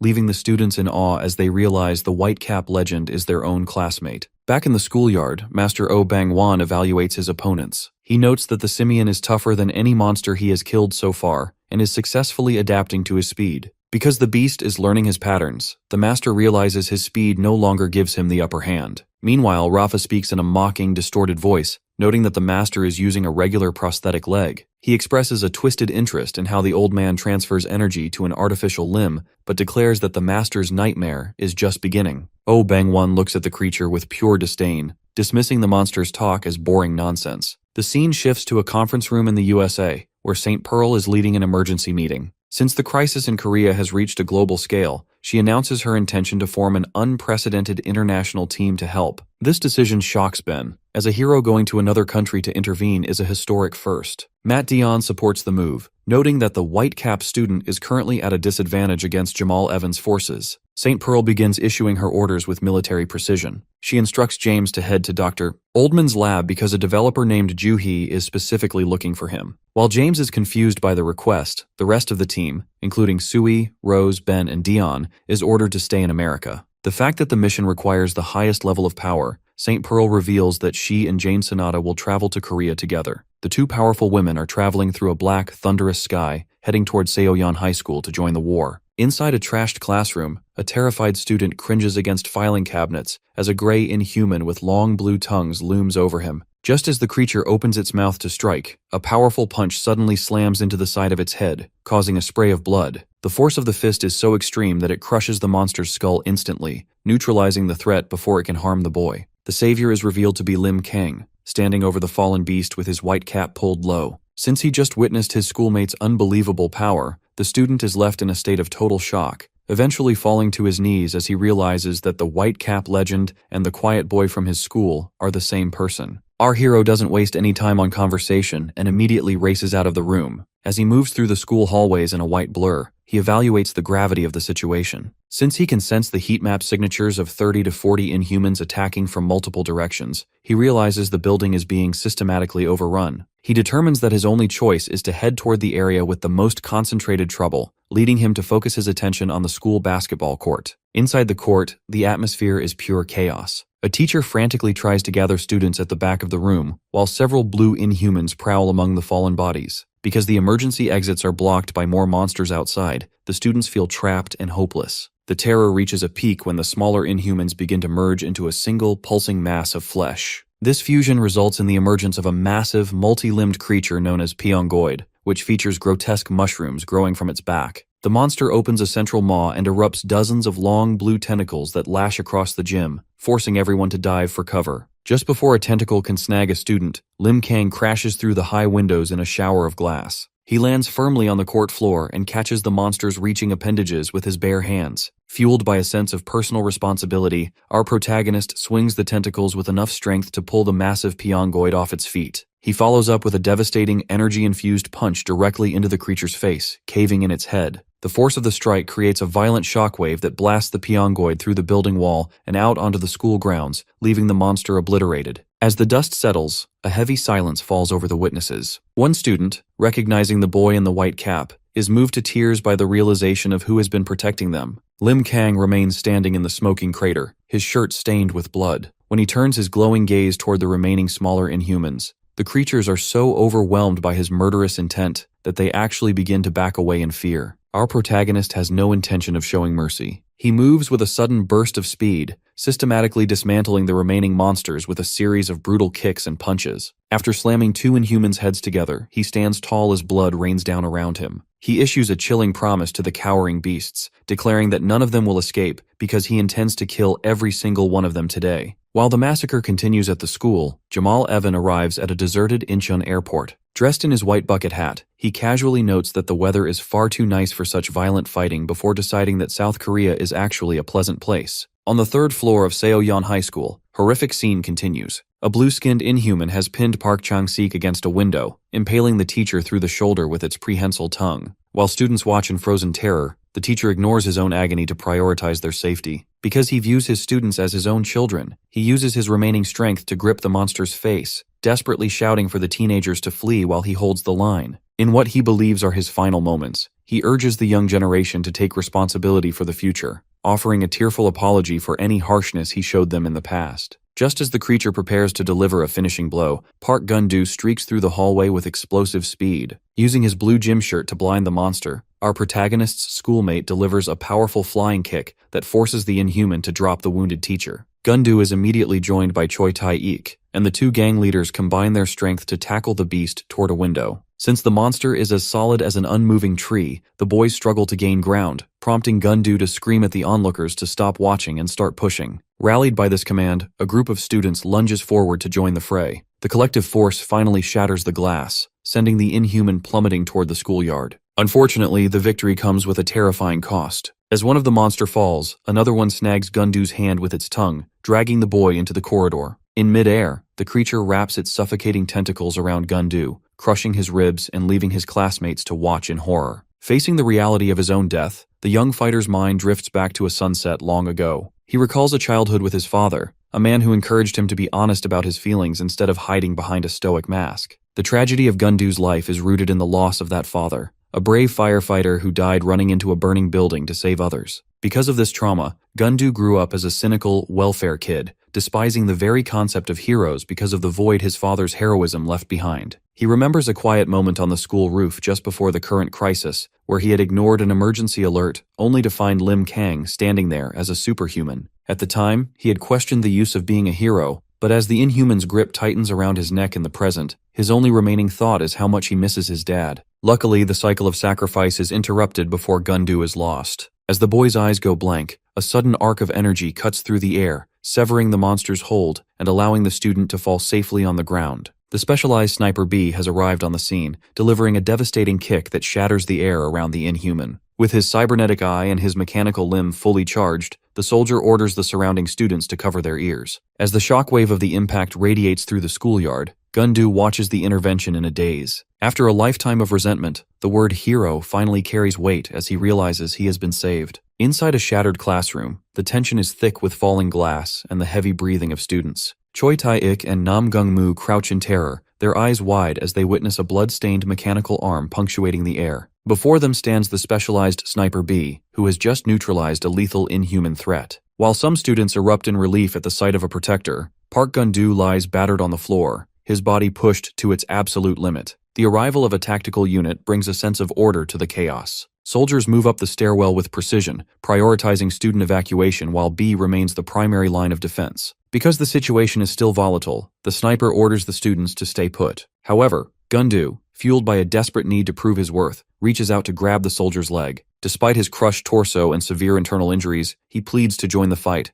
finally admitting that he has always wanted to be a hero like the ones he once resented. B offers only a cold medical reality. If the boy moves now, he may never stand again. In another wing of the school, the mystery of the white cap is finally unraveled for the students. Lim Kang stands amidst the wreckage of a classroom, his hand dripping with inhuman blood. His classmates, including Quan Chul, watch in stunned silence as they realize the quiet, unassuming boy they know is actually the legendary superhuman. Our hero doesn't stay for the cheers. He focuses his mind on the remaining threats, sensing 10 more monsters lurking around the campus and downtown. The battle in the schoolyard between Master Oh Bang-wan and the elite Inhumans has reached a stalemate. The red-skinned Hechi unleashes a barrage of high-speed spikes, forcing the Master to maneuver with surgical precision. Although he manages to dodge most of the projectiles, he is forced to pull a jagged spike from his own shoulder, realizing that Hechi acts as a long-range deterrent, while the muscular Simeon handles the close-quarters brawling. The fact that Simeon's durability is so immense, the Master's counterattacks aren't accumulating enough damage to end the fight. Master Oh Bang-wan senses a tingly purple energy in the air, recognizing it as a spell cast by the shell-dwelling Rafa.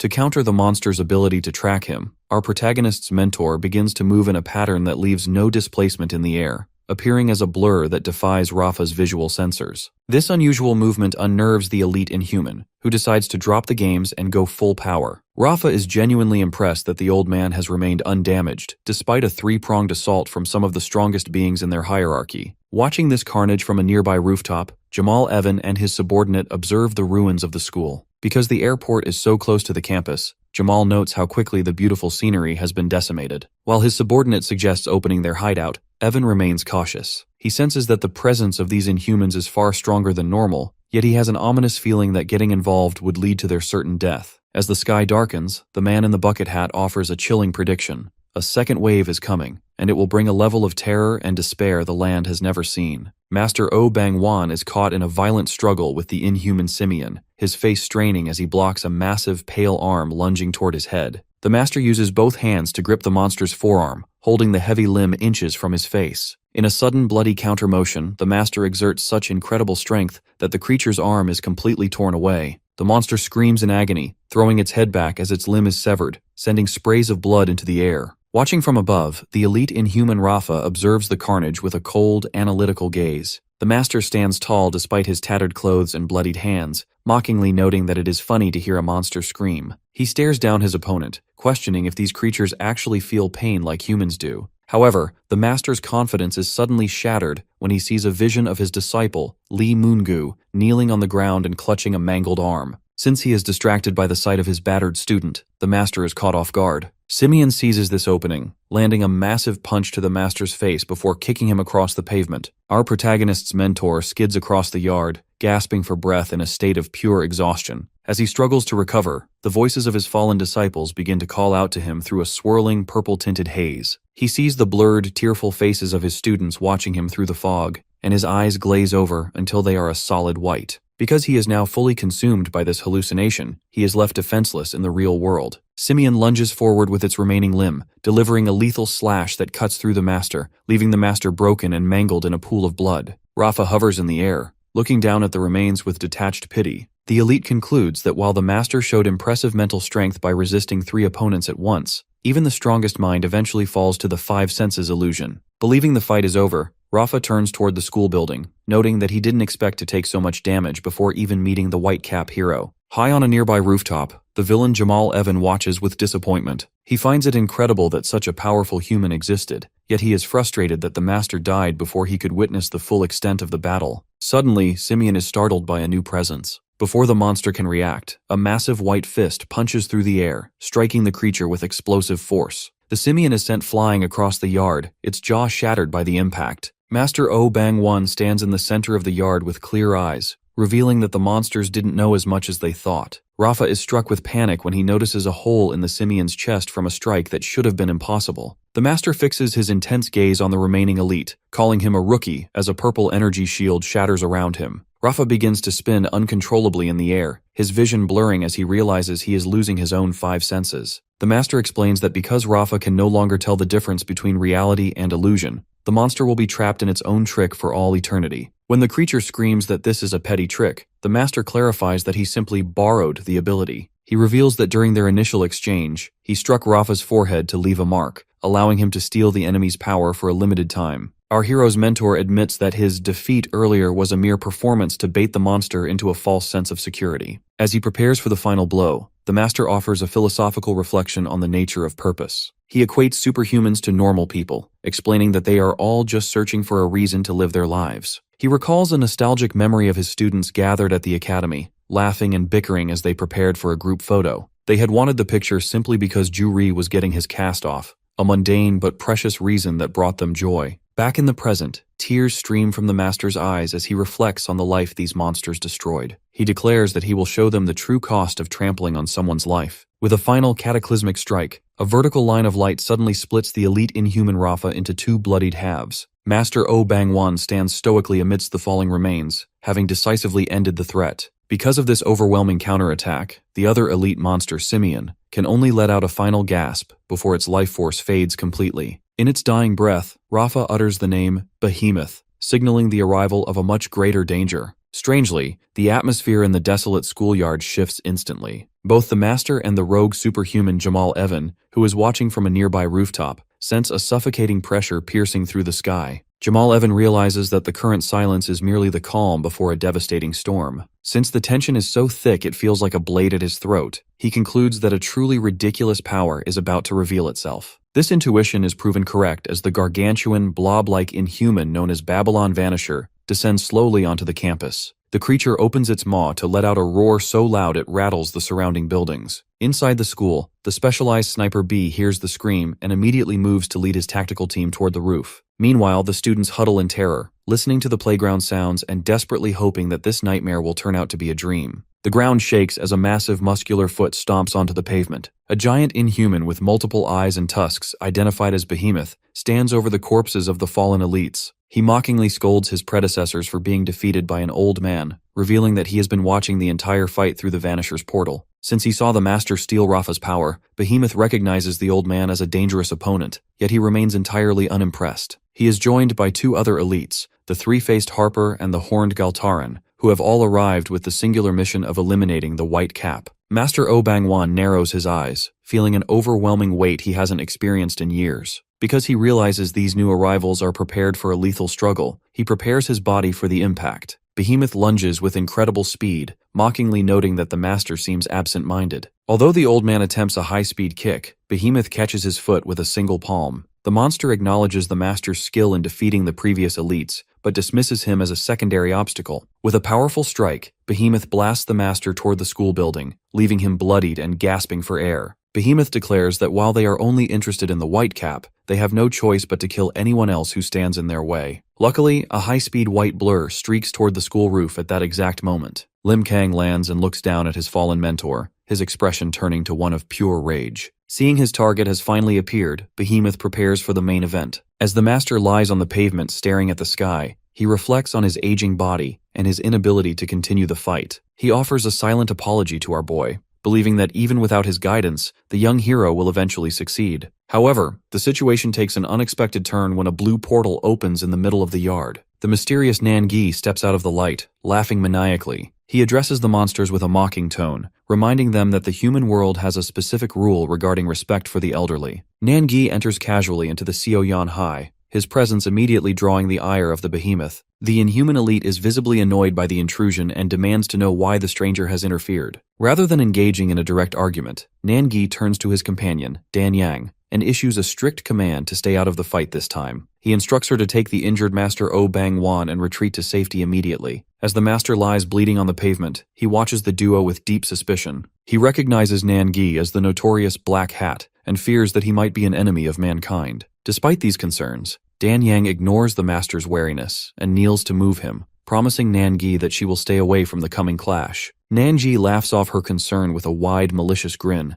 urging her to hurry because he can sense another threat approaching. Within moments, Dan Yang launches into the air, carrying the master away and leaving Nan-gi alone to face the towering shadow of Behemoth. Behemoth looms over the man in the black hat, demanding to know his relationship with the white cap hero. Nan-gi offers a mocking, playful response, jokingly calling the hero his forbidden love, just to needle the beast. This disrespect prompts Behemoth to swing a massive hand down in a blur of motion, intending to crush the human. However, Nan-gi vanishes before the impact shatters the concrete. Before the monster can react, black bands of energy wrap around Behemoth's muscular arm, pinning him in place. Nan-gi reappears with a dangerous grin, mocking the beast for being just as quick-tempered and predictable as the other monsters he has faced. The battle intensifies as Nan-gi uses a black magical rope to hurl the massive Behemoth into the sky. As the monster crashes back down, a shadowy entity known as Black Mirror emerges from the ground behind Nan-gi. The shadow notes that it has been a long time since it was summoned to the outside world, and Nan-gi welcomes his partner, noting that things are about to get very busy. While Black Mirror questions why they are even bothering to fight,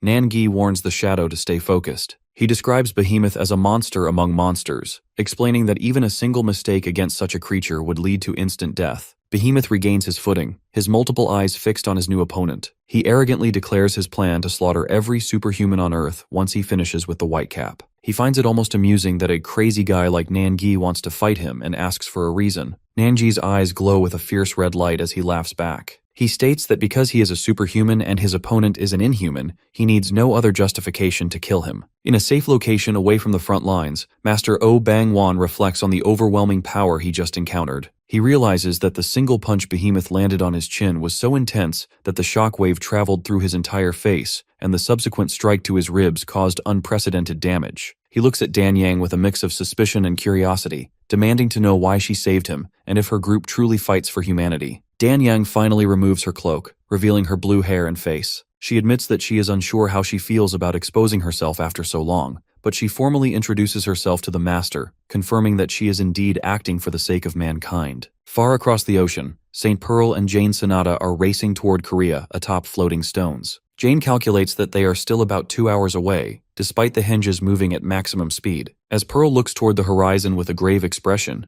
Jane reflects on the villain Jamal Evans' unwavering trust in the child Carol. She fears that if Carol's predictive powers are accurate, the death of the white cap hero may be unavoidable. Jane resolves to intervene and stop this predicted defeat at any cost. But the conversation is cut short when Pearl's eyes widen. She detects a presence ahead in the distance, signaling that their journey home will not be as clear as they hoped. Massive, pale, monstrous hands emerge from the very edges of the world, converging toward the two superhumans with terrifying speed. Because the threat is so immense, Jane Sonata immediately orders Pearl to stay close to her floating henge stones, but the precaution is barely enough. The colossal limbs slam into them with earth-shattering force, triggering a violent shockwave that tosses the heroes like ragdolls, crushing several of the defensive hinges into rubble. As purple energy emerges through the air, Pearl recognizes the destructive nature of the attack. She narrows her eyes, recalling her previous encounter with the intelligent inhuman leader, Pan. The fact that she remembers his ego and his ability to manipulate dimensions, she realizes with a start that the white-haired adversary has somehow intercepted them far out at sea.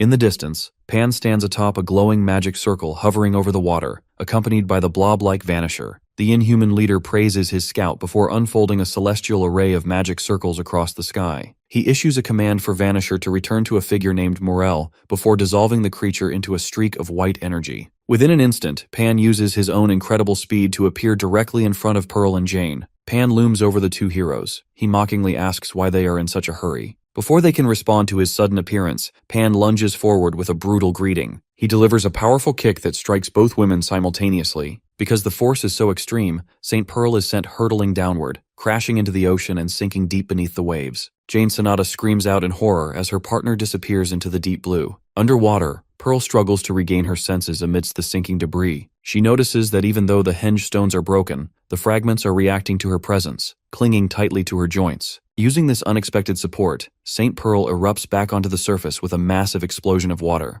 Pan watches her ascent with a mocking grin, commenting on her lack of talent for flying. To counter this disadvantage, Jane Sonata resolves to help her partner by forcing the remaining henges to become one with Pearl's body. This strategic move allows the blonde hero to maintain her footing in the sky, readying her for a serious battle. Pan observes the stones with detached curiosity, noting that they seem to move forever unless the one controlling them is killed. Jane Sonata scowls, identifying Pan as the inhuman who previously fought Matt Dion at Incheon Airport. Pan merely laughs, claiming that the encounter was just for fun. Pearl then demands to know how he anticipated their arrival. Pan pauses to offer a lecture on the inevitability of their cause. He explains that the goal of the Inhumans is to devour the Earth, and that the superhumans' belief that they are protecting humanity is an arrogant assumption. He reveals that there is a disagreement among the Inhuman leadership regarding the Whitecap hero, Lim Kang. Since they decided that eliminating Lim Kang would ensure their victory, the Inhumans have prioritized the mission in Korea. Pan admits that he originally viewed Jane and Pearl as his only significant obstacles, but the emergence of the Whitecap has changed the hierarchy of their concerns. When Pearl asks if he is the official leader of the Inhumans,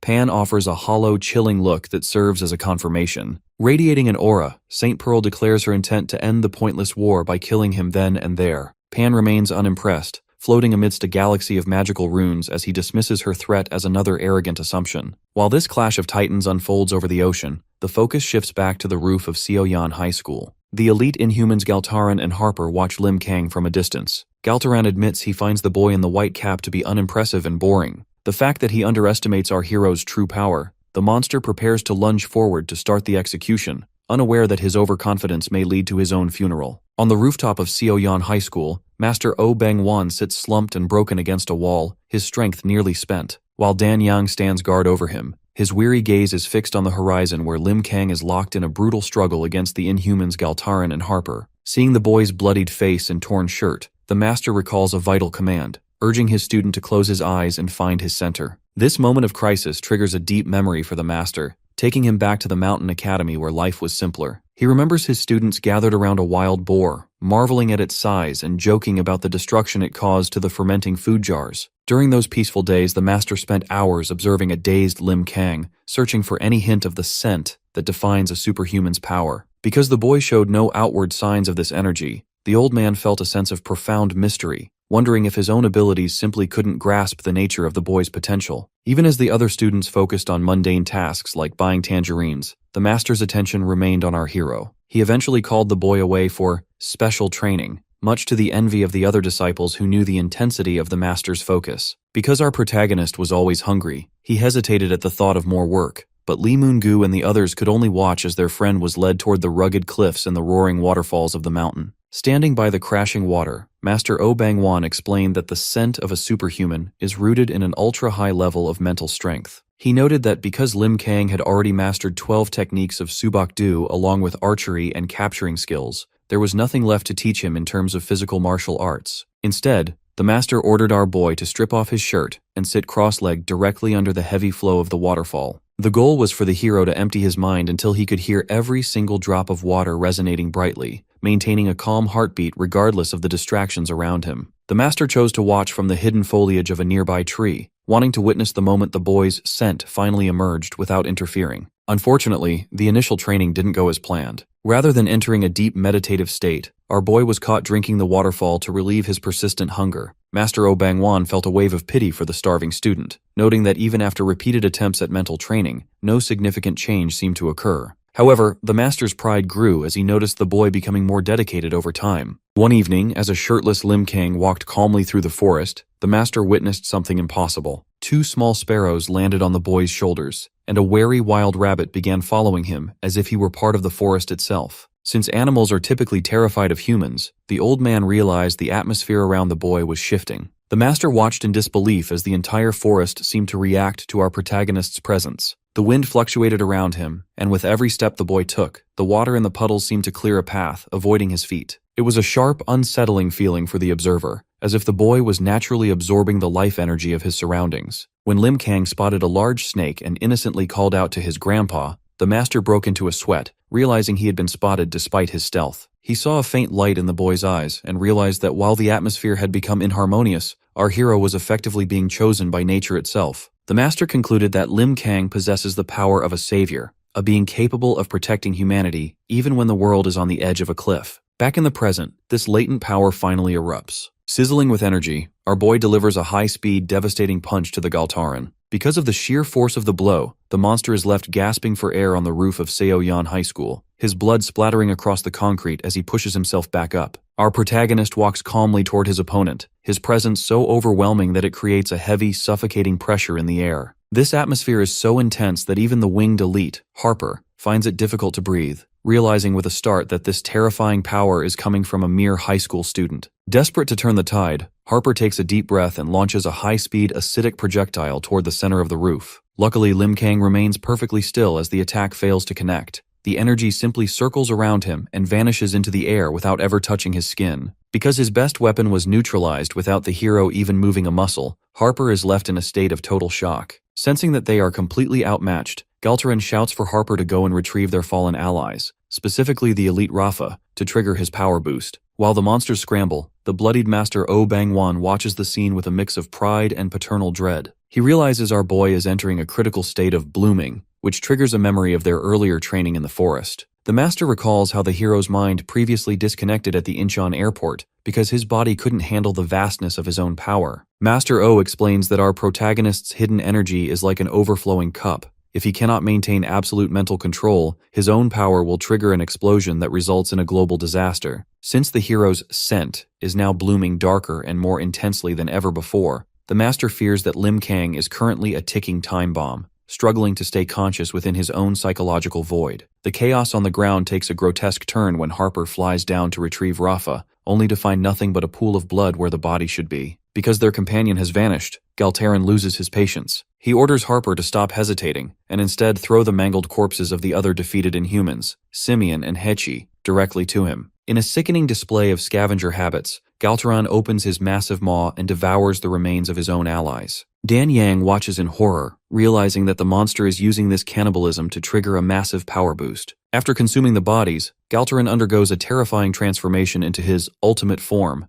becoming more muscular and covered in jagged spikes. He steps forward, cracking the rooftop, and mockingly tells the Whitecap that the Inhumans will inevitably win the war regardless of this single battle. However, the monster admits he wants to kill our protagonist personally for the sake of fun publicity to cement his own legacy as a great warrior. With a final roar, Galtaran lunges forward in a blur, intent on finishing our hero with his own hands. Galtaran's roar is cut short as the atmosphere on the rooftop shifts. Lim Kang stands perfectly still, but because he has tapped into his deepest reserves, a surge of power radiates from his body. This sudden intensity forces everyone present, from the battered master to the observing elites like Behemoth and Jamal Evan, to realize the protagonist is no longer exhausted. Our hero strikes with such speed that the air ripples, catching Galtaran off guard and tearing a massive wound into his chest. This blow sends the monster hurtling into the sky, and moving like a blur, the protagonist intercepts him midair to deliver another devastating strike. Galtaran can only spin in disbelief as he is completely outclassed. To finish the exchange, our guy lunges forward again, ending with a powerful upward kick that creates a pillar of energy and sends the monster soaring through the clouds. Dan Yang watches the explosion of power in shock, acknowledging that this is the true potential of the Whitecap.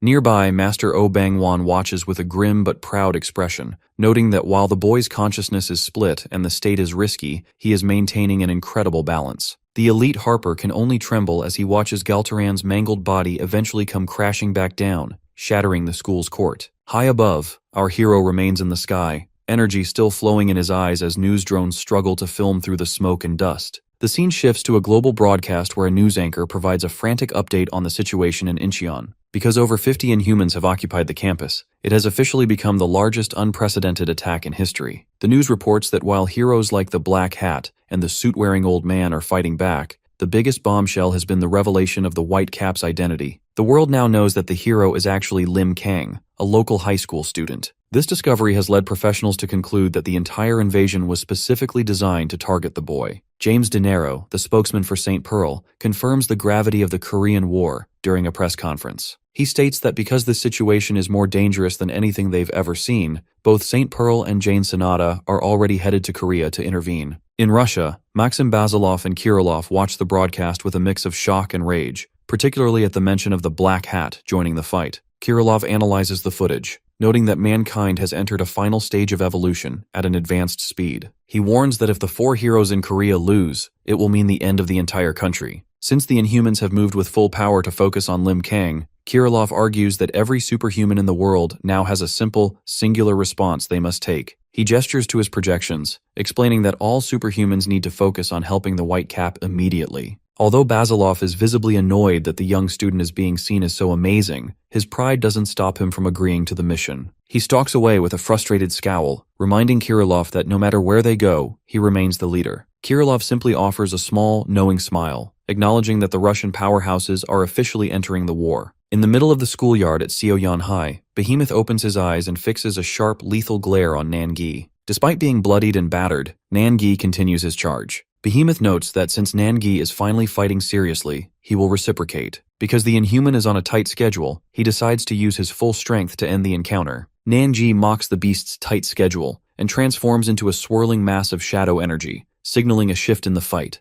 Nangi attempts to restrain the giant by summoning his shadow companion, Black Mirror. Thick bands of energy wrap around Behemoth, confining his muscular frame. This allows Nangi to strike with a blur of high-speed motion, grappling with the monster in midair. However, the effort fails. Even after hitting the monster with his full power, Nangi realizes that Behemoth's skin is too thick to slice. As a result, he is struck by a counterblow and sent tumbling through the air into the debris. As the dust settles, Behemoth stands unaffected. Nangi struggles to find his footing, realizing that every one of the Tusked Elite's attacks is potentially fatal. Since the monster's power is so overwhelming, Nangi knows he cannot maintain a defense for long. Behemoth mocks the effort as pathetic and exerts his raw strength to shatter the Black Mirror's energy bands. This display of strength leaves the shadow entity terrified, admitting it can no longer hold the beast back. Behemoth then launches himself into the sky, descending toward Nangi like a projectile. Although the shadow warns him to dodge, the force of Behemoth's fist slamming into the ground creates a shockwave of earth. Nangi feels the wind pressure from the monster's movements suck the air out of the area, throwing him off balance and leaving him vulnerable to a follow-up strike that sends him spinning. Seeing his partner reach his limit, Black Mirror begs Nangi to flee. Behemoth ignores the plea and fires a concentrated beam of energy into the sky. The beam strikes with violent force, resulting in a distant explosion that leaves Dan Yang and Master Oh Bang-won watching in shock. Walking through the dust, Behemoth explains that while their primary target is our hero, the White Cap,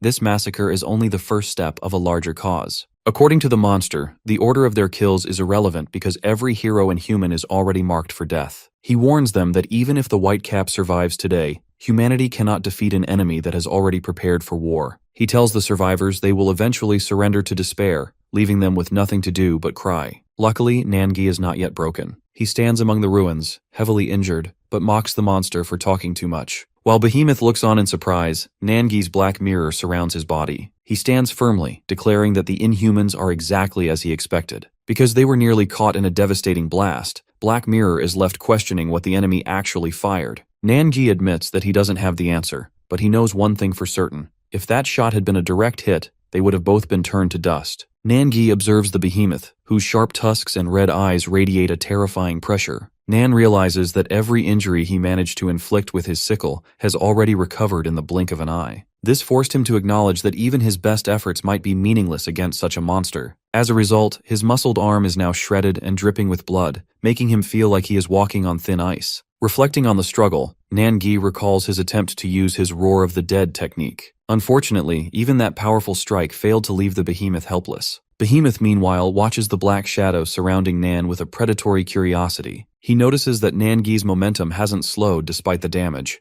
leading the monster to conclude that the warrior still has enough spleen left to be worth claiming. High on a nearby rooftop, the villain Jamal Evan and his subordinate Chenver watch the carnage unfold. Because Nangi is surviving an encounter with such a high-level commander, Chenver is left speechless by the marvelous fight. Evan narrows his eyes in realization. He can feel Behemoth's intense gaze reaching all the way to the rooftop. Even though the monster is locked in combat, he is already aware of the observers and is simply choosing to ignore them. Evan reflects on a blurry prediction from the young girl Carol regarding whether the White Cap hero would die. The fact that this fight is defying all his expectations, Evan is left with a lot on his mind. Back on the field, Nangi faces the monster and reflects on his own past. He explains that when Inhumans first appeared, he was driven by a sense of curiosity toward these ridiculous, dangerous creatures. He had an intuition that this small crack in the era would eventually bring a huge ruin to the world. Nangi describes how he began weighing power levels in his mind, comparing the superhumans to the devilish inhumans. He was sure that if a truly evolved group of monsters existed, they would be so overwhelming that everything else on the planet would seem insignificant. Behemoth finds this perspective interesting, mockingly asking how Nangi feels now that he is finally standing before one of the inhuman commanders. With a fierce, bloodied smile, Nangi admits the monster is way beyond his expectations. Behemoth questions why Nan continues to block his path since he isn't even the primary target, but Nangi simply laughs. He explains that because he is a superhuman, he has a duty to correct the power scale he once weighed in his mind. As the two prepare for a final, lethal collision, Behemoth prepares himself, promising to pay tribute to the warrior's determination to die. Just as they are about to strike, a pink-cloaked figure arcing through the sky interrupts them. Dan Yang screams for Nangi to stop, her intervention triggered by a terrifying secret they shared in the past. Nangi once explained to her that his power, Black Mirror, is usually sealed within a tattoo on his wrist. Because the darkness coexists with him, he can only use half of his power while it is locked away. Luckily, joining with the Black Mirror grants him unimaginable ability, but the risk is catastrophic. Nangi warned that the more he pulls from that darkness, the farther away his original ego drifts.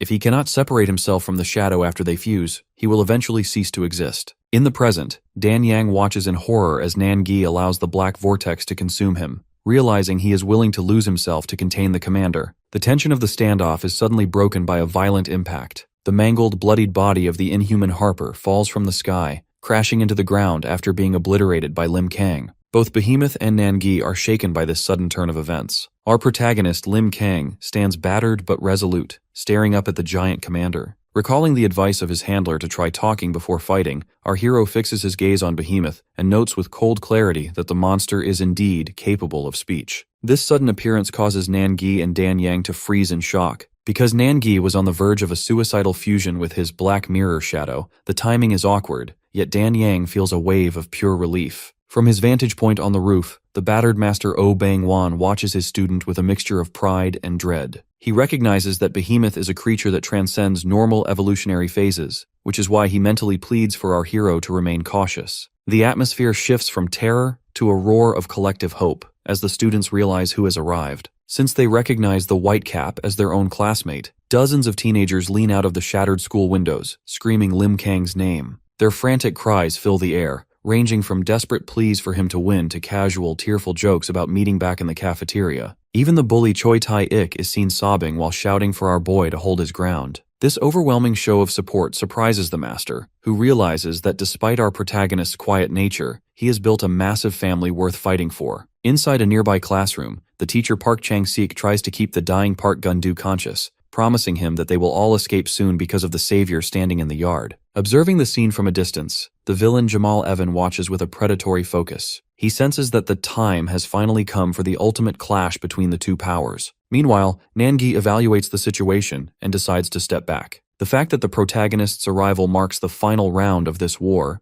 Nangi realizes that his own clumsy shadow attacks would only serve as a distraction to the hero's superior flow. He officially separates from the Black Mirror entity, deciding to retreat and watch the display of skills from the sidelines. The focus shifts to the mangled remains of the elite Harper, who lies at Behemoth's feet. In a distorted, dying voice, Harper warns the commander to avoid a direct confrontation with Lim Kang. It goes without saying that Galteron was already obliterated by a single, massive punch that left an explosive crater in the pavement. Harper concludes that the boy's power is simply too high to track. This warning, however, infuriates Behemoth. Because he views himself as a godlike commander, he finds it insulting that a loser subordinate would tell him to be careful. He dismisses Galteron as a useful but expendable force, and declares that Harper's fear is a sign of weakness. Behemoth turns his multiple eyes toward our hero, towering over him with a mountain of muscle and malice. He acknowledges the boy's earlier question about whether he can speak, confirming it with a chilling declaration. Because the hero dared to question his status, this day will be Lim Kang's last. The monster initiates the assault with a massive stomp that shatters the ground, but our guy dodges with a blur of speed that gives even the commander goosebumps. The collision is instantaneous and cataclysmic. As Lim Kang lunges forward with a focused punch, Behemoth meets him with his own massive fist. Their collision creates a circular shockwave so violent it ripples across the entire schoolyard. Master Oh Bang-wan and Dan Yang watch in absolute silence, paralyzed by the sheer volume of power on display. As the hands-on war begins in earnest,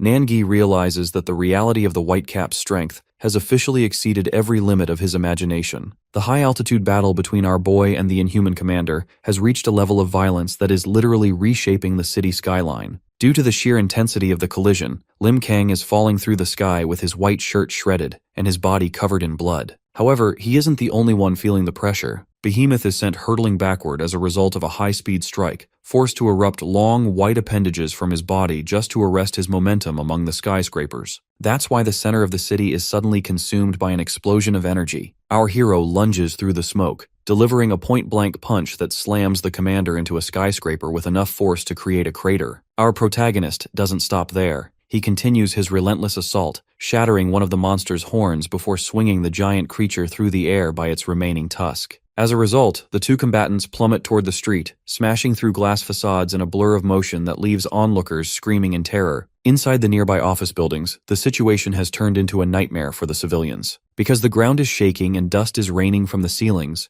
workers are left scrambling in a panic, fearing an earthquake. A scarred manager finds himself paralyzed by regret, wishing he had run away when the Inhuman alarm first rang. From his office window, he watches the high-speed projectiles of energy move through the city, barely able to comprehend the scale of the destruction. The technical nature of the fight is even more shocking when viewed through the eyes of the monster. Behemoth's eye widens as a massive beam of dark energy, referred to as the Roar, blasts into his face and mangles his body. Despite firing this attack at high speed through thick smoke, the commander realizes something is terribly wrong. Behemoth notes that our hero didn't even have time to defend himself, yet the trajectory of the energy blast shifted the moment it touched him. Behemoth concludes that the protagonist is taking advantage of the wind pressure to accelerate his movements, making him as elusive as the wind itself. While the monster finds himself out of breath, our boy stands in a crater with eyes solid. High on a rooftop, Jamal, Evan, and Chenver watch the carnage with growing unease. Jamal Evan realizes that if his guy dies, he won't be able to collect the body without facing the monster's wrath. He is forced to evaluate the risk of becoming the next target, though he finds a small bit of comfort in the fact that Carol hasn't predicted his death just yet. On a rooftop overlooking the chaotic city, Nanji breaks into a chilling laugh, his scarred face twisting into a malicious grin. He has successfully tracked down Jamal Evan, who has been hiding in the shadows. Nan doesn't hold back, immediately mocking Jamal for living in such a shabby place and claiming he can smell something disgusting radiating from him.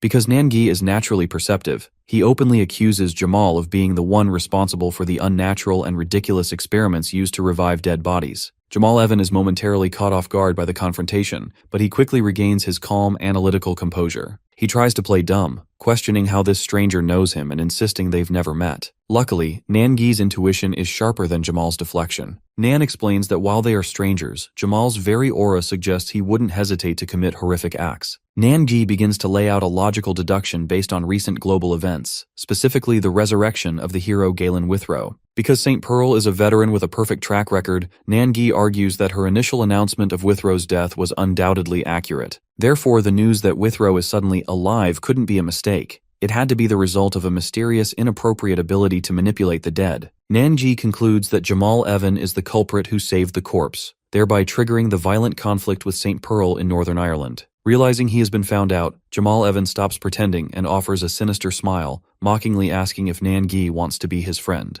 The suggestion of friendship only makes Nangi laugh harder, though he admits they share a similar nature as observers of the world. However, he makes a sharp distinction between them. He doesn't share Jamal's vicious hobby of turning corpses into forced dolls. Just as Jamal's subordinate, Chinvar, prepares to intervene, Jamal shuts him down, deciding that a fight between them right now serves no purpose. He tries to frame himself as a harmless survivor just trying to relax, but Nangi remains unconvinced. He prepares to engage, wanting to personally verify if Jamal is truly human or something else entirely. The standoff is interrupted by an explosion of strikes from the nearby schoolyard. The gargantuan Inhuman commander, Behemoth, has grown even larger and more terrifying during his clash with Lim Kang. Because of this sudden escalation, Nangi shifts his focus toward the bigger problem. Jamal Evan takes this opportunity to flee across the rooftops with Chinvar, admitting that even he has barely avoided death several times just by being near the Behemoth's presence. He realizes that our protagonist is operating at a level far beyond his wildest imagination. Back at the ruined school, the specialized sniper B stands in the yard, staring in silence at the streaks of energy arcing through the sky. He is joined by the battered master Oh Bang-wan, who is struggling to stay on his feet. The master's priority remains the safety of the students, and he asks the soldiers to focus on the school building. This selflessness moves the captain, who expresses his deep gratitude for the superhumans. Thanks to their constant sacrifice, the military can finally place their trust in these protectors, watching with bated breath as the White Cap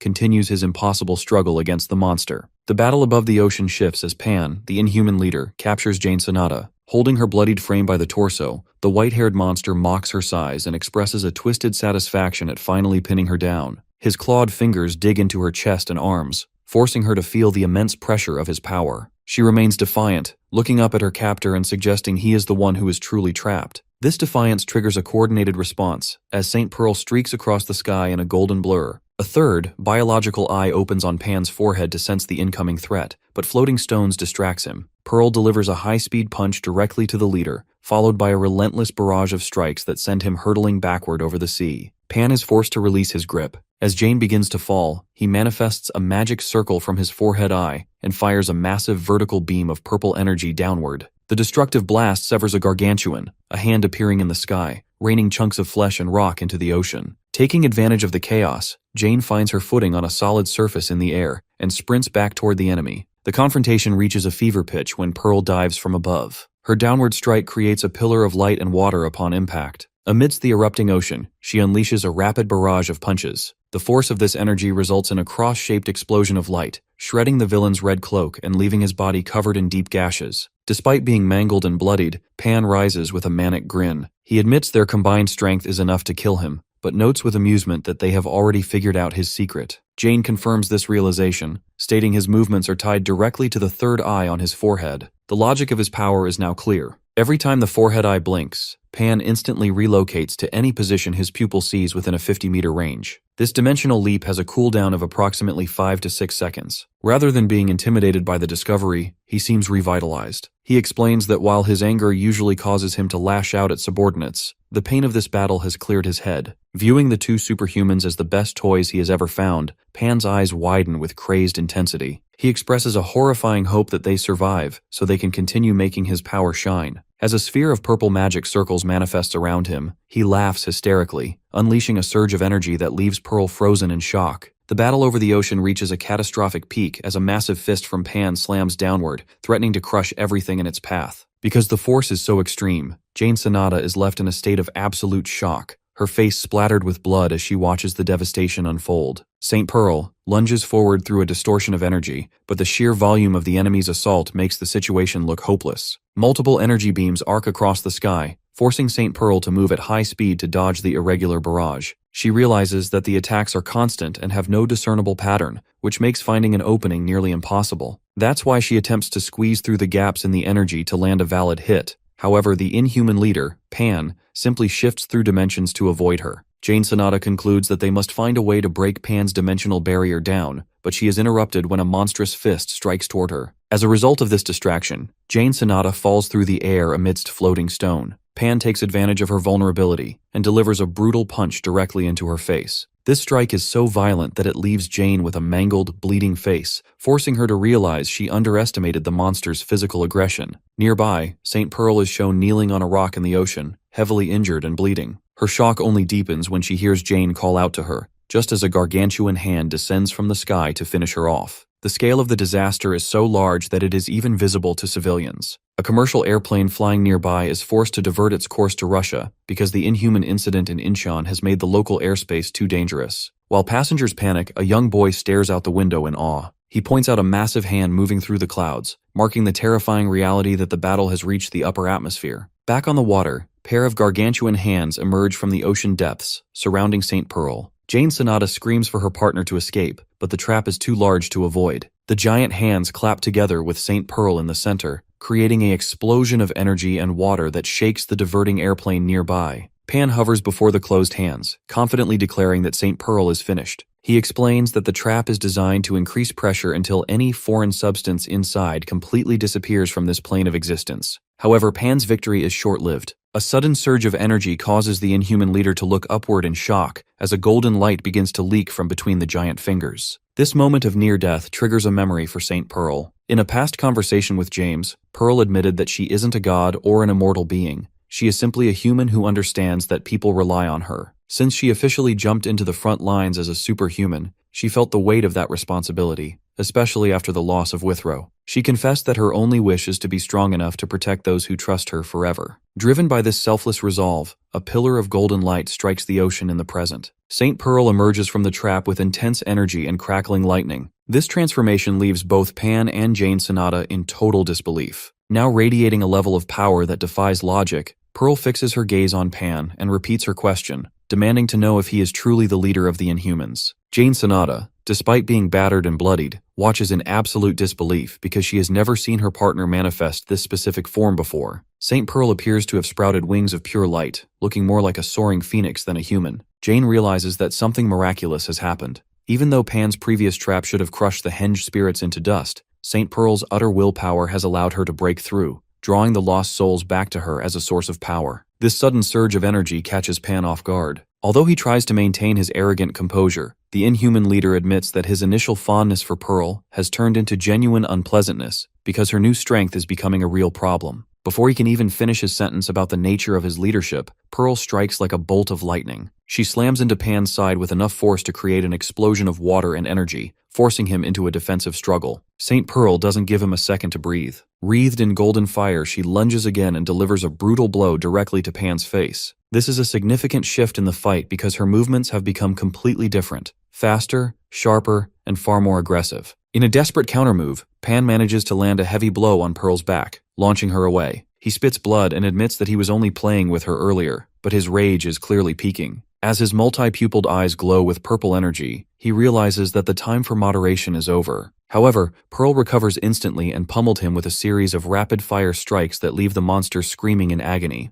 To regain control, Pan manifests hundreds of rotating magic circles across the sky, culminating in an explosion of purple light. As the smoke clears, the villain floats calmly over the water, his hand soaked in blood. He acknowledges that the heroes have exceeded his imagination, but he refuses to admit his perspective was wrong. He looks at St. Pearl and notes that her strength is nearing completion, which makes the prospect of breaking her even more exciting for him. Recognizing that they cannot win this individually, Jane Sonata decides it's time to take a massive risk. Because they haven't been able to land a decisive blow, she calls out to Pearl, suggesting a coordinated strike. Jane prepares to use her ultimate support ability, Foundation Stonehenge, creating a ring of floating stone slabs. Her plan is simple. She will use her full power to pin the monster's legs, creating the perfect opening for St. Pearl to deliver a finishing blow. In a past briefing within the high-tech walls of Ben's lab, Jane Sonata explains the true depth of her power to a stunned group of allies. While the team already understands that her henges are a collective of 80 individual souls that share her emotions, Jane introduces a much more advanced concept known as Foundation.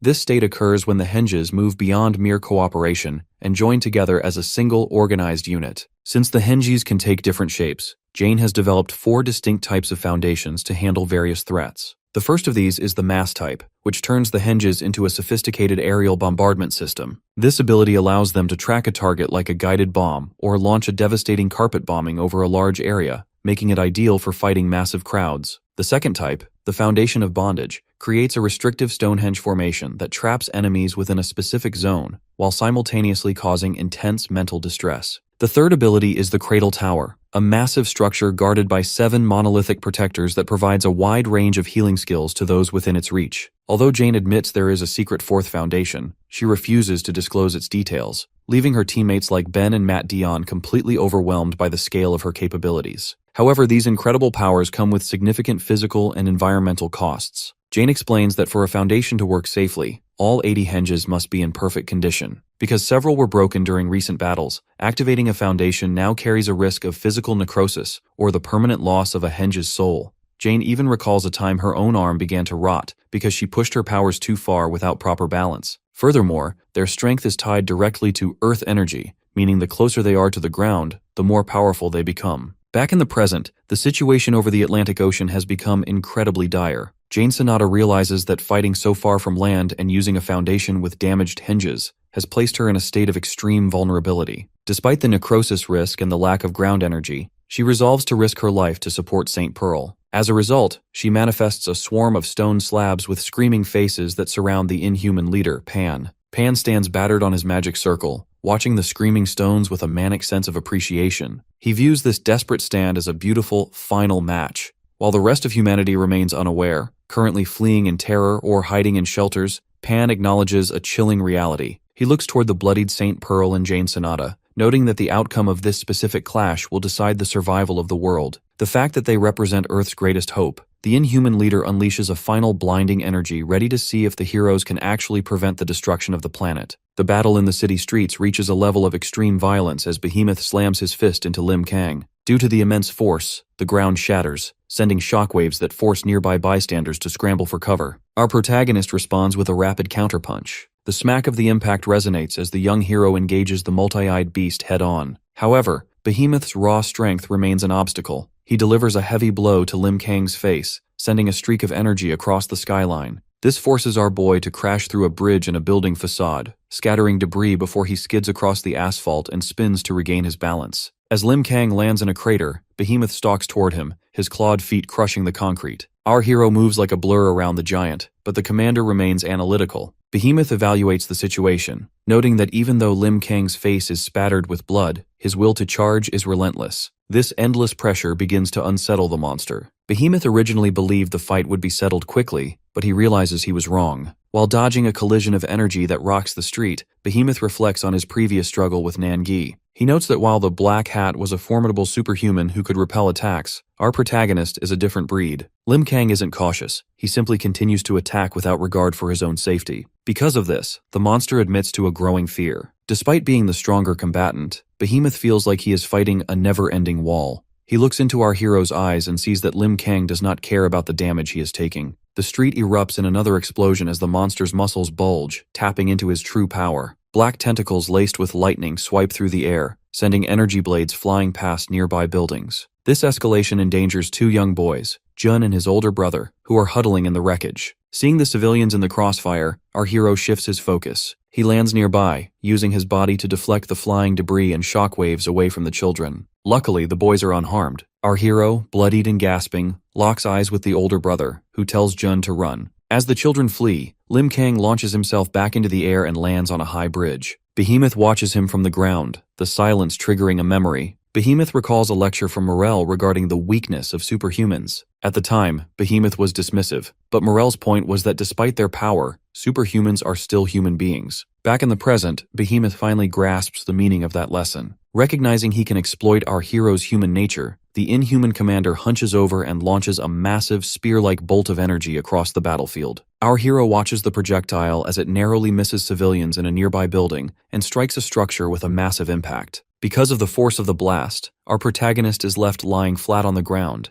battered and bleeding. Behemoth falls from the sky and slams into our boy with devastating force. The ground erupts, leaving the elderly Master Oh Bangwan stunned. On a distant rooftop, Jamal Evan and others watch in shock as Behemoth emerges from the dust, holding Lim Kang in a single hand. The monster laughs as he stands in the crater. Behemoth looks at the broken hero in his grip and warns the onlookers that they are in big trouble. He admits he is surprised. Because he felt desperation for the first time, he begins to crush our hero with a two-handed grip. Lim Kang remains motionless with vacant eyes while Behemoth lets out a primal roar. Dark energy gathers in the monster's throat, and the electrical surge fills the area. A sound of shattering bone echoes as the light reaches a blinding intensity. Our hero's signature white cap falls into the rubble, leaving Oh Bangwan, Nangi, and others in shock. Watching from the rooftop, Jamal Evan notices that our protagonist isn't breathing. He realizes the moment foretold by the future has finally arrived. Behemoth stands over the ruins, breathing heavily with blood dripping from his tusks, and claims the first victory of the Great War. Behemoth looks down at his fallen opponent, acknowledging that the white cap was a worthy match. However, as our boy remains unmoving, his mind drifts back to a rainy day at the academy. He remembers asking his grandpa about his dreams. Oh Bangwan had explained that family isn't just about blood. It is about truly loving someone. While the master's dream was to live happily with his family, our boy reveals his own secret. His dream is to protect that family. Back in the present, this resolve triggers a sudden change. Our protagonist wakes with a roar as energy erupts from his body. The ground beneath Behemoth shatters, and an energy tornado forms, shooting a pillar of light into the sky that dwarfs the skyscrapers. The shockwave shatters windows and sets off car alarms throughout the area. Behemoth's eye widens with absolute shock as the earth splits. He looks into the light with disbelief, unable to understand how our hero is standing. Within the blinding glow, a shirtless Lim Kang emerges and fixes his gaze on the monster. The battle has reached a horrific turning point, as Behemoth is completely decimated. Because the hero's counteroffensive was so brutal, the monster is left mangled with both arms torn away at the elbows. While the beast tries to buy time for his regeneration, he notices something unsettling about his opponent. Lim Kang stands amidst the ruins, his entire frame trembling violently as an aura surges around him. This instability confuses the commander, who realizes that despite the boy's shivering, the threat is only rising. Observing this, Master Oh Bangwan recognizes that the boy is at a point where he cannot let go of his power. As Lim Kang's eyes glow with an unstable light, he exhales a sharp breath. Behemoth's instincts flare, forcing him to tense his muscles and manifest a defensive energy across his skin. He believes that no amount of effort from the boy can pierce his final line of defense. Unfortunately for the monster, this defiance is useless. A gargantuan pillar of energy erupts from our hero's position, shattering the ground and dwarfing the surrounding buildings. From the heart of this light, a massive energy construct slams into Behemoth. Since the impact is so sudden, the commander is sent reeling, unable to comprehend how his defenses were bypassed. Lim Kang does not allow a moment for recovery. As a high-pitched energy radiates from his body, he launches himself forward to deliver a devastating kick to the side of the monster's head. The strike is so violent that it pulverizes the pavement, crushing Behemoth's face into the earth. Our hero stands over the remains with bulging muscles, leaving the mangled commander to wonder how a human could possess such strength. As Behemoth's body falls apart, the blob-like Babylon Vanisher emerges from the sky to reclaim the remains. Luckily, Nangi refuses to let the scavenger interrupt. Moving with blinding speed, Nan intercepts and strikes the Vanisher, warning the creature not to interfere while he watches the battle. As a result, the Vanisher roars and disappears into the sky, leaving Behemoth's severed parts to drop back to the ground. Far away in a darkened room, the high-ranking Morel is interrupted by the bloodied Babylon Vanisher. The creature returns in a panic, mumbling Behemoth's name before it succumbs to its injuries. This news of a commander's defeat leaves Morel in shock, as the power balance of the invasion has been shaken. Back at the ruins of Seoyan High School, the victory has pushed our hero to his limit. Lim Kang lets out a primal scream as his energy aura explodes outward, leaving Nangi and Master O stunned by the scale of the surge. The tension is broken by the sound of a creaking bicycle. To the master's disbelief, Juri is frantically pedaling toward the center of the battlefield to reach his friend. Juri skids to a halt just as the energy vortex around Lim Kang begins to collapse. Sensing that the hero's body is about to give out, Juri drops his bike and rushes forward. He catches the unconscious Lim Kang as he falls, cradling him in the rubble. Since the threat is finally over, Juri tells the hero he can stop now. In the aftermath of the cataclysmic battle, Jamal Evan walks across the field of jagged rocks and urban rubble, casually noting that the conflict has finally reached its end. Nearby, Juri is covered in sweat and dirt. He is in shock as he hears the villain's voice. Jamal points out the undeniable reality that superhumans possess terrifying strength, specifically citing how Lim Kang managed to obliterate a high-level commander with a single blast. As he approaches the kneeling Juri, Jamal Evan looks down with a thoughtful expression. He admits he is genuinely surprised because, for the first time, a situation has deviated from the future his associate Carol predicted. Despite the historic shift, Jamal remains focused on his own goals. He stares at Juri and demands that he move away, making it clear that he has come specifically to claim our hero's unconscious body. Luckily, Juri refuses to be intimidated. He hugs Lim Kang's body tightly. He declares that he won't let go of his friend just because a stranger demands it. Jamal Evan maintains a calm, reaching forward, while warning the boy that his patience has limits. This attempt at intimidation is interrupted by Master Oh Bangwan. The elderly mentor steps firmly between Jamal and the boys, blocking the path with a resolute stance. He mockingly dismisses Jamal's politeness, telling him he looks like a jerk for trying to fool them with such a transparent act. Jamal Evan continues his slow walk across the rubble, noting that he has received quite a lot of harsh words today. The master doesn't back down, revealing that he has known Jamal was spying on them from the very beginning. Jamal is genuinely impressed by the old man's strength, admitting that watching the master's previous fight was a valuable experience that might save him trouble in the future. However, the master remains disgusted. He points out that while Jamal is clearly a superhuman, he chose to watch the slaughter from the sidelines rather than help,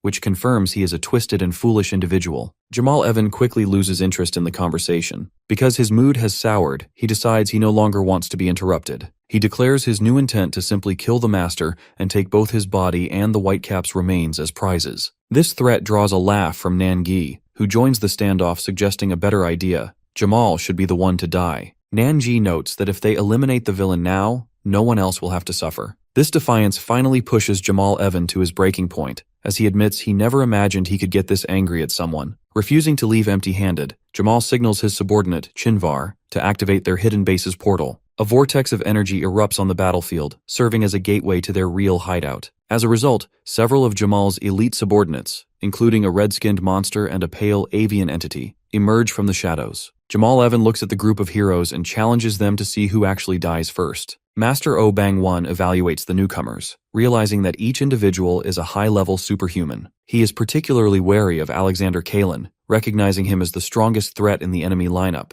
Jamal Evan, tired of the delays, notes that the weather is nice and decides it's time for everything to go his way. He commands his monsters to finish the struggle, and the creatures respond with a deafening roar that shakes the very ground. Just as the monsters prepare to lunge at the cowering Ju-ri and the defensive master, a sudden sound echoes from the sky. Alexander Kalin is forced to dive out of the way as a massive stone shield slams into the earth. Within seconds, multiple giant shields rain down from the sky, creating a defensive perimeter that traps the monsters and provides a sudden barrier for our heroes. Through the settling dust, a man with blonde hair appears standing atop the rubble. This is Kirilov, who stands calmly behind his manifested shields. He addresses his partner, the powerhouse Basilov, noting that they have made the right choice to stand with the heroes on this side. The sudden arrival of the Russians leaves Nangi, Ju-ri, and the Master in a state of complete confusion. Even Jamal Evan is startled, as he has never seen these individuals before. When Danyang demands to know who they are and why they are interfering, Kirilov identifies himself and Basilov as allies from Russia. While the hot-headed Basilov yells from the background for his partner to get rid of the distracting shields,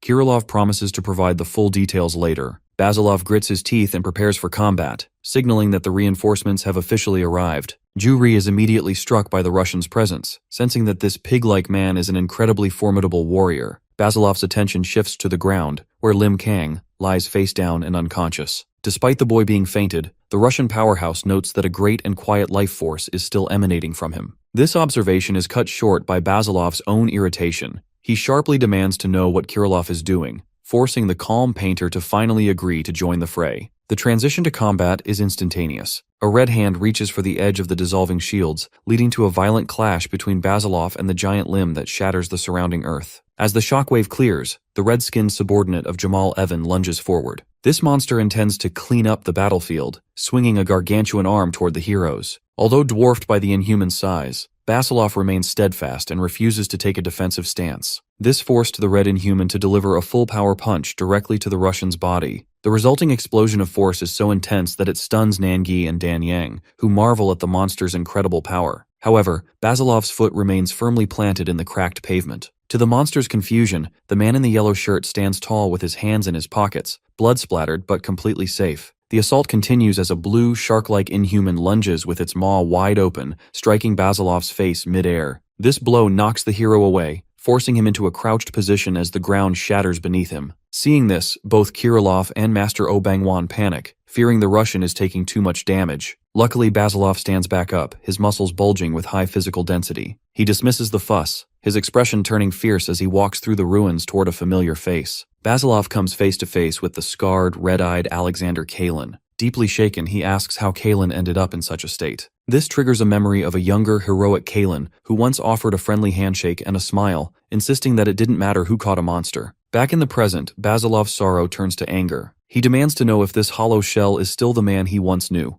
But Kalin responds with a robotic tone, claiming he has no reason to answer a stranger. Watching from the sidelines, Jamal Evan is perplexed by Basilov's behavior. He realizes the Russian is an incredible superhuman who is taking valid hits without any benefit or defense. Because the translucent shields dissolved into light when removed, Jamal concludes they were mental embodiments rather than real objects. This lack of understanding regarding the Russians' abilities leaves the villain with a feeling that it is impossible to compete at their level. The standoff ends when Alexander Kalin raises his hand, swirling with electrical energy. A gargantuan pillar of light erupts from his position, shooting into the sky and towering over the city's skyscrapers. Since the explosion is so violent, the force blows Danyang back and washes over the entire urban area. As the light fades, Basilov stands in the center of a deep crater. Although his suit is tattered and his body is steaming, the Russian stays focused on his former friend with a resolute eye. Jamal Evan's subordinates stare in total shock as the battlefield shifts. In the center of the ruins, Alexander Kalin remains silent, his face heavily bruised and bloodied. A strange sound escapes him before Maxim Basilov slams his foot into the asphalt with earth-shattering force. Basilov towers over the trembling Kalin, his expression a mix of fury and recognition. He vows to beat the memory back into his former friend, calling him an idiot for forgetting their bond. As Basilov's body begins to radiate a steaming aura, his physical form undergoes a massive transformation. Kalin lunges forward, but the Russian hero delivers a punch so powerful it sends the warrior smashing into a building in an explosion of blood and rubble. Watching from the settling dust, Jamal Evan is stunned. He notes that Basilov's energy is now flawless and extreme, transforming him into a completely different fighter than before. The chaos spreads as Jamal's red-skinned subordinate tries to ambush Basilov, but Nangi intercepts the monster with a punch. Nangi mockingly claims he'll get jealous if everyone else gets to fight, only to be targeted by a blue-skinned creature from behind. Luckily, Master Oh Bang-wan intervenes, delivering a strike so violent it tears a hole through the monster's chest. Amidst the rising smoke and urban ruin, Master Oh Bang-wan stands with a somber expression. Although he believes the younger heroes could solve the crisis themselves, he resolves to join the fray without getting in their way. Nangi laughs at the old man's humility, noting that despite his humble words, the master is a legend. The two stand side by side, dwarfed by the destruction as they coordinate their next move. Nangi chooses to take on the powerful red inhuman, thanking the master for his consideration before both warriors launch themselves into the air, creating a shockwave. Nearby, in a quiet alleyway, Dan Yang guides Ju Ri and the unconscious Lim Kang to safety. Ju Ri is suspicious of the woman in the pink cloak, questioning why a superhuman isn't on the front lines. Dan Yang hesitates, revealing a sorrowful gaze. She admits her abilities are too dangerous to use right now. While she can move through time and space, her essential power is something even she hasn't fully identified. She warns Ju Ri that if she revealed the true nature of her gift, he would likely hate her. The ground begins to rumble as bolts of blue lightning strike the city's skyscrapers, obliterating everything they touch. In the heart of the storm, Basilov and Kalen clash in midair, a violent collision of energy. Basilov lands a clean strike on Kalen's head, sending him hurtling through stone walls and into a deep crater. As Basilov towers over his broken friend, he is pulled back into a memory of a snowy wasteland. He remembers Kalen bickering about arm wrestling and joking that Basilov needed to lose weight. The flashback turns bitter as the memory shows Basilov pinning Kalen to the ground, desperately trying to convince him that the monsters they were hunting weren't human anymore. He had screamed that the creatures were already dead, while Kalen could only look on with hollow sorrow. Back in the present, Alexander Kalen crouches, blood dripping from his chin. Maxim Basilov looks down at him with a pained, desperate expression. He pleads for his friend to say just one thing, to say that he remembers him, but Kalen remains hauntingly silent. Basilov once told Kirillov that before they met, he only knew one other superhuman, a man named Alexander Kalen. While Kirillov was simply curious about Basilov's past, the conversation revealed just how dangerous Kalen truly was. Basilov admitted that he had lost 38 consecutive arm wrestling matches to the man, but he clarified that brute strength wasn't even Kalen's primary threat. The real danger lay in his ability to control lightning with terrifying precision. Because Kalen fought with such overwhelming force, watching him hunt was less like a duel and more like witnessing a natural disaster. Unfortunately, the two had lost contact long ago. Basilov explained that they never really worked as a team, as Kalen was a wanderer who intended to lead all superhumans. Although Basilov tried to brush it off as none of his business, he secretly worried that something had gone wrong in his old friend's life. Despite the man's incredible power, Basilov remembered him as a brilliant guy who acted like a clown and never took things seriously. He had hoped that one day, the three of them could finally stand together, imagining it would be an interesting alliance. That hopeful memory stands in grim contrast to the present day. A massive pillar of white lightning suddenly tears through the city, signaling Kalen's violent arrival. Instead of a friendly reunion, Kalen strikes Basilov with an energy-infused punch so powerful it sends him flying through buildings. Since this isn't a friendly match, Basilov is forced to transform into his hulking, muscular state just to survive the impact. He realizes that Kalen is completely out of control, prompting him to fight back in an attempt to snap his friend out of his destructive trance. While the two titans clash, Kirillov turns his attention to Jamal Evan, the man pulling the strings behind the scenes. He quickly deduces that Jamal is controlling the puppets currently ravaging the city, so he decides to target the source directly. Kirillov casually suggests that killing Jamal might be the quickest way to end the chaos. To test this theory, the superhuman unleashes a barrage of translucent energy blades and a massive spectral sword that craters the street. This overwhelming show of force shifts the momentum of the battle. Jamal manages to dodge the initial strike, but his subordinate Chenver is badly wounded in the process. Because their ability to foresee the future has been corrupted, Jamal realizes he is in a losing position. He acknowledges that he underestimated the Russian superhumans, admitting that even if he released all his remaining power, he couldn't win against both Basilov and Kirillov. Recognizing that continuing the fight would lead to his certain death, Jamal calls out for a truce and offers to make a deal. Kirillov remains highly skeptical, suspecting that the enemy is simply using words to buy time and escape their current predicament. High above the ruins of Incheon, Jamal Evan stands atop a narrow traffic pole with his subordinate, Chenver, and begins laying the groundwork for a retreat. He instructs Chenver to place a marker at the traffic light below, hinting that they might eventually return to Korea. Aware that Kirillov, whom he casually calls Blondie, won't stop the pursuit, Jamal initiates a telepathic whispers of bondage link to coordinate his group's escape. When Kirilov mockingly asks what nonsense he has planned next, the opponent keeps his cool. He offers a formal introduction, revealing his name is Evan, and suggests that next time, the hero should offer his own name first. Internally, Evan reflects on how his original mission was to retrieve the body of the superhuman known as Whitecap. However, because Whitecap survived the battle, Evan realizes his initial judgments were flawed. This shift in perspective leads him to offer a false peace treaty. He claims that if they are allowed to leave, he will cooperate in the future and share everything about himself. Kirilov isn't buying the performance. He brings up Evan's servant, Alexander Kalin, who is currently locked in combat with Basilov. Kirilov makes it clear that he has no interest in negotiating with someone who modifies people into puppets,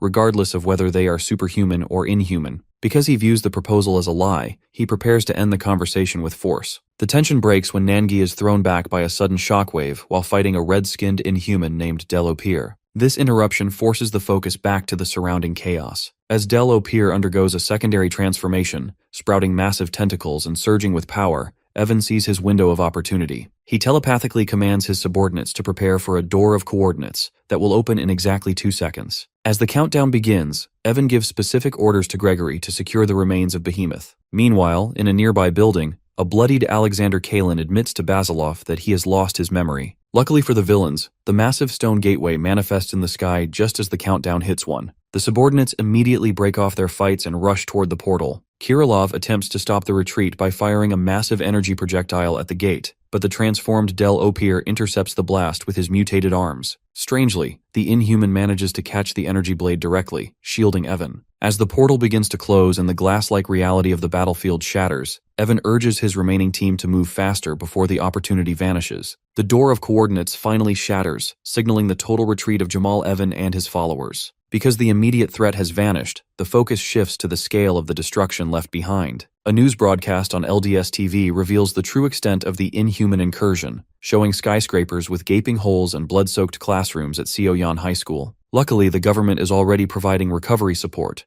though officials are still calculating the massive property damage that occurred across the city center. In the quiet hours following the battle, Ju-ri is hunched over a desk, processing the trauma by writing intensely in a journal. He reflects on the terrifying reality that the world is filled with weird guys and superhumans fighting one another. The fact that Jamal Evan attempted to kidnap our protagonist while disguised as a beggar, Ju-ri is still plagued by the memory of the villain's white eye. He admits that even though he is always by Lim Kang's side, looking into a hostile superhuman's eyes made it hard to breathe. He wonders if his refusal to let go of our hero was true courage or simply a moment of madness, realizing that without Lim Kang, he would already be dead. Ju-ri continues to document the new allies they met on the battlefield, doodling Mr. Pig, the Russian powerhouse Basilov, and his partner Kirilov. Strangely, despite Basilov's jagged grin and intimidating presence, Ju-ri finds himself liking the Russian duo. He also notes a moment of absolute relief. Because our hero remained unconscious long after the fight, Ju-ri concludes that such a vulnerable state only comes when a warrior instinctively feels there are no more threats nearby. As the superhumans gather amidst the wreckage, Master Oh Bang-won asks about their future plans. Kirilov suggests they all share contact information to stay prepared for the next crisis. Because they are in the digital age, he and Dan Yang swap social media handles while Basilov focuses on his own mission. The Russian powerhouse is determined to return home and eventually kill Jamal Evan on his own terms.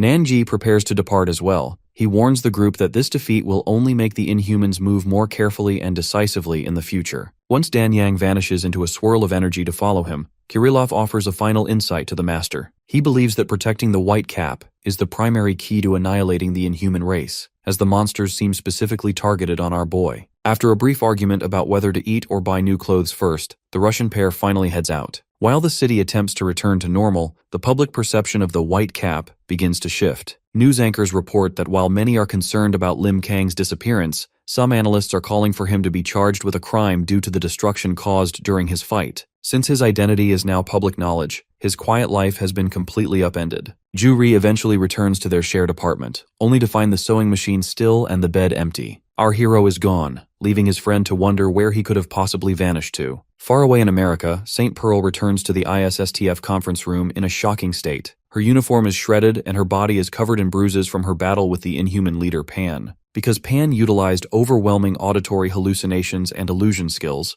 Pearl explains that the fight was a mental torture that nearly melted her head. She only survived by breaking his dimensional barriers with the same ferocity he used to strike her. The battle at sea reached a stalemate until a massive, manta ray-like inhuman appeared to retrieve Pan. This messenger brought news of the Inhumans' crushing defeat in Korea, confirming the deaths of Behemoth and the other warriors. Due to this strategic failure, Pan was ordered to retreat immediately. Before leaving, he issued a chilling warning. If they meet again, someone will have to make a heavy sacrifice. Unfortunately, the cost of the battle was already high. Pearl informs Sui and Ben that Jane Sonata is in a critical state. Since Jane launched her foundation stones without meeting the proper spiritual conditions, she began experiencing necrosis, a physical rotting of her body. To hide her shocking appearance, Jane wrapped herself in a cocoon of stones and headed to Australia. She believes only a superhuman named Daphne Bayleaf can cure the spiritual penalty she incurred to save Pearl. Luckily, there is a glimmer of hope. Ben reveals that the hero Withrow has finally regained his memory. This breakthrough was made possible by the tireless work of the researcher Joo-hee and James.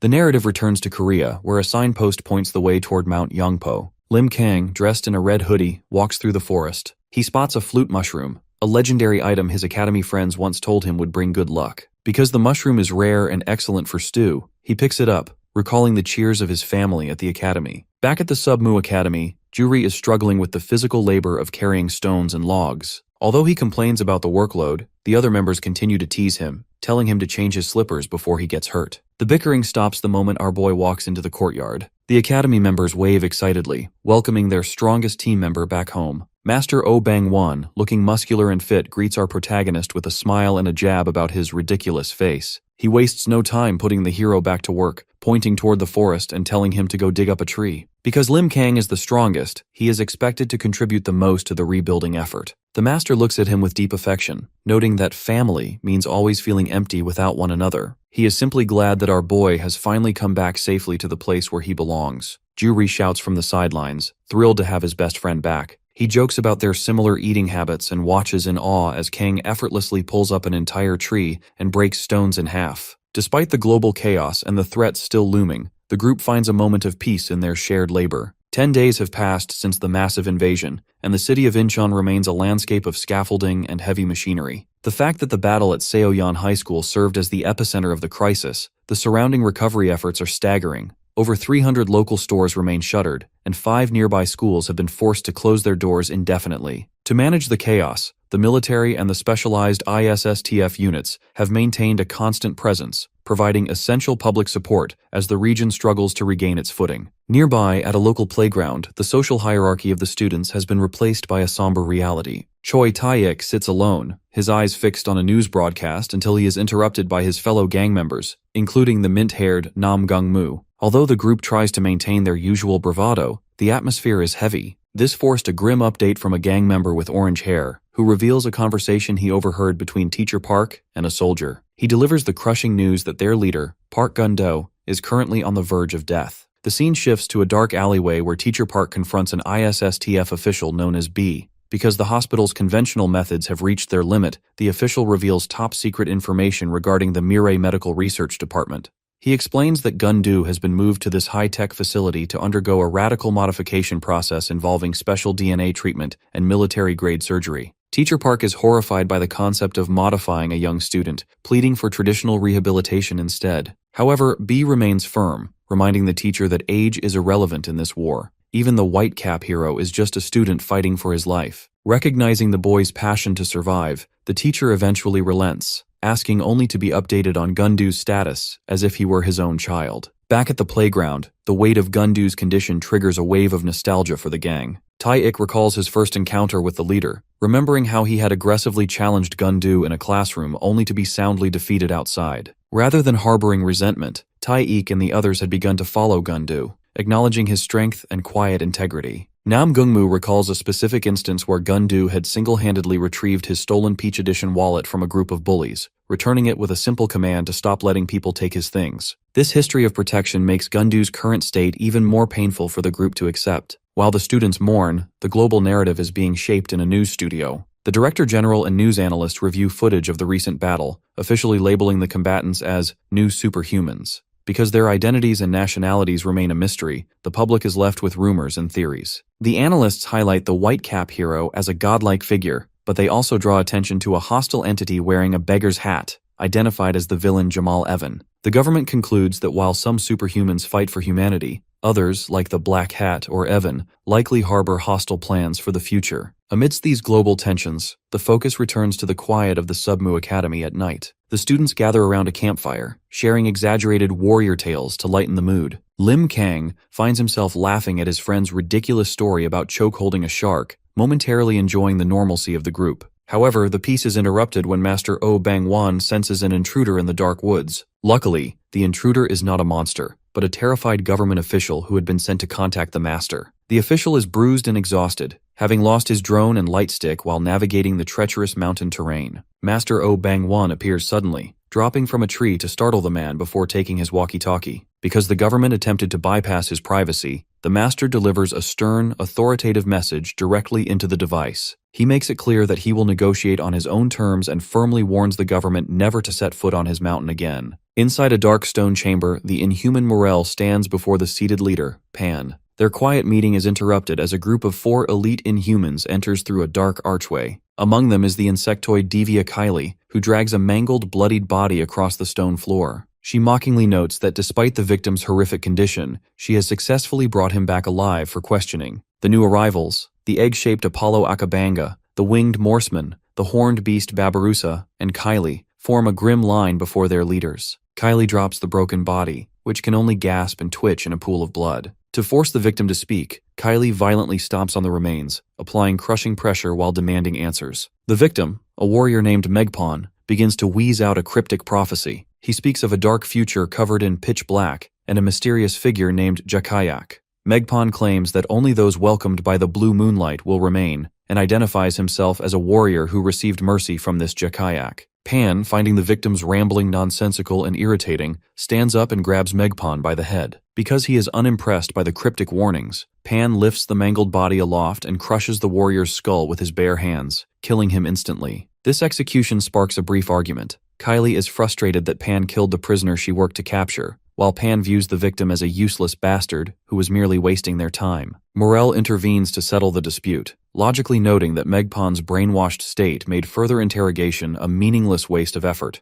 However, Morel reveals that he already possesses some knowledge regarding the elusive Jakayak. Resolved to take the offensive, he summons the blob-like Vanisher and orders the group to prepare for a journey to the surface. He intends to find this Jakayak personally, signaling a major shift in the Inhuman strategy. The narrative shifts back 10 days to the ISSTF headquarters, where Ben delivers a shocking breakthrough to St. Pearl. He reveals that the hero Galen Withrow has finally regained his memories. This miracle was made possible by the tireless work of a researcher named Ju Hee, who stayed up for several nights alongside James to restore the fallen warrior's mind. The news triggers a wave of nostalgia for Pearl, as she recalls her first meeting with Withrow. She remembers his blunt introduction in his signature green beanie, and the bond they formed while training in the city and relaxing on the beach. Those peaceful moments stand in stark contrast to the tragedy of his death, a memory that still haunts her. Back in the present, Pearl is so overwhelmed by these reflections that she accidentally smashes her head into the roof of a Mercedes while waking from a nap, damaging the car. Ben, who is driving, jokingly tells her not to worry since the vehicle actually belongs to James. As the group arrives at the lab,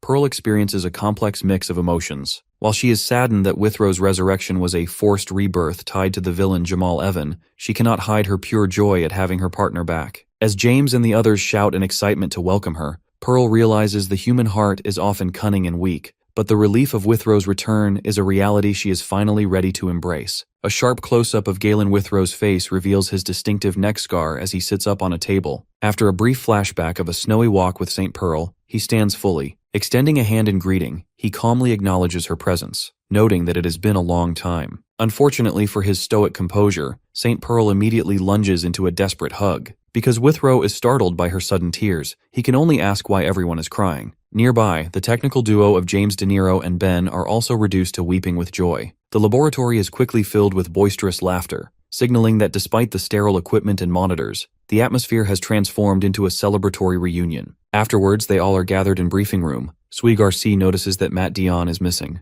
Rose explains that the actor is busy with fan service or a similar meeting, though Sui remains skeptical. She dismisses the excuse, assuming the lonely man is simply pretending to have social obligations. Withrow leans over the table to ask who this unfamiliar girl is. Sui introduces herself with a mischievous beam, leaving the warrior to quietly process her name. Ben takes a more serious tone. He begins a somber briefing, walking Withrow through a rough outline of the war and the various altercations that occurred during his absence. While Withrow remains calm, his face betrays a mix of sadness and confusion. Dr. Oldman provides a medical update, noting that Withrow is suffering from dissociative symptoms and abnormal headaches. Luckily, the prognosis is positive. With continuous mental and physical care, he is quickly recovering his old self and overcoming minor memory loss. Ben offers his gratitude to Dr. Oldman, but the scientist clarifies that the real credit belongs to his student, Ju-hee. Through a series of flashbacks, the genius behind the recovery is revealed. Ju-hee, a pink-haired developer, had previously instructed St. Pearl to follow her directions to ensure a successful recovery. Not long ago, James De Niro arrived at the lab with a box of requested items, sweating with desperation. He questioned if Withrow's memory could truly be restored,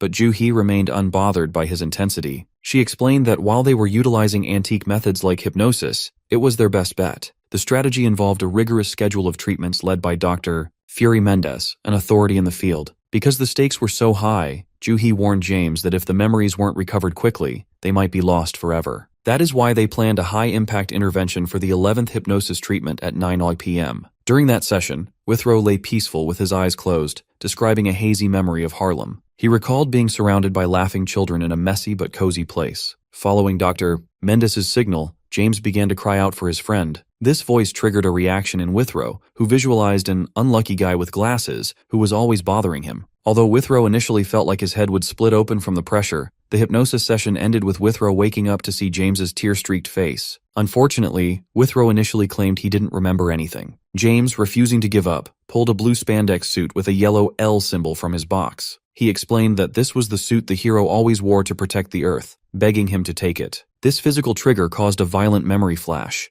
Withrow recalled shouting that he would never wear such a suit. In a sudden burst of his old personality, Withrow smacked the suit out of James's hand, calling him annoying. Due to this spark of temper, James and Fury realized the true Withrow had finally returned. Later, James thanked Ju-hee for her insight. She explained her methodology, noting that she had observed Withrow's habits, such as his preference for beanies and his intense dislike of coffee. Because she believed his lifelong tendencies remained intact despite his memory loss, she organized a comprehensive team of experts to carry out the recovery plan. Ju-hee humbly attributed the success to luck, claiming she is just a genius rather than a superhuman. She clarified why James was the only one invited to the treatment, explaining that St. Pearl and Jane were fatal obstacles because they were too deeply engraved in Withrow's mind. For the hypnosis to work, they needed someone fresh but significant, making James the most suitable candidate. As the briefing ends, James admits he can never truly repay her. Ju-hee simply smiles, noting that no one can compare to the sacrifice made by the heroes. She expresses her happiness at being able to help those who help others without wanting anything in return.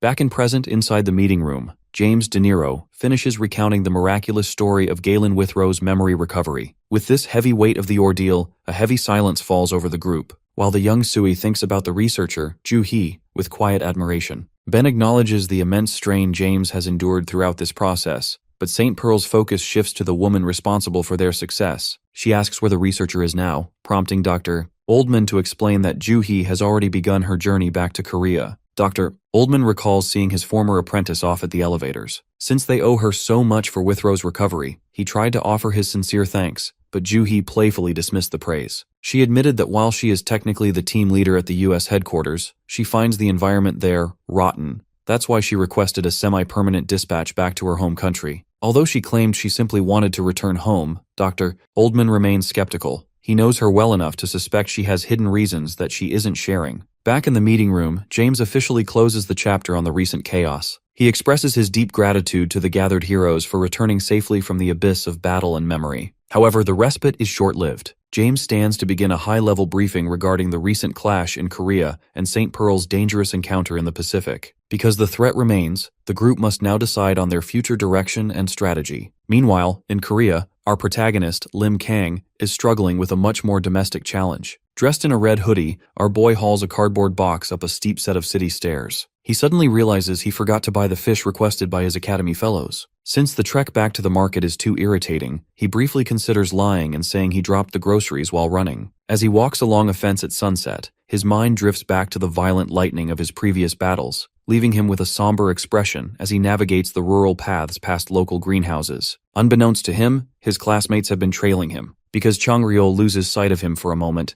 the group begins to bicker in the middle of the road. Their argument is cut short when they look up to find our hero sitting casually on the roof of a bus stop. Our protagonist jumps down to face them, curious as to how they found his mountain hideout. Daebang guiltily confesses that he broke his promise of secrecy because the others wouldn't stop pestering him. The atmosphere becomes awkward and tense. Muhee, looking at our hero with watery eyes, asks why he hasn't returned to school in the 4 days since it reopened. She tells him that it feels like he has disappeared forever and pleads for him to come back, insisting that the students want to keep seeing him. When our guy remains silent and attempts to walk away, Muhee becomes emotional. She shouts after him, questioning if he is running away because of the Inhumans, and declaring that the students are willing to fight alongside him as fellow humans. Luckily, our hero stops to offer a final practical warning. He explains that the mountain is dangerous, filled with wild animals and confusing trails, and asks them not to follow him any further. As he disappears into the twilight, the classmates are left dejected. Changryeol realizes that our boy is likely the most upset of them all, but he hopes that their effort to reach out was enough to relieve his mind.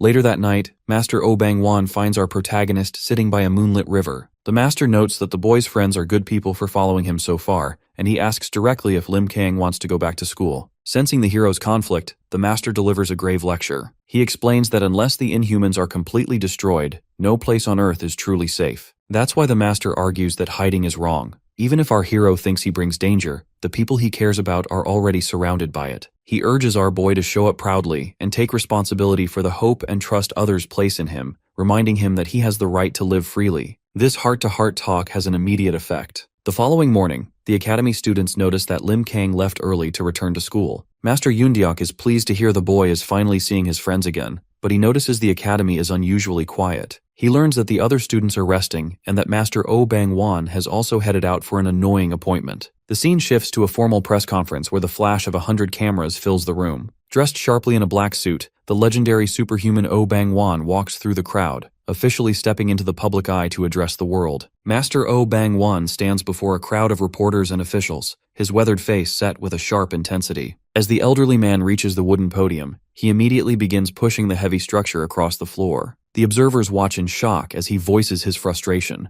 noting that this media circus is far from the quiet conversation he was promised. This forced the master to demand that cameras be put away and the room cleared. He eventually sits in a simple black chair, informing the crowd that he feels the pressure of their gaze and requesting that only a few remain. Luckily, the officials comply, and a wide shot reveals a room that was once packed with equipment now narrowed down to a select few. The master leans back with a resolute expression, asking them to proceed politely so he can finish quickly. The scene transitions to the exterior of Seoyeon High School, where two students are walking through the gates while playfully bickering. Their argument is cut short when they stop in their tracks, their expressions shifting to absolute shock as they look toward the schoolyard. There, a group of students gathered around Lim Kang. Because he is wearing an out-of-place, poorly tied red necktie, the students whisper frantically about the superhuman white cap. One student, Oh Seon-uk, gathers his courage to approach our hero. With tears in his eyes, he sincerely thanks Lim Kang for protecting him during the previous attack. Lim Kang looks on with a blank expression until Kwon Chul suddenly leaps onto his back in a friendly headlock.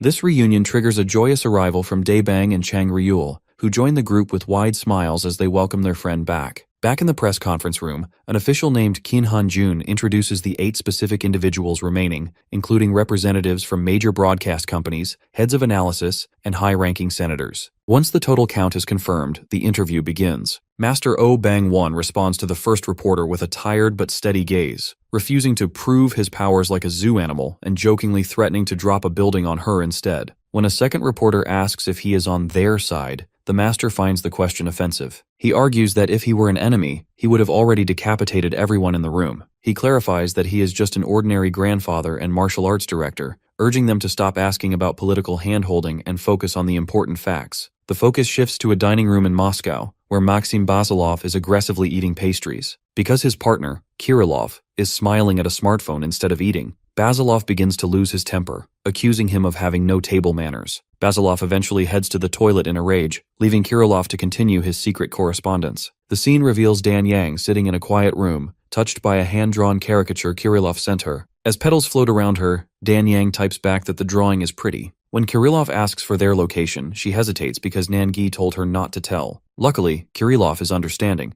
though he accidentally speaks his reply out loud, causing Basilov to glare at him again. Eventually, Dan Yang decides it is okay to share their secret. She peeks outside to see Nangi relaxing in a beautiful Japanese onsen, his back covered in intricate tattoos. He lets out a boisterous laugh while soaking in the hot spring under a clear blue sky, confirming they are in Japan. The narrative returns to the press conference, where officials continue to press the master for technical details about his strength and the academy. He refuses to allow his body to be used for research and clarifies that the other students at his academy are ordinary people. The tension spikes when the head of superhuman analysis brings up the tragic 2016 Gangnung incident involving the inhuman Hyperion. He asks if the master is related to the case or the long-haired giant who disappeared from the scene. As a vision of the massive, horned inhuman towers inside Master's mind, his jaw tightens. He looks directly at the officials and confesses that he was at the scene and is directly related to the event. Master Oh Bang-won sits before the assembly, his weathered face set in a grim expression, as he prepares to disclose the truth behind a historical tragedy. Because of his testimony, the narrative shifts back to the year 2016 at Sacheon Harbor in Gangnung. At the time, the coastal town was peaceful, populated by locals like Nam Seok, a father wearing a winter coat, and his young son, Woobin.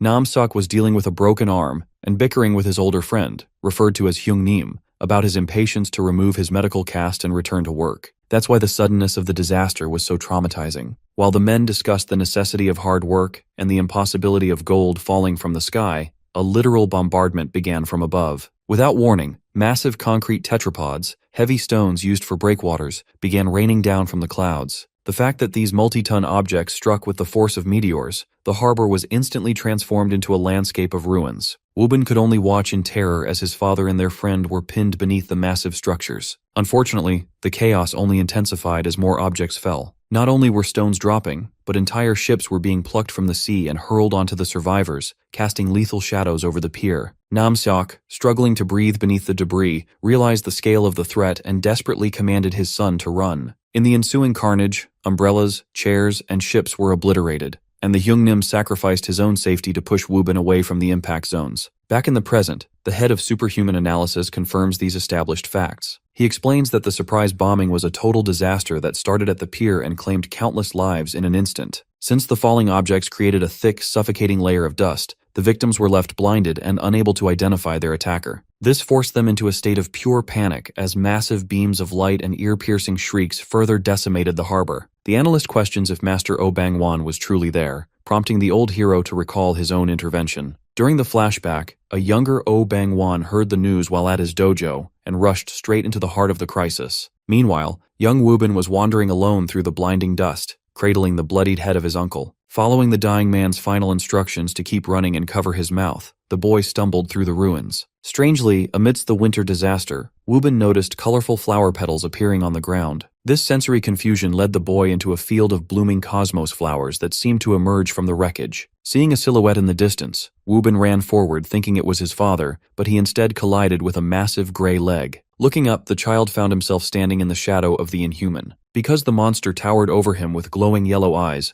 the child was paralyzed with fear as a giant hand descended to crush him. Luckily, Master Oh Bang-won arrived at that exact microsecond. Dressed in a purple tracksuit and sporting long hair, our protagonist's mentor intercepted the beast with a blood-spraying blow that sent the monster hurtling into a nearby truck. As the monster recoiled, the master stood protectively in front of the traumatized child. He pointed toward a path of escape and commanded Woobin to get a hold of himself and run, marking the moment the master officially engaged the first survivor class inhuman. Because of the devastation surrounding him, the master is immediately on edge, his black combat boot planting firmly into the shattered pavement. He finds himself face to face with the inhuman named Iskarion, a creature with cold yellow eyes and sharp horns. Recognizing the beast as the source of the chaos, the bloodied master growls a confrontation, demanding to know if this is the one who made such a mess. Back in the present-day press conference, the officials and reporters are frozen in a montage of pure shock. That's why the head of superhuman analysis begins to tremble. He realizes that the elderly man sitting before them is the legendary long-haired giant who fought during the Hyperion crisis. Master Oh Bang-won remains silent beneath his cap, allowing the weight of this revelation to settle over the room. The narrative shifts back to the past, where the master evaluates his opponent. Because Iskarion stands perfectly still amidst the rubble, the master suspects the creature is either being cautious or has stiffened as a defensive mechanism. However, as the master clenches his fist, he notices a blue honeycomb pattern in the inhuman's eye. This detail forces the master to realize that the creature isn't just a mindless predator. He senses the eye of someone in pain who is actually curious about him. Refusing to be mocked by a monster, our hero lunges forward.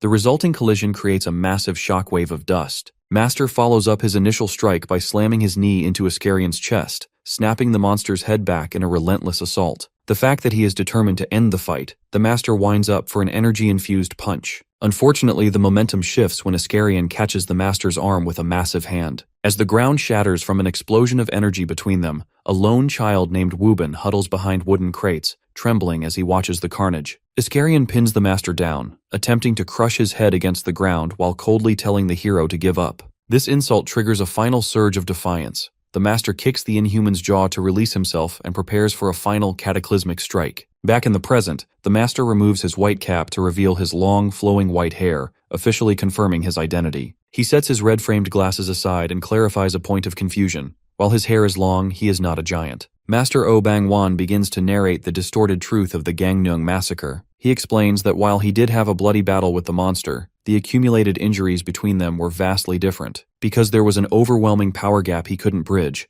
the Master was at a crossroads where death seemed inevitable. He decided to pour all his power into one compressed shot as a last resort. However, he warns the officials that the information reported about the incident was incorrect from the very beginning. The Master reveals a startling observation from that day. When he first arrived and attacked Iscarion to protect the child, he noticed the Inhuman wasn't looking at him. Instead, the monster was staring at the pier where the incident actually started. This implies that the real culprit was someone else entirely. As our Master describes his high-speed dash toward the monster, his sixth sense suddenly alerted him to a red energy beam targeting his blind spot. Since he was midair, he was unable to avoid the unidentifiable beam of light. The impact sent him crashing into a pile of containers, and the force was so extreme that one of his feet was severed. While the Master lay in a pool of blood, he watched as Iscarion turned toward the source of the beam. A massive foot stomped into the ground, revealing a new, terrifying presence amidst the smoke. This was the arrival of the Inhuman leader, Pan, whose presence immediately drew the attention of the blue-horned Iscarion. Because Pan recognized the warrior, he offered a chillingly casual greeting amidst the ruins, identifying the beast as the legendary Iscarion. Luckily for our protagonist's mentor, Iscarion's intentions were far more complex than simple predation.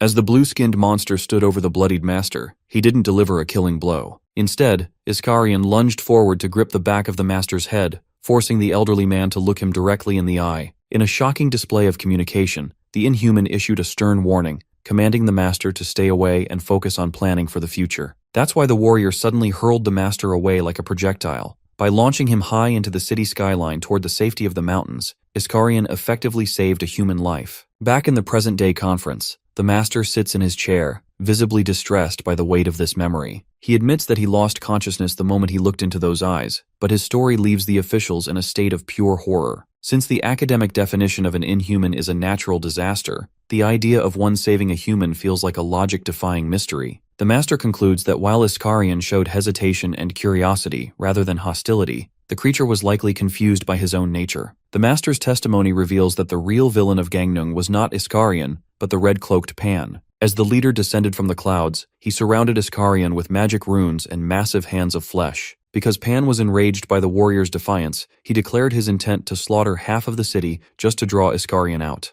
This forced the two monsters into a cataclysmic struggle. Pan utilized high-speed dimensional magic and magic circles to pressure the blue warrior, eventually crushing him within a gargantuan grip of bone and muscle. When the government officials ask for the identity of the main culprit, the Master provides a final, definitive conclusion. He recalls the light beam that severed his leg during the fight, an attack so fast his eyes couldn't track it. Since he recently witnessed the Ketchup Man fighting a white-haired Inhuman at Incheon Airport, the Master has connected the dots. He realizes the attacks match the surgical speed and red energy he encountered in 2016. As a result, he officially identifies Pan as the primary butcher of the Gangneung massacre and reveals that Iscarion was actually the one who attempted to stop the slaughter. The flashback of the Gangneung massacre continues as the two muscular giants, Pan and Iscarion, clash with immense force. The fact that their power is so extreme, a massive explosion craters the ground, sending concrete shards and rings of white energy into the sky. Pan, with his white hair flowing and tattered red cloak, is sent skidding across the wreckage. He is visibly bloodied and panting, forced to acknowledge that his opponent is operating on an entirely different level. As he watches a severed blue limb of Iscarion lie on the pavement, Pan is struck by a sense of unease,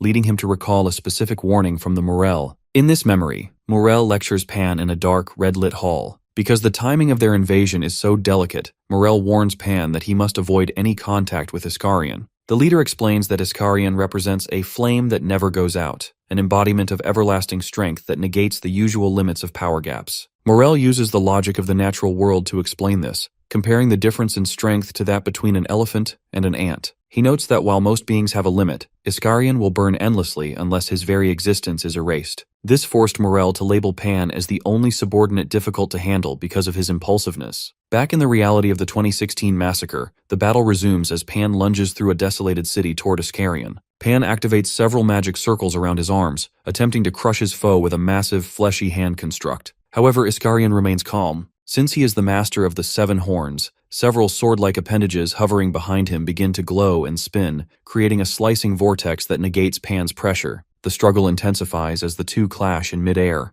Pan lunges through a red beam of light, but his tattered cloak and bloodied face show he is losing the war of attrition. Strangely, Pan realizes it isn't just Iskarion's raw strength that is the problem, but perhaps his vision, or the way he controls the battlefield. Iskarion's blade-like tail strikes the ground, sending blood spraying from Pan. As the monster's glowing eyes fix on him, the true meaning of an everlasting flame becomes clear. Just as Pan is about to be defeated, the third eye on his forehead opens in a desperate move. Iskarion immediately reaches out and grips Pan by the face with a massive hand, promising to rip his body apart for his arrogance. Luckily for Pan, the blob-like vanisher screams from the sky, arriving just in time for a rescue. A second, red-headed inhuman streaks down at the speed of light, snatching Pan from Iskarion's grip. Although Iskarion manages to grab and sever part of the rescuer's leg, the group successfully retreats into the vanisher's mouth. Inside the creature, Morel's eyes are visible as he commands his subordinates not to look into Iskarion's eyes. Before they disappear, Morel offers a chilling farewell to the Blue Warrior, acknowledging that it has been a while. He warns Iskarion that because they have reached this stage, there will soon be no more options left for him. Back in the present-day press conference, Master O Bang Wan sits with his hands folded, officially concluding his account of the Gangnung incident. He clarifies that he has no idea where the inhuman known as Hyperion is, and requests that the officials stop viewing him as a rival or a source of infinite information. Because he has said everything he knows, the Master prepares to leave, though he offers to stay for another 30 minutes if there are any final questions. The atmosphere in the room remains heavy with the weight of the past. The head of superhuman analysis, however, is not quite finished. He presents a document to the Master, asking if he recognizes a specific individual mentioned in the files. In the dense urban sprawl of Hong Kong, the rogue superhuman Jamal Evan attempts to catch a brief nap.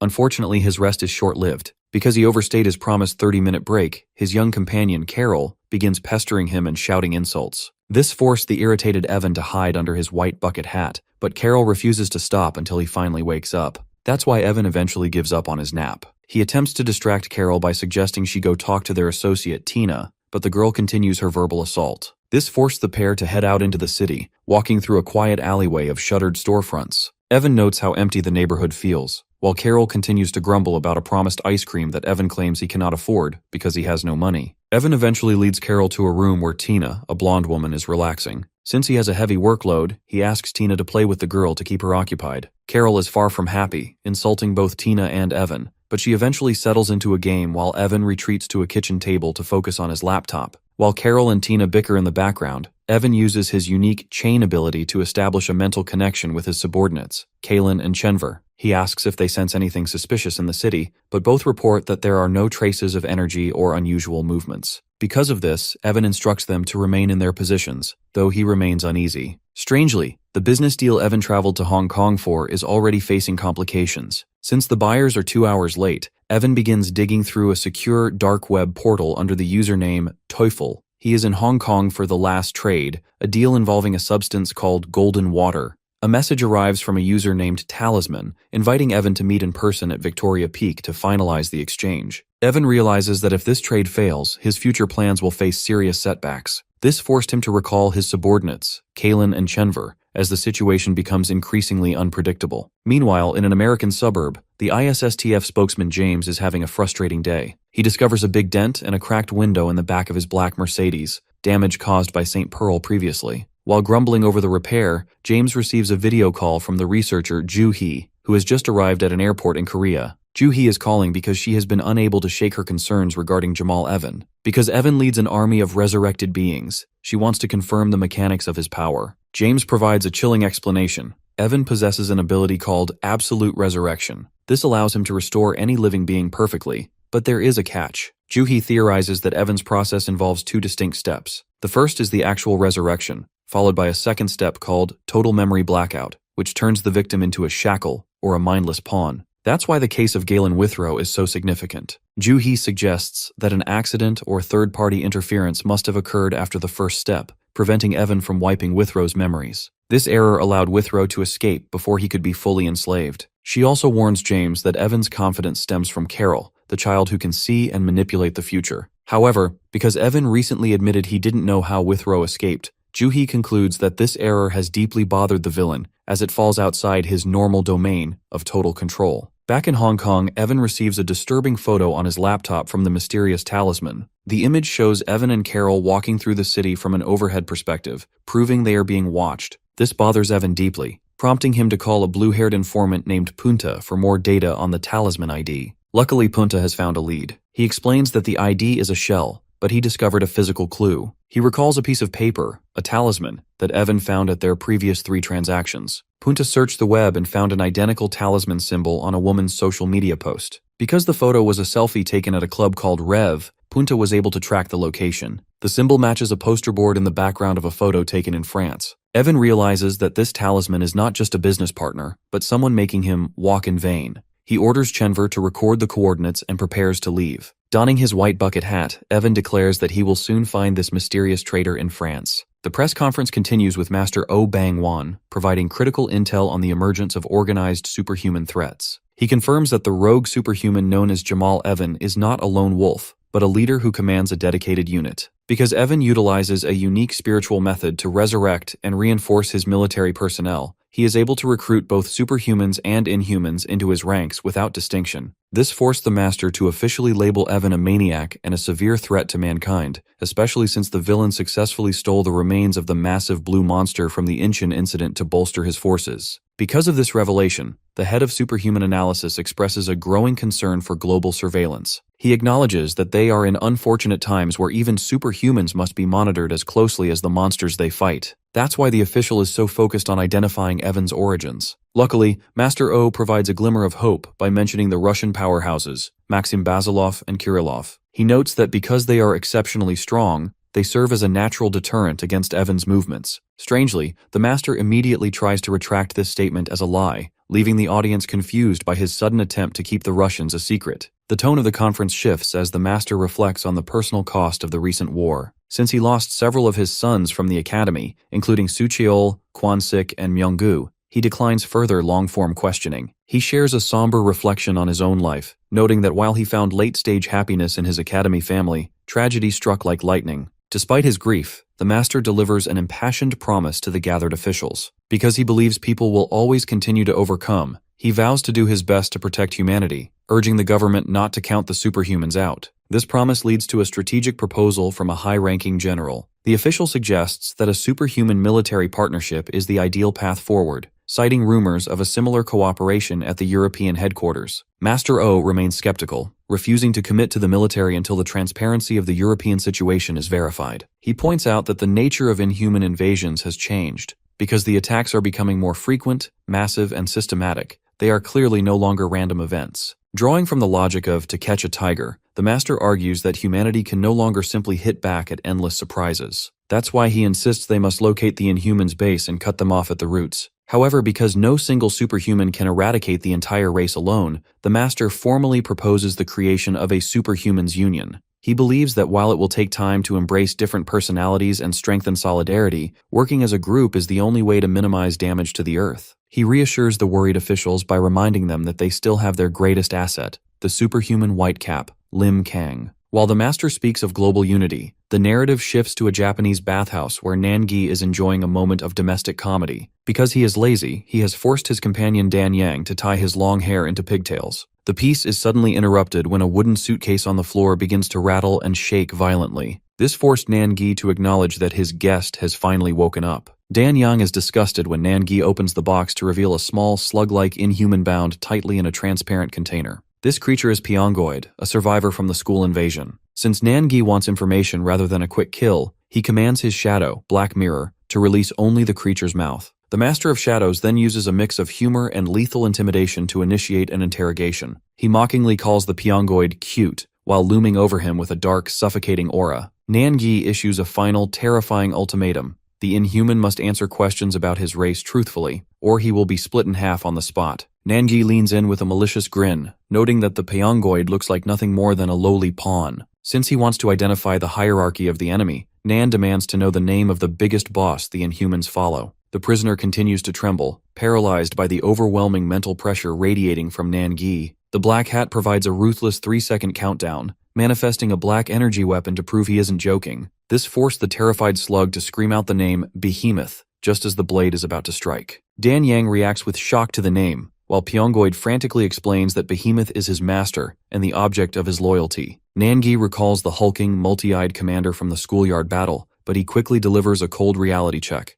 Behemoth is already dead. Pyongoid is left utterly devastated by the news of his master's demise. Nangi explains that the entire invasion force in Korea was wiped out, leaving Pyongoid as the sole survivor. This leads to a second interrogation regarding the creature's strange hiding spot. The fact that Nangi's eyes can see through any deception. He recalls finding the monster buried like a mushroom in a flower bed behind the school. Pyongoid admits he had lost most of his energy and needed a damp, covered place to recover, but his primary motivation for hiding was far more desperate. He reveals that he was terrified of being caught by an elite warrior named Galtaran. Luckily for the prisoner, his cowardice served as a survival strategy. He explains that Galtaran is a dreadful scavenger who eats fallen Inhumans to gain strength. Because the elites consider a weakened soldier to be useless, Pyongoid feared he would be eaten by his own kind. Dan Yang notes that Galtaran was also killed by the White Cap, providing the prisoner with a mix of relief and shock. Seeing that the creature is now willing to talk, Nangi relaxes his posture and sits on the floor, urging Pyongoid to share everything he knows about the remaining leaders. Meanwhile, the scene shifts to a quiet moment of reflection for the head of superhuman analysis. He sits alone on some concrete stairs, sighing with exhaustion as he finishes a soda. With the press conference over and the Inhumans appearing openly on Earth, he realizes that the years spent chasing secret identities have become insignificant. This forced him to recall the 2016 Gangneung Harbor incident, where he had interviewed a young survivor named Wooben. At the time, the boy had insisted that a blue-horned monster was not a bad guy, and had even told him to run away from a scarier, ghost-like entity. Unfortunately, the investigator hadn't believed the child back then. Because the boy's story about a passing grandfather fighting a horned monster seemed too messed up for a traumatized mind, the man had dismissed it as a psychological shock. He even ignored the testimony of the boy's father, Namseok, who insisted his son wouldn't lie. Back in the present, the man's soda can buckles in his grip as the realization of his failure hits him. He admits that everything the child said was true, and he feels a deep sense of guilt for failing as a reporter and investigator by ignoring the most important witness of the tragedy. The focus returns to the bathhouse, where Pyongoid continues to outline the Inhuman leadership. He identifies 4 primary figures: Behemoth, Pan, Morel, and Sid. Since Pan is feral and hot-tempered, Pyongoid admits he almost died several times just for moving too slowly for the leader's liking. He describes Morel as the strategist who gave the orders for the Korean invasion, noting that while Behemoth was a kingly protector, everyone truly follows Morel's decisions as the true leader. The most unsettling revelation involves the figure named Sid, whom Pyongoid describes as the return of catastrophe. Because Sid is equated with disaster itself, Dan Yang is left in a state of visible shock. However, Nangi suddenly raises a hand to silence the room. His playful demeanor vanishes instantly, replaced by a deadly serious focus as his red eyes dart toward the door. He senses a new presence nearby, warning Dan Yang to be careful because someone is waiting just outside. Because he has maintained his black mirror ability, Nangi is certain that Pyongoid hasn't signaled for help, as the shadow energy prevents any outside communication. This forced Nangi to investigate the area alone, curious about the strange, undetectable entity lingering near the paper doors. Luckily, the outdoor onsen appears completely deserted under the bright sky. Nangi scans the steaming stone floor and the horizon, finding not even an ant in sight. He begins to doubt his own intuition, wondering if his recent battles have made him overly sensitive. That's why he decides to call off the alert and suggests to a hungry Dan Yang that they head out for a meal. However, the momentary peace is a trap. Just as Nangi lets out a laugh, a massive pillar of energy shatters the roof, launching him into the air. A hooded figure in blue ninja gear appears amidst the rubble, prompting Black Cap to realize he has finally found the sneaky guy who was playing hide-and-seek. The focus shifts back to Korea, where the atmosphere at Seoyeon High School is a mix of normalcy and awe. In the cafeteria, our boy Lim Kang is surrounded by his usual group, including the loud Daebang and Wu Chang Ryul. Because Lim Kang's identity as the White Cap superhuman is now public, the student body watches him with a mix of fascination and envy. Even the cafeteria cashier is struck by the reality of having a legend in the lunch line. Despite his global fame, the protagonist remains his quiet self, even as Hong Moo-hee playfully tries to snatch a bun from his hand. The domestic scene is interrupted by the arrival of two familiar faces, the pink-haired Ju-ri and his sister, Ju-hee. Lim Kang is shocked to see Ju-hee, the genius researcher who helped save Withrow, standing in his school cafeteria. She pulls our hero into a tight, maternal hug, acknowledging the immense physical and mental strain he has endured during the recent war. This display of affection leaves Moo-hee fuming with jealousy, until Ju-hee clarifies that she is effectively Lim Kang's older sister. However, the reunion is cut short when the class president arrives with an urgent message. The faculty office has called for our guy immediately. Inside the office, the teacher settles Lim Kang into a chair for a difficult conversation. The teacher expresses his genuine affection for the boy, noting that despite his superhuman status, he was always just a nice, quiet sleepyhead in his eyes.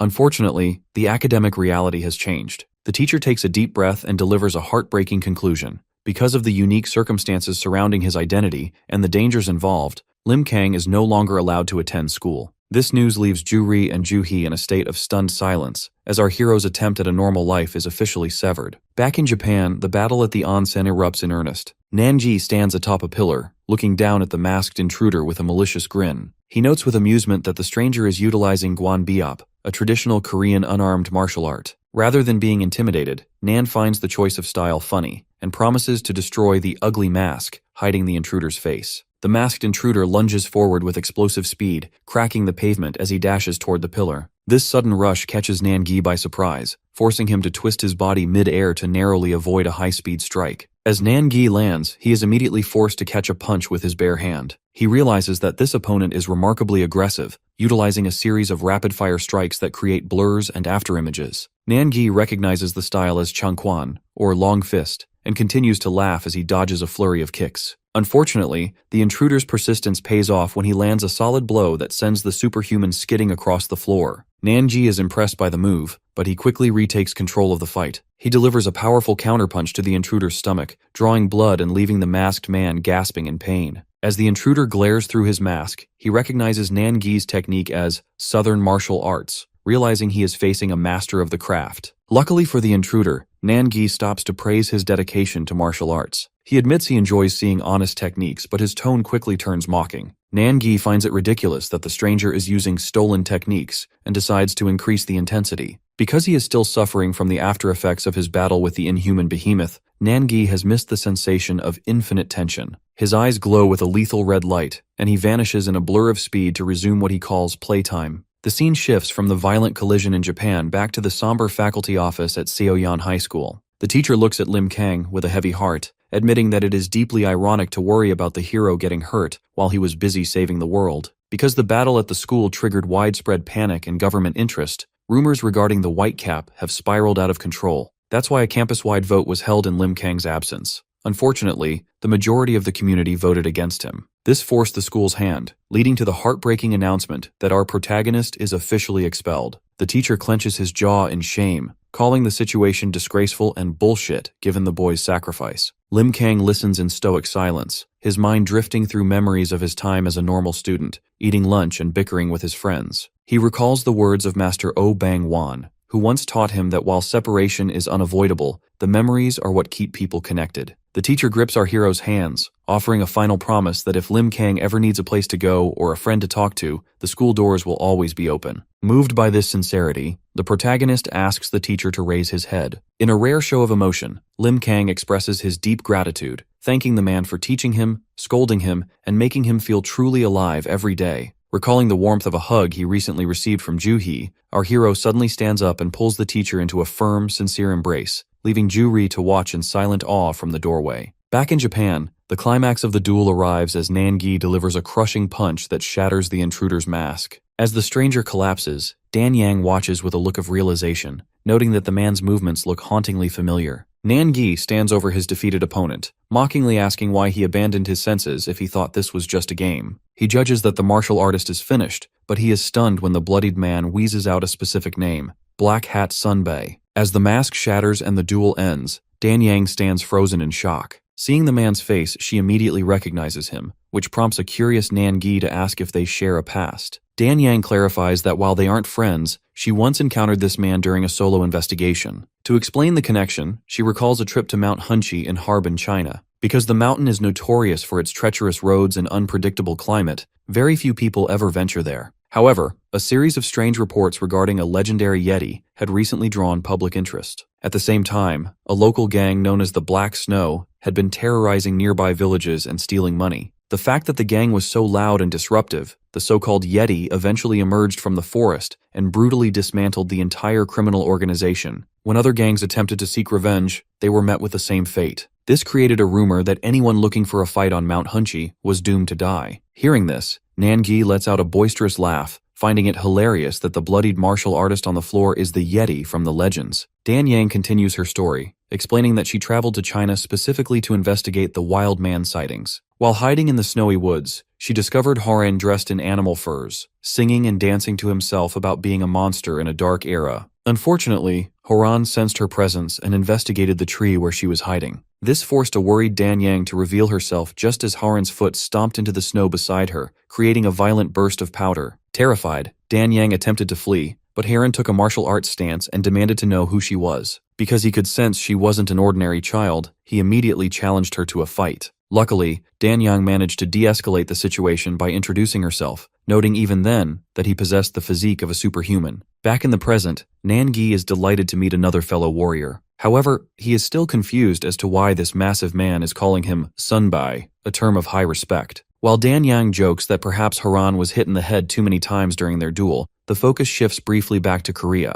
At Seoyeon High School, the typical routine is interrupted by a startling realization. Lim Kang's desk is empty and his bag is nowhere to be found. A classmate informs the stunned room that our hero has officially decided to quit school. Our protagonist left a final message thanking his friends and wishing them luck, but he specifically requested that no one try to visit him. Instead, he promised to be the one to visit them from time to time. As his classmates process the news in total shock, Lim Kang is shown walking away through a quiet residential alley, his life as a normal student officially over. Back in Japan, the martial artist Haran sits on the floor and formally introduces himself as Haran the Dwarf. Despite his large size, he describes himself with great intensity as a fighter who can shake forests and split the earth. As he speaks, his body begins to expand and grow even larger, a transformation that Nangi finds incredibly entertaining. Haran explains that he had been living a peaceful life at one with nature until he saw a televised report of the battle at Incheon Airport. Seeing Nangi's transcendent struggle against the Inhumans ignited a fire in his heart,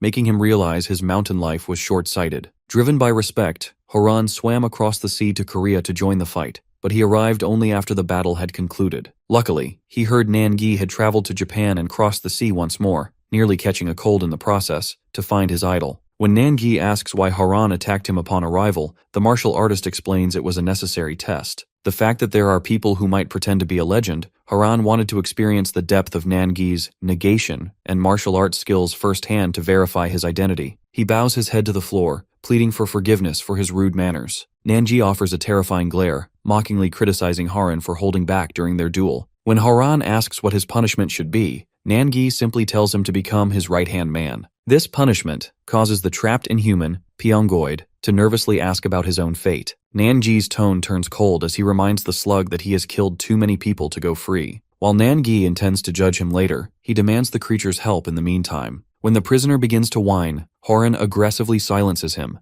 threatening to squish the snail for disrespecting his Sunbai. Nangi laughs at the display of loyalty, pleased to have a reliable right-hand man. With their new alliance formed, the group prepares to depart the bathhouse. Their next mission is clear. They are heading out to find an individual named Shigehira. A white van cuts through the busy city streets of South Korea, carrying the pink-haired researcher Ju-hee and her younger brother. Juri is visibly unsettled as he voices his concerns regarding Lim Kang's safety. Because the protagonist has recently been expelled and isolated from his peers, the boy fears his friend is in significant trouble. Ju-hee attempts to soothe him with a complicated truth, noting that while the situation is difficult, their hero has become more mature and determined because of these hardships. That's why she suggests a change of pace, offering to let the boys relax together while she attends a private reservation later that evening. Luckily, the travel has a specific purpose that Ju-hee has yet to reveal. When the van pulls up to a nondescript building, she leads her brother through a dark, industrial hallway. This sudden shift in environment triggers a sense of dread in Ju-ri, who finds the atmosphere increasingly scary. His sister reassures him that the location is safe, just as they reach a set of heavy double doors. The doors swing open, revealing the bright interior of a high-tech laboratory. Inside, the specialized sniper agent B and a male scientist named Dr. Moon turn in surprise, initially demanding to know who has bypassed their security.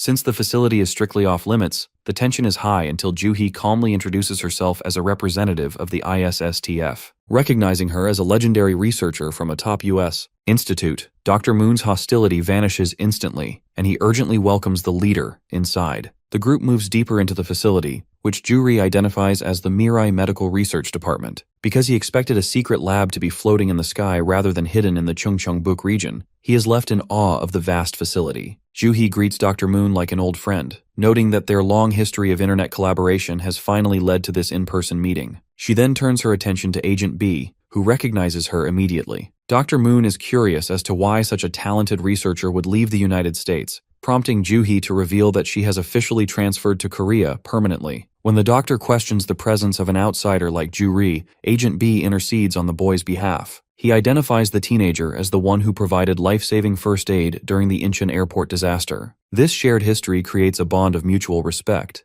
Agent B offers a sincere thanks for his life, while Joo-hee acknowledges the soldier for saving him from the monsters in return. The conversation turns serious as Joo-hee's playful demeanor evaporates. She inquires about the status of Park Gun-do, the student scheduled for the experimental up-form procedure. Dr. Moon leads them to a darkened wing where the boy is resting inside a glowing vital capsule. Because Gun-do's condition is as precarious as a guttering candle, the doctor fears he may not survive long enough to tolerate the initial stages of the surgery. Joo-hee demands the boy's medical charts, scanning the complex data in a mere 5 seconds. This display of genius stuns Dr. Moon, especially when Joo-hee confidently declares that they will solve the procedural problems together. However, before the work begins, the researcher makes a shocking personal request. She announces her intention to resign from the ISSTF and asks Dr. Moon and Agent B to follow her. Since this is a high-risk proposal that involves abandoning their official status, the group is left frozen in total shock as she prepares to explain her true motives. Meanwhile, a shift occurs within the Inhuman hierarchy. Deep in a dark chamber, a fish-like Inhuman named Tobion arrives to meet the strategist Morel and the other elites. Morel declares that the time for observation is over. He intends to lead a direct strike involving the elite warriors Akabanga and Babarusa. He commands Tobion to open his massive maw, allowing the leadership, including the white-haired Pan, to board him as he breaches the ocean surface. Under the night sky, the Inhumans stand on the creature's back, preparing to find a mysterious target known as Jakayak. Morel delivers a stern warning to Tobion regarding their destination, Anmeon Island. With the target having protected his territory with a powerful barrier, anyone who enters will be plagued by hallucinations and lose their way. To bypass this defense, Morel orders the giant fish to keep his eyes closed and rely entirely on his instructions. He explains that everything they see, the island, the trees, and the reptiles, will likely be a deceptive illusion intended to lead them astray. Tobion acknowledges the danger, warning his passengers of sudden movements as he begins to swim through the dark, turbulent waters. As they cut through the midnight waves toward the southwest, the tension among the group becomes palpable. Pan questions the strategist regarding their target, the mysterious Jakayak. Because of the target's unpredictable nature, Morel admits that a peaceful resolution is far from guaranteed. He warns his companions that unless Jakayak is willing to cooperate, the encounter will likely end in a bloodbath. Far away from this advancing threat, deep within a jagged rock cavern, the silhouette of Jakayak sits motionless upon a stone throne, unaware that the Inhuman elite are closing in on Anmeon Island. Meanwhile, the scene shifts to the bright, sun-drenched streets of Kyoto, Japan. Nan-gi is walking boldly through the city with the muscular Horan and the pink-cloaked Dan Yang. Since Horan is desperate to prove his loyalty as a right-hand man, he comically scuffles with Dan Yang over a food skewer, insisting she should have offered the first bite to her senior. Nan-gi eventually intervenes to stop the bickering, reminding them that they've already paid enough in damages for the spa they recently destroyed. As they move through the district, their presence triggers a wave of whispers among the civilians. Because Nan-gi's face was broadcast globally during the Korean War, the bystanders immediately recognize him as the Black Hat superhuman, though they are baffled by the caveman Horan walking beside him. Dan Yang grows nervous about the public attention, but Nan-gi remains unbothered. He explains that there is no longer a reason for them to hide their existence. He believes that how the world perceives them is irrelevant compared to the path they have chosen to walk. The group continues toward the suburbs, heading for a shadowed bamboo forest where Nan-gi first met a warrior named Shigehira. Luckily, Nan-gi's senses are as sharp as ever. He calmly informs his companions that they are being followed. While Dan Yang is shocked that she missed the presents, Nan-gi finds the situation amusing, comparing the stalker to a fly drawn to a popular figure.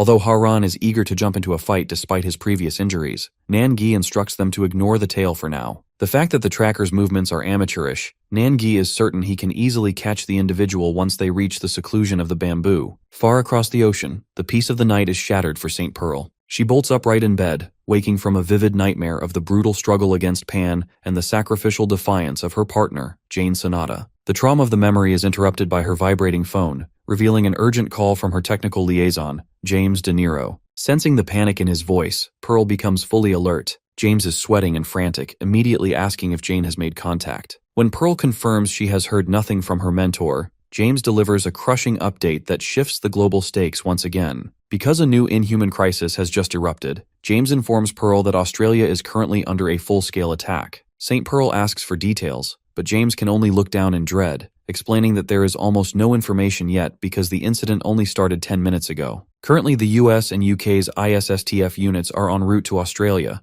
but they haven't seen any superhumans taking action yet. James explains that they are trying to reach the superhuman Daphne Bayleaf, who was supposed to meet Jane, to see if she has any updates. St. Pearl listens with intense focus before making a decisive move. She tells James she is on her way now, but as James prepares to meet her at the lab, Pearl clarifies her intent. She isn't going to the office, she is heading straight to Australia. She grabs her hero suit from the closet, telling James that because time is short and she has a bad feeling, he needs to lead the rest of the team while she takes the lead. The scene shifts to Japan, where the muscular Haoran is straining as he drags a heavy suitcase containing the inhuman Pyongoid. Because they know they are being followed, Haoran wants to protect Nan-gi, but Dan Yang tells him to be quiet so the stalker doesn't hear them. As they walk down a traditional Japanese street, the local citizens are already in a state of alarm over a newsflash about inhumans. They recognize Nan-gi as the Black Hat hero, but their focus is on the smartphones showing the chaos in Australia. Dan Yang checks the updates, noting that the situation is so chaotic that live broadcasts are impossible, and the Australian government is struggling to evacuate citizens because the central inhuman threat remains unidentified. Nan-gi continues walking toward a bamboo forest, admitting that he feels nothing this time, perhaps because he knows nothing about Australia. He laughs it off, deciding they should focus on entering the forest to find where Shigehira lives. Meanwhile, back in the American conference room, a desperate Sui Garcia begs James to send her to the front lines. James is hesitant because she was supposed to stay in America, but Sui insists that Jane's safety is all that matters. As the rest of the team watch with shocked expressions, Withrow brings some cold logic to the room. He explains that because the US team currently lacks a teleporter, helping a distant location immediately is nearly impossible. James agrees, noting that Pearl, who recently gained the ability to fly, was right to head to Australia immediately, rather than wasting time in a meeting. High above the night traffic, St. Pearl is shown as a streak of light, leaving a trail of golden energy as she flies at high speed. She accelerates with such force that the resulting shockwave on a nearby building. James reflects on her solo mission, admitting he always regrets her reckless behavior, but this time, he has no choice but to trust her. On a television screen, an LDS TV anchor reports that there is still no clear information on the Australian damage, though St. Pearl is confirmed to be on her way. Watching this from their own room, the Russians Maxim Basilov and Kirillov express deep concern. Kirillov finds the incident weird, noting that Australia has nothing to do with the White Cap hero. Because the news alerts are constant, Kirillov realizes this isn't a small incident, prompting Basilov to command him to get ready to leave. Back in Japan, Nan-gi steps into a lush green bamboo forest, laughing as he navigates the familiar path. He leads Haoran and Dan Yang to a small wooden cabin nestled among the tall trees, which is identified as Shigehira's place. Nan-gi stares at the cabin with a suspicious grin, noting that the silence is weird because no one has been there for a long time. To secure the area, he orders Horan to handle traffic control for the entities flying above. Horan, who flies faster than a bird, leaps into the sky to catch a large eagle with his bare hands. Luckily for the bird, the hunt is interrupted. Before Horan can catch the eagle, he is struck by a powerful kick from a young man with short hair and a dark jacket. Horan falls through the bamboo trees, calling out to Nan-gi as he crashes down. The blond man stands in the clearing, silent and resolute. Nan-gi looks at the stranger and mockingly suggests that if he sees a famous guy, he should offer a proper greeting. He praises the young boy, Miura Chisaki, for his boldness, and assumes the kid must be the master of the bamboo forest. However, Nan-gi quickly shifts the conversation to his true purpose, explaining that he has come to find an old acquaintance named Shigehira. Unfortunately, Chisaki is far from convinced. He calls out Nan for lying, refusing to believe that a true friend of his uncle would ever attempt to attack Kenta, the eagle perched on his shoulder. Because the bird is considered part of Shigehira's family, the boy views the earlier scuffle as an act of shameless aggression. Nan-gi and Dan Yang are momentarily confused by the eagle's name, but Chisaki remains firm in his hostility toward the strangers. This tension triggers a sudden and violent reaction from Haran. Seeking to protect his senior's dignity, the muscular warrior launches a powerful kick aimed directly at the boy's head. Luckily, Chisaki possesses incredible reflexes. He manages to dodge the lethal strike at the last microsecond. This forced Haran into a desperate struggle on the ground as the boy moves with a speed the warrior finds unstoppable. Haran's eyes glow with rage as he prepares a counter-assault, vowing to show no mercy now that the fight has officially begun. As he looms over the terrified Chisaki, a massive explosion of dust and energy erupts, sending a shockwave through the bamboo forest. Dan Yang watches in horror, fearing for the boy's life. But as the dust settles, a surprising sight is revealed. Nanji has intervened, effortlessly holding back Haran's fist with a single hand. Black Hat is visibly disappointed in his right-hand man, scolding him for losing his reason and acting like a murder maniac instead of a disciplined warrior. This forced a wave of shame over Haran, who immediately drops to the ground. In a bizarre display of self-punishment, the warrior begins repeatedly slamming his head against the earth, vowing to continue until he dies for his perceived disrespect toward his senior. Nanji ignores the drama and turns back to the bewildered Chisaki. He calmly clarifies that he never intended to kill the eagle and admits that he isn't exactly Shigehira's friend, having only met the man once. Since he finds the topic exhausting, Nan turns his back and begins to walk away, mockingly noting that he will just have to find the ugly-haired man himself. The departure is cut short when Chisaki suddenly breaks down. With tears streaming down his face, the boy begs the group to stay and help him save his uncle. This sudden plea for mercy leaves Nangi and Dan Yang in a state of shock, realizing that the master of the forest is actually a desperate child in need of protection. As this emotional scene unfolds in Japan,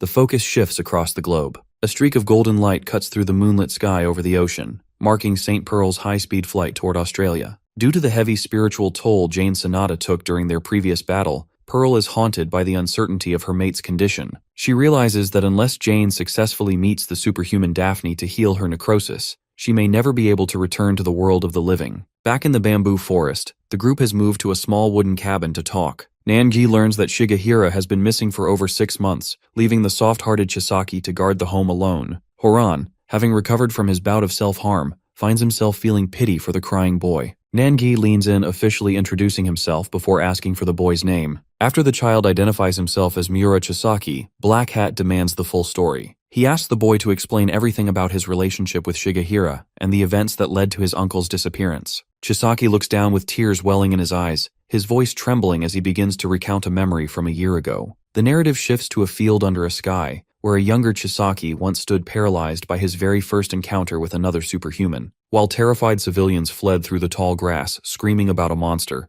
Chisaki found himself mesmerized by the man standing before him. Despite the pungent smell of blood and the proximity of a disgusting corpse, Chisaki felt a warmth that surpassed the sun. This forced him to stare in silent awe at the back of the mysterious warrior, Togasaki Shigehira, who stood calmly amidst the chaos. Shigehira eventually turned his spectacles toward the boy, acknowledging his presence just as a fallen blue inhuman coughed up its final breath. He called out to his companion, an eagle named Kenta, who descended from the sky to perch on his shoulder. This was the moment their lives intersected. Back in the present, Chisaki explains that while they recognized each other's nature, they spent a long period traveling separately. Chisaki fought Inhumans across Japan, but he was often a step behind, arriving only after Shigehira had already left a trail of mangled remains in his wake. By the time Chisaki had neutralized 3 monsters himself, the Japanese government began tracking rumors of the imp and the forest spirit. Hearing this, Dan Yang expresses skepticism. She questions how a single region could have so many undocumented inhuman encounters, suggesting the numbers are unnaturally high. Luckily, Nangi breaks into a grin, explaining that official government statistics are pure nonsense. He points out that organizations like the United Nations often fabricate figures to maintain public stability, intentionally filtering information to suit political and business interests. If the unknown clashes between superhumans and monsters were actually recorded,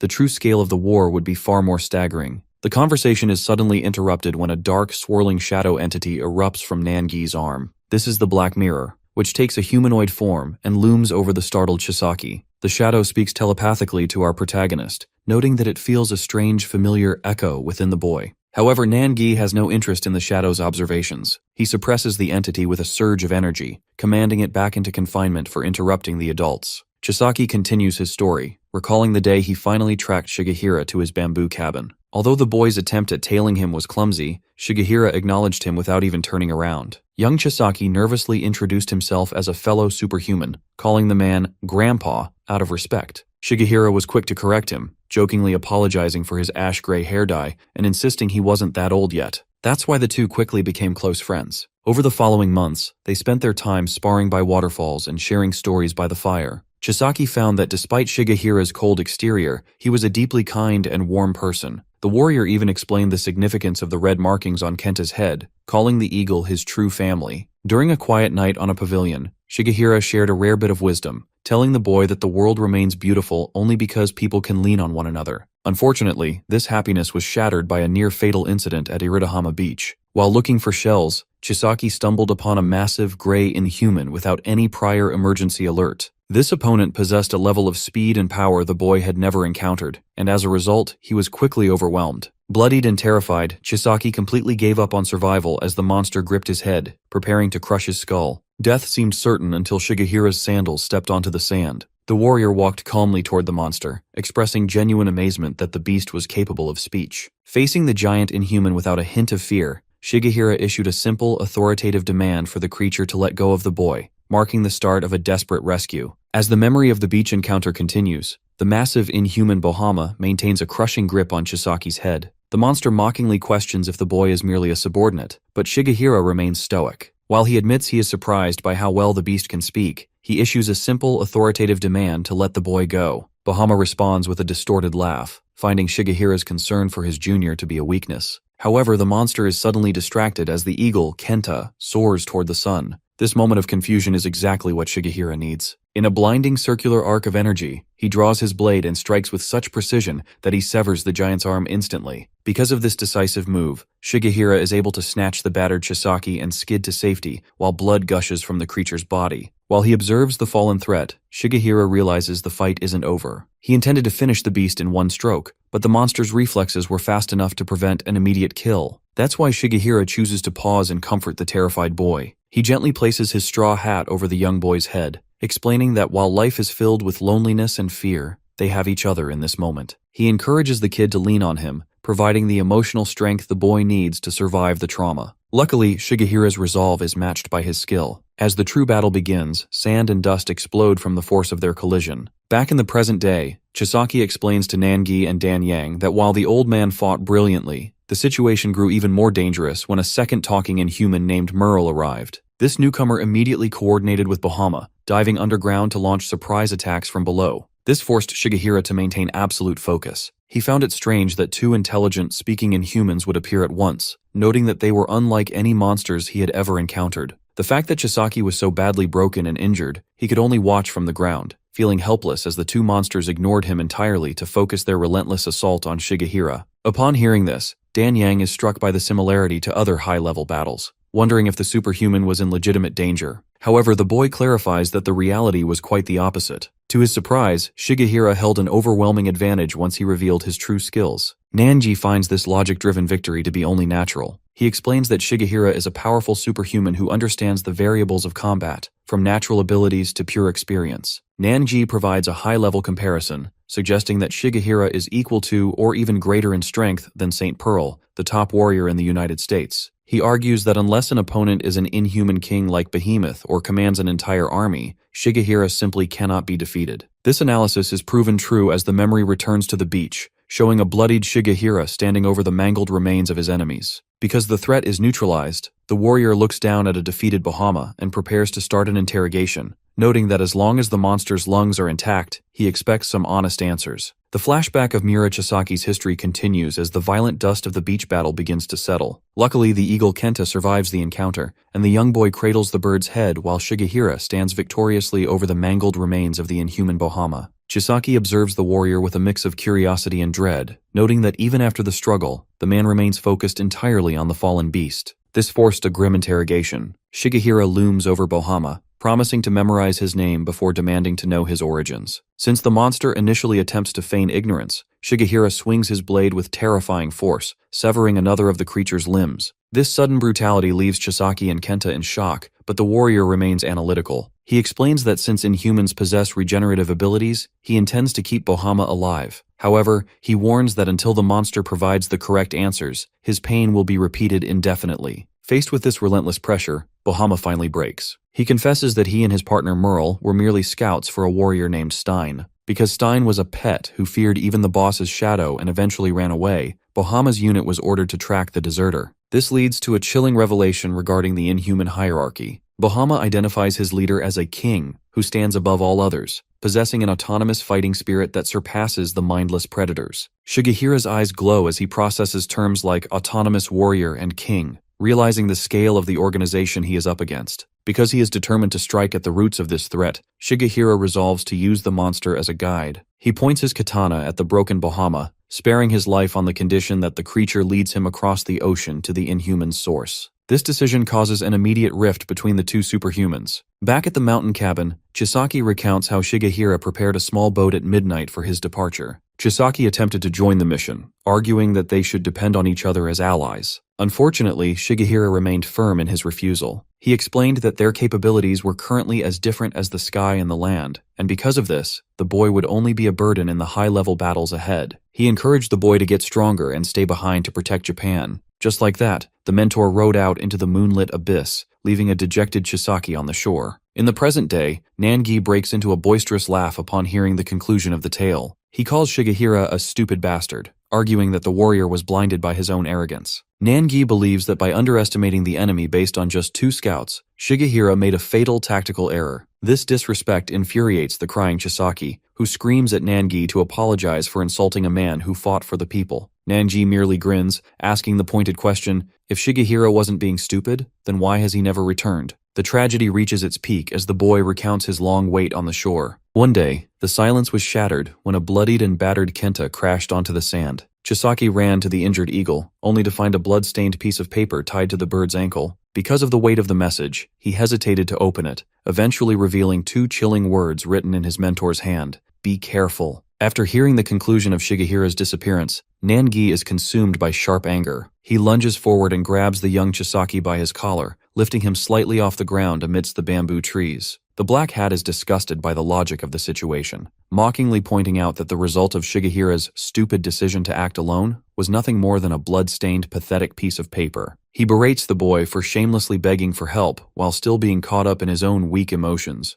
looming over the child with a lethal intensity in his red eyes. Luckily, the violence is brief. Nangi suddenly releases his grip, letting the trembling Chisaki slump back onto the ground. Turning away with a look of pure disdain, he tells the group he can no longer endure the breast milk smell of the boy's immaturity. However, because he is a man of action, he demands to know if there is any actual information or clues left to share. Chisaki, exhausted and glassy-eyed, provides a specific lead. He describes a dark, rocky island located southeast of Japan that is perpetually surrounded by crows. According to his information, that is where the inhuman they call the king is hidden. This leads back to a memory of a dark beach at night, where the captured inhuman Bahama sat bound in a wooden boat. Strangely, the monster made a final request of Shigehira before they departed. He begged to be killed before they reached the island. Since he failed his mission and was leading a superhuman to their base, Bahama was terrified of the consequences, fearing he wouldn't be allowed to die in peace if he arrived alive. Shigehira, however, remained unmoved by the monster's plea. He looked down at the terrified creature with clinical indifference, commanding the beast to shut its mouth and lead the way, as he would be the one to decide the monster's fate. Back in the present, Chisaki bows his head, admitting that he has no more stories left to tell. Unfortunately, Nangi offers a grim reality check, warning the boy not to hold on to any hope.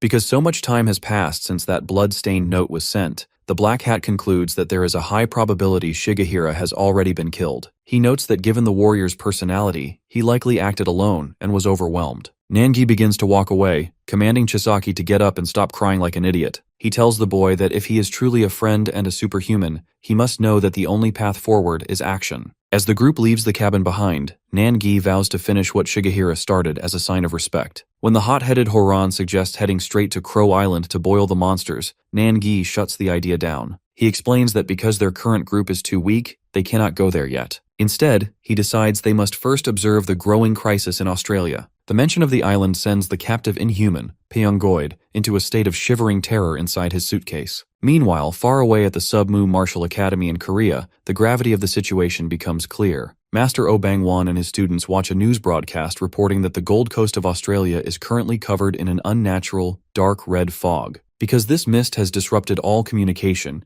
even the ISSTF units on the scene are left helpless. This sight triggers a sense of profound dread in the master, whose instincts tell him this isn't a simple problem. The red clouds remind him of the horrors he has seen before. The narrative shifts back 2 days, to a time before the red fog arrived. At Griffith University, a distinguished professor named Daphne Bayleaf delivers a lecture on the legendary flute mushroom. She explains that while the fungus is rare, it is known to bring good luck and can allegedly cure any disease. As she speaks, her students whisper about her reputation as the witch, a psychologist rumored to have the ability to read people's thoughts and feelings. The academic peace is suddenly shattered by a violent tremor. As the ceiling lights flicker and the students scream in fear of an earthquake, Professor Daphne Bayleaf stares at the floor with wide eyes, sensing a much deeper threat. This tremor is felt all the way at Surfer's Heaven Beach. Under a clear blue sky, the shoreline suddenly erupts as massive jagged stone pillars rise from the sand, towering over the terrified beachgoers. Because the sky is filled with falling objects, the panicked crowd begins to scream and flee the water. One surfer, watching in terror, initially believes he is witnessing a meteorite strike, but he quickly notices a disturbing detail. The debris is shifting its trajectory mid-air. Instead of crashing into the sea, the objects are purposefully angling toward the sand.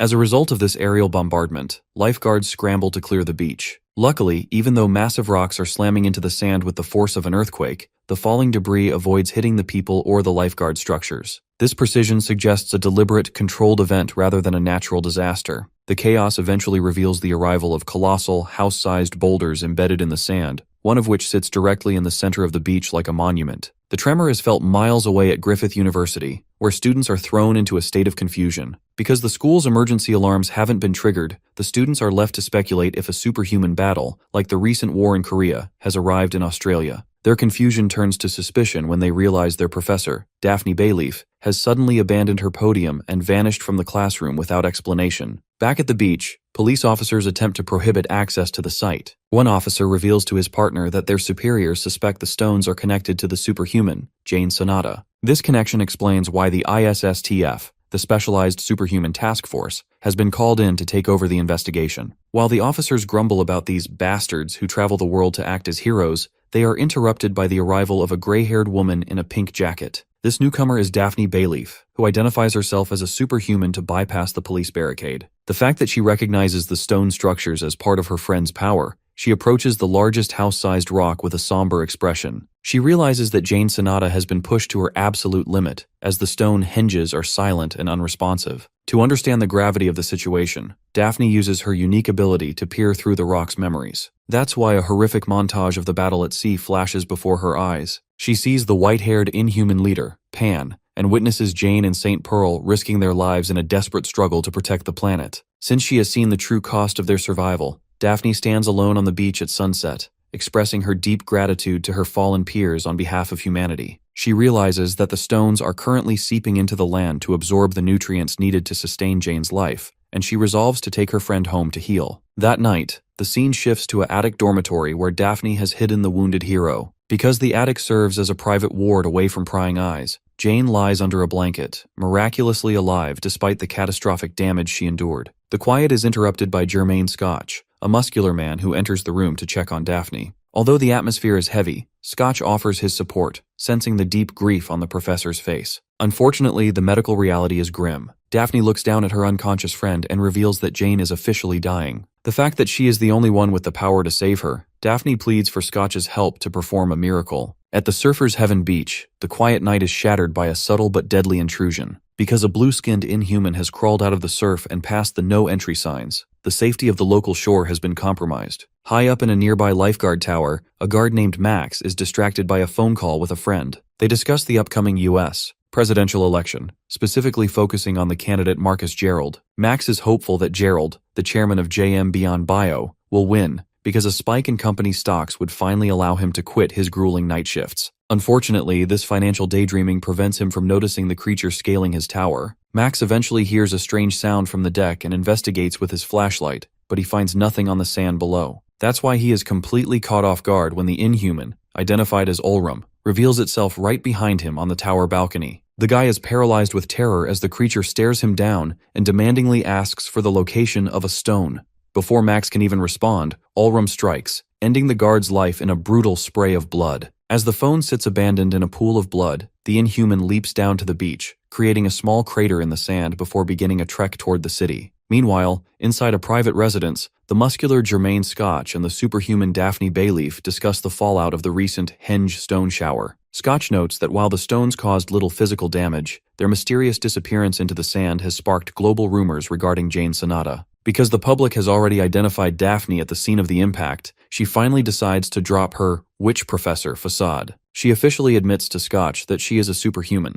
explaining that the recent war in Korea has made hiding her identity a useless endeavor. Daphne warns that a dangerous, unstoppable era has arrived, forcing superhumans and humans to prepare for a coordinated attack. The fact that she values their long history of friendship, she offers Scotch the chance to walk away and avoid the coming danger. However, Scotch is offended by the suggestion. He reminds her of all the times he has helped her with mundane tasks like fixing light bulbs and motorcycles, declaring that he has no intention of leaving her to face this crisis alone. This loyalty allows Daphne to move forward with her plan. She hands him a list of essential supplies, noting that they are running out of time to save the dying Jane Sonata. Strangely, the heroes are being watched from the rooftops. The inhuman Calbus has located their position and coordinates with the Ulrum to initiate the next phase of their hunt. To track their target effectively, Ulrum undergoes a grotesque transformation, ejecting a black crow with glowing red eyes from his own throat. As the bird takes flight, the Inhumans prepare to let the creature do its job, signaling that the sanctuary Daphne has built is no longer a secret.